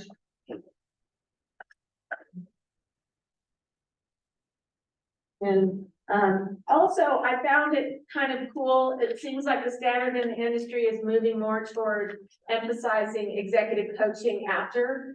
And I'm really excited about that because I really feel like we too often just assume that our CEO, our superintendent, who maybe has come through from teacher to principal to central office to superintendent, really naturally knows how to be a CEO. And I really feel like we, as boards do superintendents a disservice by not giving them the resources to really get some real expertise. Executive coaching is a field. My preference is to get that executive coaching even outside of education. A board that I really pushed for them to do that with a superintendent. She went out and got training on the West Coast in a program that had been highly recommended that was not education. And she came back saying it just changed her life. So, and it was a superintendent that she was actually a grow your own superintendent. And so I'm excited that the industry is saying that. And no matter how the board gets to its final decision of superintendent, as long as you give me the privilege of having a voice with you, I'm going to encourage you to invest money in whoever you hire to give them some industry training on executive coaching, industry training on leadership. You will reap the benefits of that. So it seems like on all of them, they make some reference to that follow-up. Again, the quality of it, I can't speak to because I don't really know. You'll notice on page 16, the way they're tracking it, starting January 17th, we're already somewhat behind. I mentioned a loss earlier, the Association of Latino Administrators and Superintendents. They do have that included in their advertising package. It's an incredible organization that does a lot in terms of growing those leaders nationally. And but they do charge extra for those ads. And so I did notice toward the end that that the add-ons also include the kind of advertising of those organizations. It also includes the National Alliance of Black School Educators. So those two associations is an added, it's not a huge added cost, but these are added costs. So I just wanted to make you aware of that. When I read it, it says 2,150 for added costs for average national advertising. Yeah. Yeah. And so again, if you're gonna do a national search, you might as well make sure that they're doing national advertising. Right. I mean, if you're gonna pay that amount of money, in my view, you wanna make sure that you're getting all of that out of it. So that's why the added costs, I think, become important. Behind tab 3, my tab is JG Consulting. They underscore that $20,000 is a flat fee. I will say, they're the only firm in this group that I've had direct experience with. And I know that that I urged the board to make sure that flat fee meant flat fee. I can't speak to whether there were issues with that or not. I'm not aware that there were. But they do really emphasize that it's all inclusive. They are Texas-based. I do know that they emphasize the Southwest. I know that they emphasize, and you see this in their proposal, they emphasize recruitment. They're very involved with superintendent academies, and they are very involved. They're let me find the page. Some of these aren't page numbers, which makes it a little bit hard. But Dr. Leba, who they specifically list would be involved in this. He's a distinguished faculty and mentor both with the National Council for Black American Affairs, Community College Mid-Level Administrators Training Program, the National Community College Hispanic Fellows. He's also, both of those organizations are affiliate councils.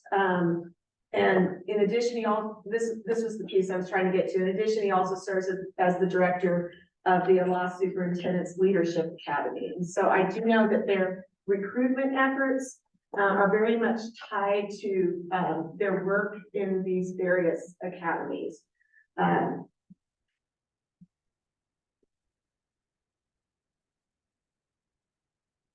They do list as far as New Mexico work. They do list as a reference Las Cruces Public Schools and the board president there. And I am aware that that is their most recent work. They don't list, this is their references, they don't list other New Mexico's districts as references. This would be a question to ask them, but my recollection was that they have done New Mexico work besides their most recent work. And their cost breakdown is on the very last page. Again, this would be something to absolutely clarify, but in their $20,000, they say all inclusive. Their advertising, depending on extent of search, they say $0. Their office expenses, they say $0. And they highlight all inclusive and not to exceed. So again, those would be things I would encourage that if you were to speak to them that you ask. Number 4 was McPherson and Jacobson. Their cost, it looks like they actually charge you along the way, but then they have a not to exceed. And their not to exceed was $19,220. Again, you want to make sure that what that actually included. I know that on page 29, they indicated that it didn't include interviews, so they don't attend the interviews. I can tell you as a practical matter, I've had some searches where the consulting firm and myself attend, and it's a lot of work. So, you know, it's kind of like trying to figure out how much you're gonna do and how much of some of the legwork that happens during those days and unexpected things that you're gonna need your consultants for. They do list Los Alamos Public Schools as a superintendent search that they've done. They also list Cobre as a principal search that they've done. And then they list APS as a reference. Now, they don't specifically say they did APS, but I'm assuming they did because they list them as a reference. And so this one, you've got Los Alamos listed and you've got APS listed. They do indicate that one of the individuals on their team has consulted with Gallup McKinley, but it doesn't sound like it was as a superintendent search. And they also have in their cadre of consultants, and I don't know what that means in terms of whether they just reach out to them for sort of a local tips, but in their cadre of consultants, they have an individual from Hobbs, New Mexico, that is in their cadre. On page 10 of this one, they also affirm confidentiality that I don't believe we can promise, but those would be all things that we'd have to sort out. early and probably reinforce often, is my experience on these things. And then the last one, is the New Mexico one, Paul and Associates.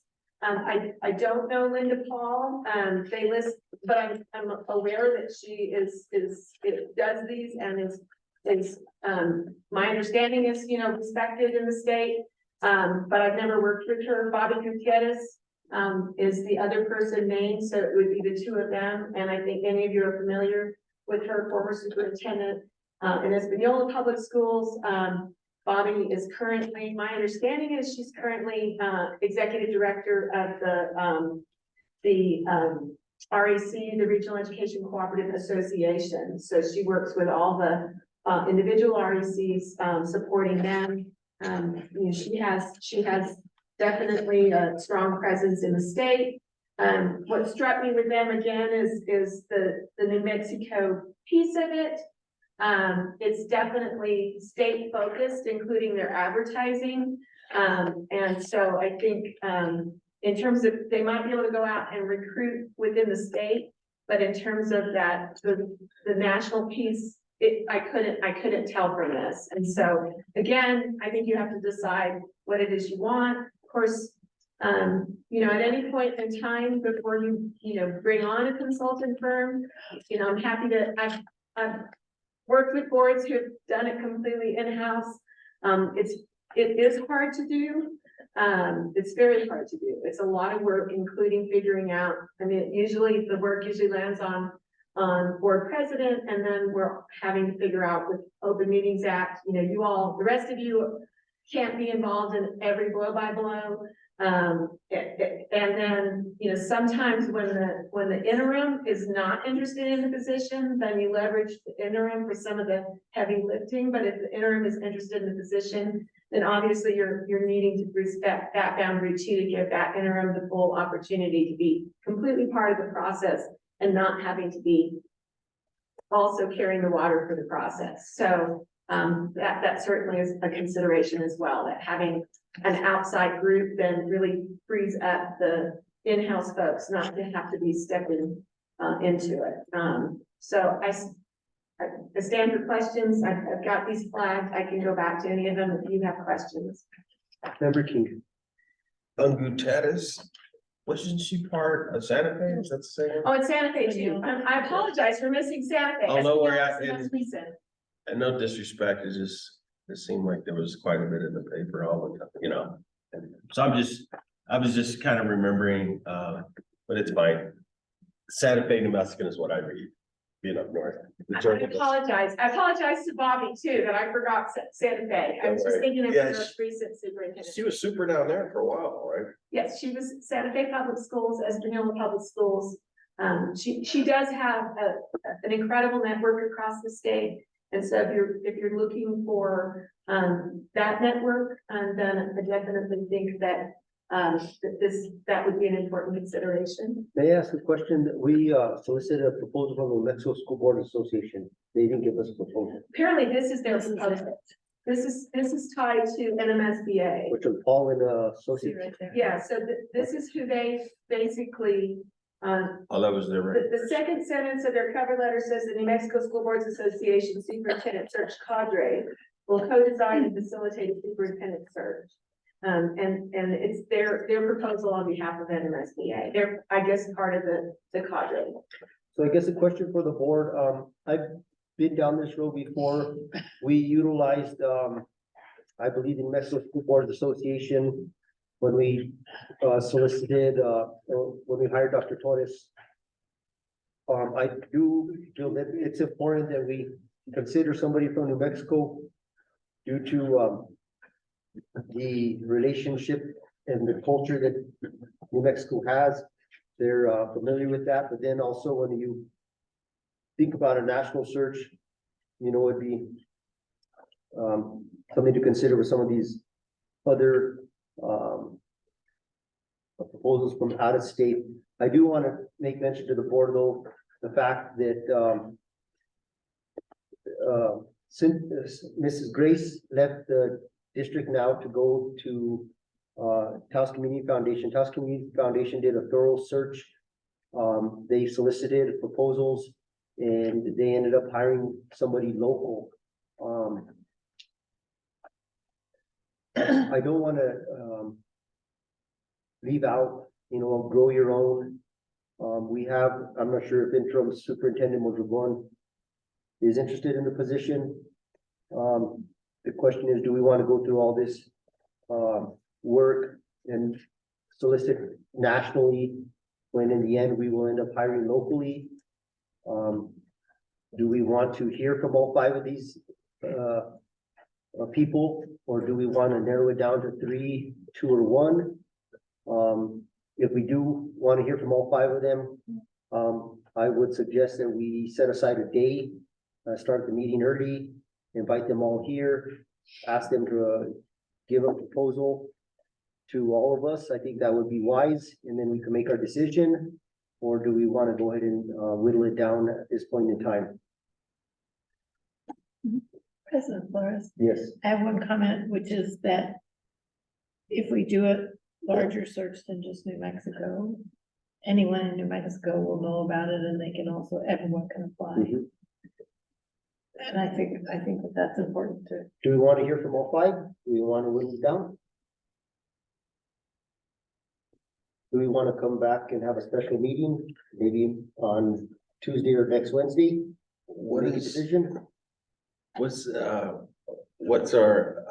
legal advice? Elena, what do you? Well, this is your, this So you piece kind of is your summarize this, decision. yeah. I try to sort of summarize, and again, if you're leaning, in a particular way, as far as what you want, I'm happy to speak to, again, sort of what I saw, but, I will say that they probably won't come, especially if it's, in person, but I do, when I have sat in those public meetings where they come by Zoom, I think you'll definitely get a flavor from them. Obviously, any of them could be watching right now and, have sort of shape what they're gonna say around what they hear you say and what's being said tonight. But I do think you'll get a sense of who they are, and whether they're a match for you.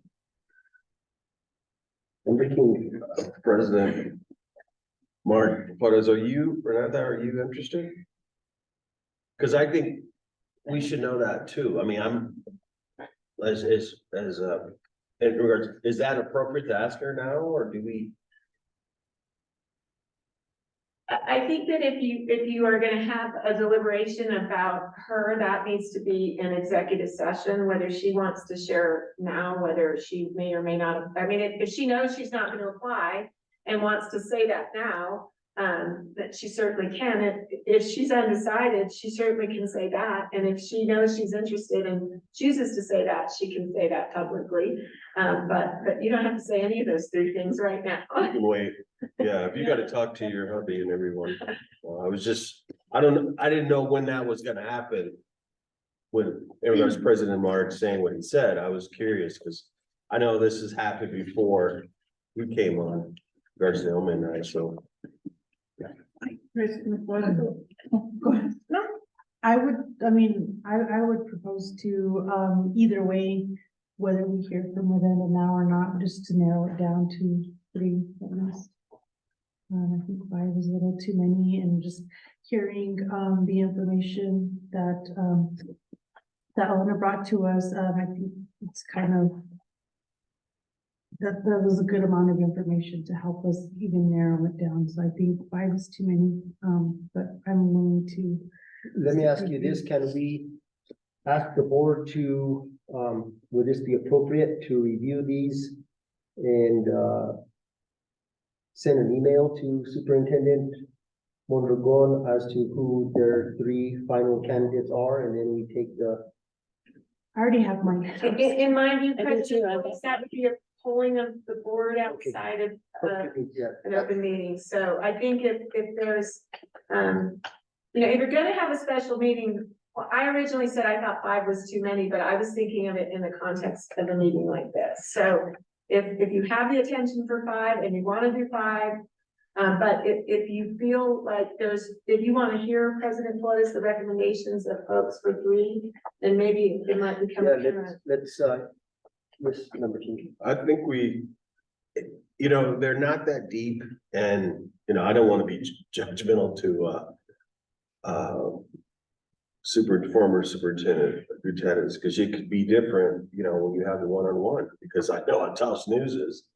And then it's like the truth. So I think 5 is not a lot.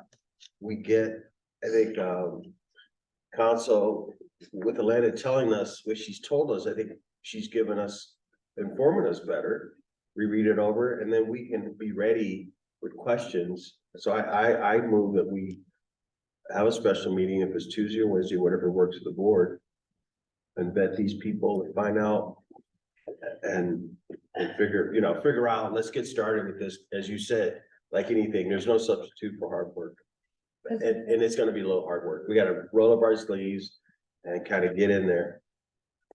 Yes. Thank you, President Flores.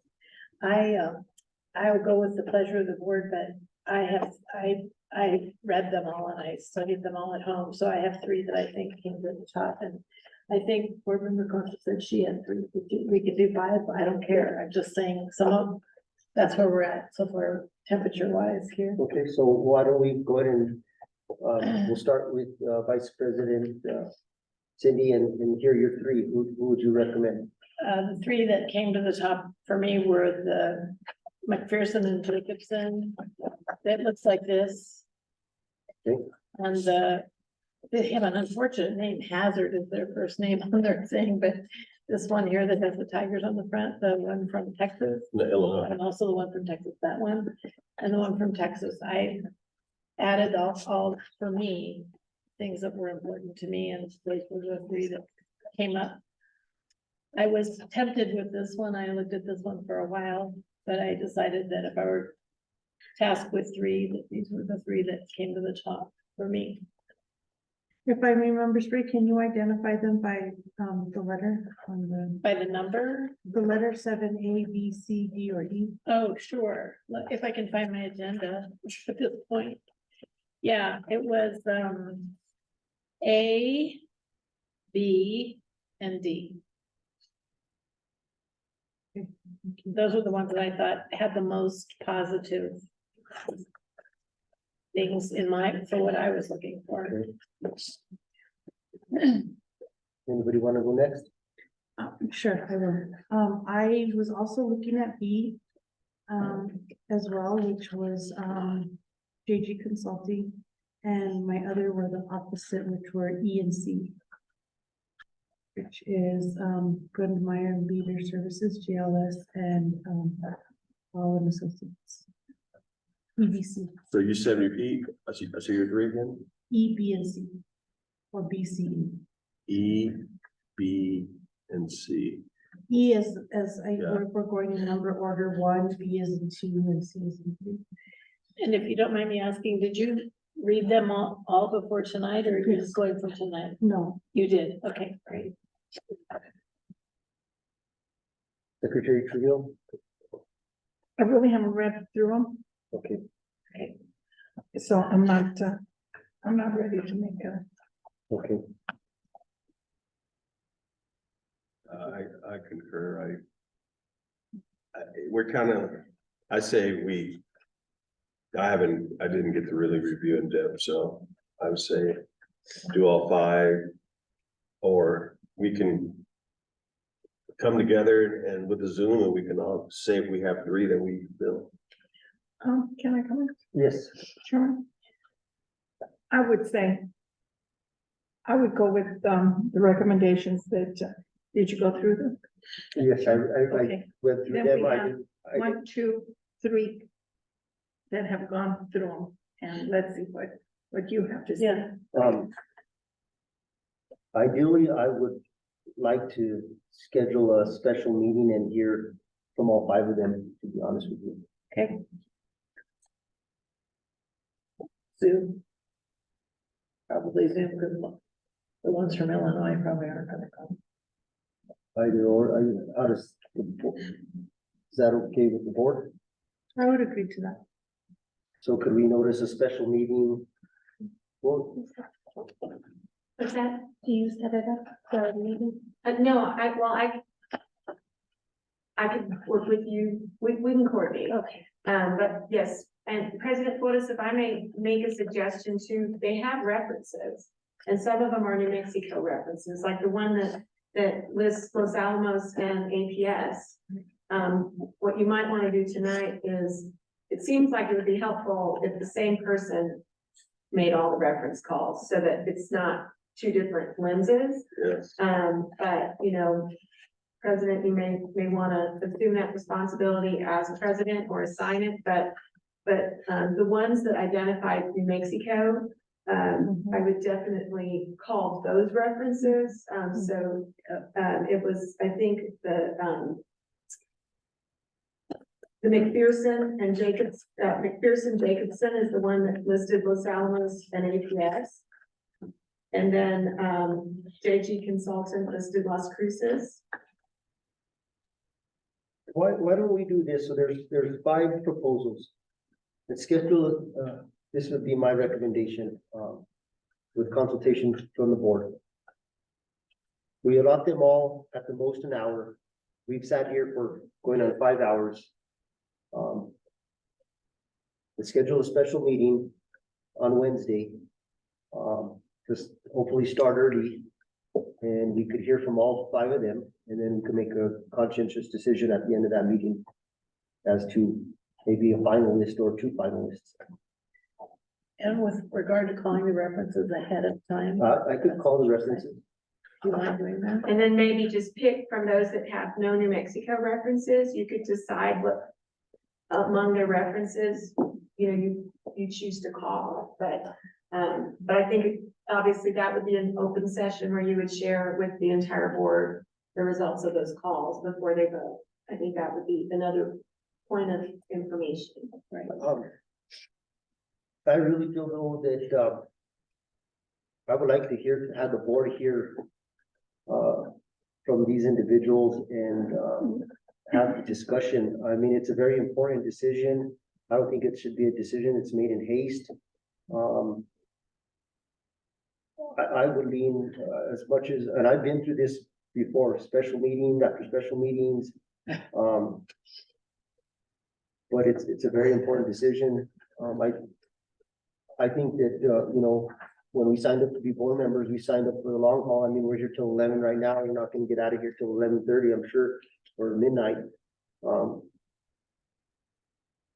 I think, it'd be wise to allow the board to thoroughly look at these proposals and have a special meeting, invite all of them to present for the board, so the board could get a feel for them, and go from there. If it's not a good match, you're not gonna feel comfortable with it at any point. And so I will say that I agree with President Flores that if all of them, you think it's too hard to judge, especially because it is in-depth information.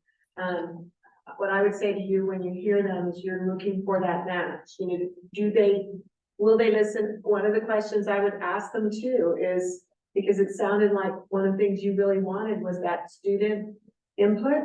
And so how do they deal with the stakeholders? How would they deal with the students? If there was a student group through a nonprofit, how would they engage them?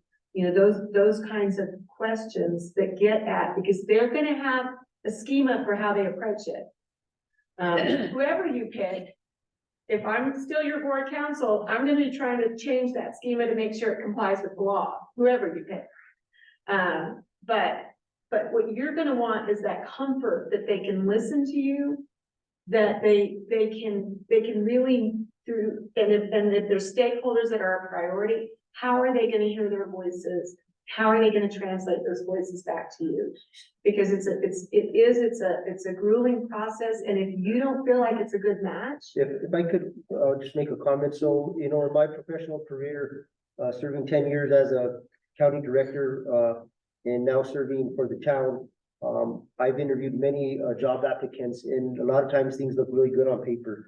But unless you actually hear from that individual and are able to ask them pertinent questions, that's when you can get a real feel for them. A lot of people could look good on paper. I mean, you could definitely curtail your job application. And I've spoke to people like this, when you're applying for the job and they're hiring for a marketing director, while you put all your marketing skills or whatever, if you're hiring for a custodian or a cook, you reference that, but at the end of the day, a lot of these are curtailed so that it looks good on paper. They want to look good on paper. But do they interview good? Do they answer the questions right the way you want to hear them? Do you get a good feel for them? And the only way to do that is to actually do that work. And so my recommendation to the board would be to have a special meeting to convene early, like at 1:00 p.m. on Wednesday, and invite all these people to present to the board. Let them know that they give them 45 minutes, or we allot an hour for them. And I know it's late. I don't believe that we need to make a decision in haste. This will give us more time to do homework and then hear from them, and then we can make a decision at that time. Whereas I have an annual physical at 3:50 on that day, just so you know. So how's Thursday or Tuesday? That's a better deal. Yeah, we, Tuesday or Thursday's perfect, nothing, I have nothing. Yes, sir, Mr. King. I'm just thinking, well, we can, if it's Thursday, I'll just try to have it, whatever I have to do, yeah. I was thinking if we can move it, I said, you thinking one then? I just proposed Just something. throwing a number out there? Or, I mean, it's Wednesday, we should have all this done. Okay, early in the Maybe morning? Tuesday, well, no, I'm thinking, I don't know, 3 maybe. And not everyone's gonna be an hour. We may allot for them, just like we did, when we were in executive session.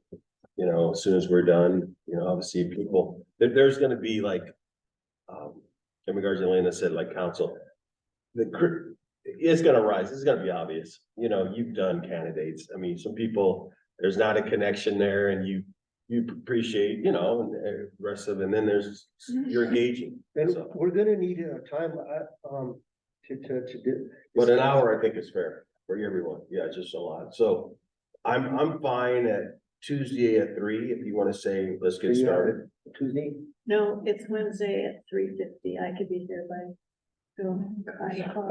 Does Tuesday work for you, Susan? I don't know. I have a comment, and to me, what strikes me is that we have to maintain the integrity of our board. And where we're gonna be, and I want us to keep this in mind, is when we're going out to solicit for a superintendent. We want to be able to have, you know, the restrictions that PED has tried to put on us. And I think that we just need to kind of be very much aware of what kind of pool they're gonna have, what kind of superintendents they have out there, or people that are gonna be applying for a job, that they have experience with their PD from wherever they come from. You know, it's just really critical to find out what you know, I have a big issue with that SEG thing. Nothing has ever been done. You talk to PD and they just, it's mute to them. But then it's taking the power away again from the board to make decisions, certain decisions. And I've asked legal, you know, that are being brought down from the legislature and said, okay, now you take care of it. We're implementing all of this. What voice do we have for our schools and the stand that we're gonna take? You know, and for one, they regulated the cannabis. So now we're left with all of this without any regulations or anything like that. But we have to be very, very cautious as to who they're going to be, what they're going to be recommending. So within looking at these people that they're going to, the kind of search that they make, we're going to have to gauge what they're going to present to us. as the environment that they come from, or who they are, or what they're looking for in a superintendent themselves. I don't know, maybe I say too much, but. No. So I guess, so what does the board want to do? You're all five. And just see. I would just want to comment that, I would like to retract my statement of the top three. I think, input from council has, really changed the ideas of what we're looking for as far as all the concepts mentioned. And so upon reading all of these, I didn't have those concepts in place. So I think it is important to revisit now with all of this in place, and knowing what to look for within all five. So I'm open to reviewing all five. Could we do an early meeting on Wednesday or Thursday? For me, Thursdays are my biggest meeting days. What did we say, Tuesday was fine, so? Do we have enough Does that time work to for you? notice? Does that work for you? Sue? I could do it Tuesday on Zoom. I can't be here in this I can't do two, but Let's do I can do. Thursday. Does that work? Oh, Naomi has too many people. Yeah, Thursdays are my biggest day. I have all the way. What till about 7 Friday? tomorrow, too. Friday's in I think there. Doesn't be we have a short window, we need to kind of get started as sooner. How about Monday? I can't do Monday, I'm out of town. Okay. But I Tuesday, could do Tuesday by Zoom. I won't be in this, I'll be in Colorado, but I can do it. what you do it by Zoom, okay. Let's just do Tuesday. What time? Okay, I won't be here, but I'll be on Zoom On Tuesday. I think we all need to be present there. Yeah, I think, So we what, could talk. let's do Wednesday. No, you said you can do it. Let's do Thursday. Can we do Wednesday at 8 AM? Yeah, let's do Wednesday at 8 AM. I love it. I could do Wednesday, yes, as long as I'm at Lucas Shriver's by 3:50. I think that gives. I So can- that's, if you do 8, that's 9, 10, 11, 12. You're out of Yeah. there, yeah. That's good, as long as I can walk there, but then. Yeah, if you At you 8 could a.m.? even do 9, and you're out of there by 2, Let's do 9. yeah. 9 and then you're out by Does that 2. work with you? Nick? And that's Tuesday? That's Wednesday. That's Wednesday? That's Wednesday. It's perfect for me. Yeah, So that's let's perfect. do Wednesday, At 9, so 9 here. are you available Wednesday? I'm not available Wednesday. I'm not hearing anything that you're saying that makes me think you might need me. Okay, But I'm not available even by phone. Thursday, I would be available. Tuesday morning, I would be available, but I'm not available Wednesday. do we need to have legal counsel to do this? I think we can, we can always, if there's a question, Lena, are you comfortable? Are you? Wednesday, I'm not available at all. Well, I'm just saying, if we have a question, we can always talk to you later, right? Right, it's just if you have a question that you think you need to have answered before you take action, it can hold things up. I'm not hearing anything that makes me think that you're gonna have. And Naomi, would you be able to arrange your schedule for Thursday? The 25th, At 9, I could probably do, yeah. so 9, and then we're out by 2. Yeah, because I have an HR with that 3 o'clock on Thursday is my most important one. So I have to let's be do done by Thursday at 9 AM. Special meeting. And Naomi, we won't always ask you to change. That's a lot to ask. And thank you for doing that. We really. No, I'm good at this. Are you available Thursday at 9, Elena? Yes. Yeah.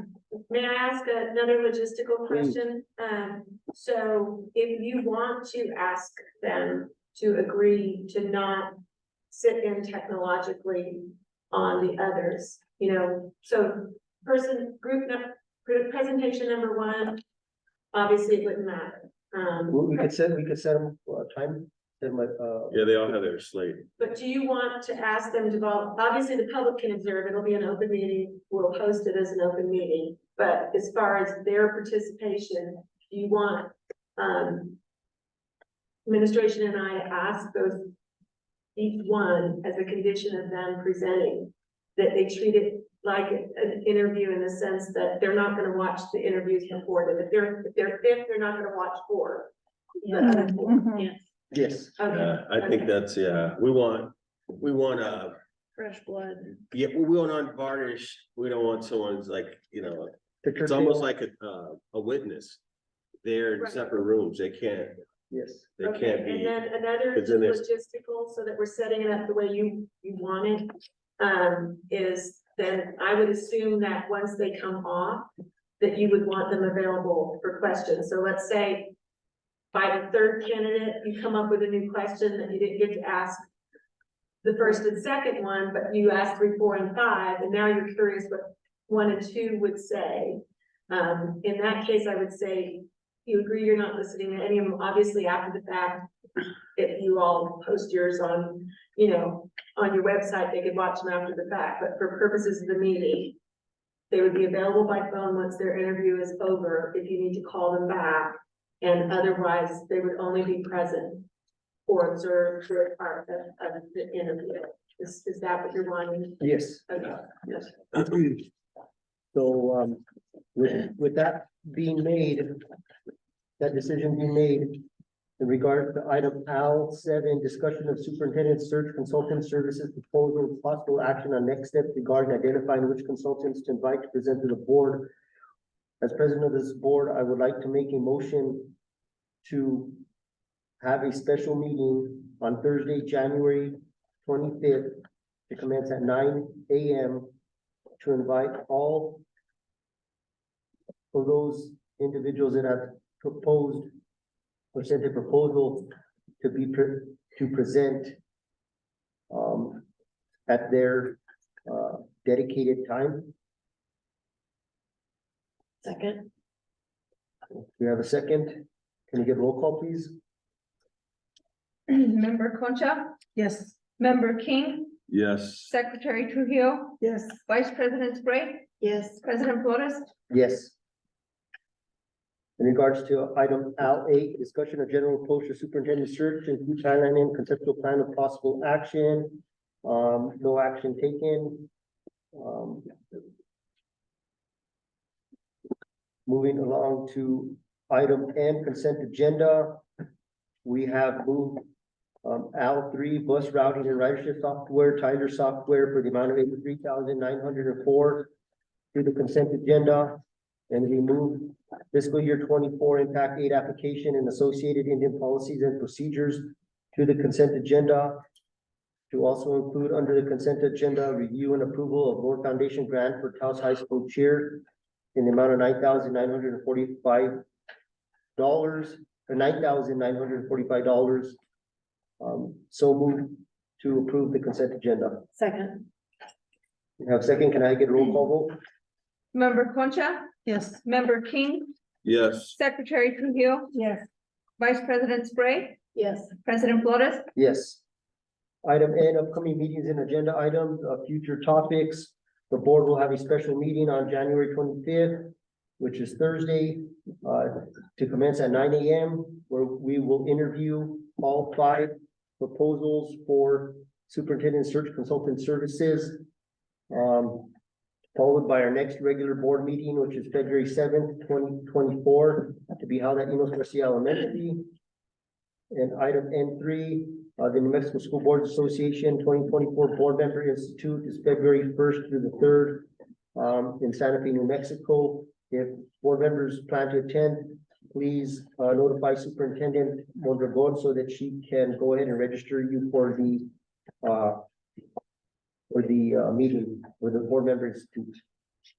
Item O is adjournment, so move to adjourn. Second. We have a second, could we, from Vice President Cynthia, could we get roll call, please? Member Concha, Yes. Member King, Yes. Secretary Trujillo, Vice President Spray, Yes. President Flores. Yes. Goodness.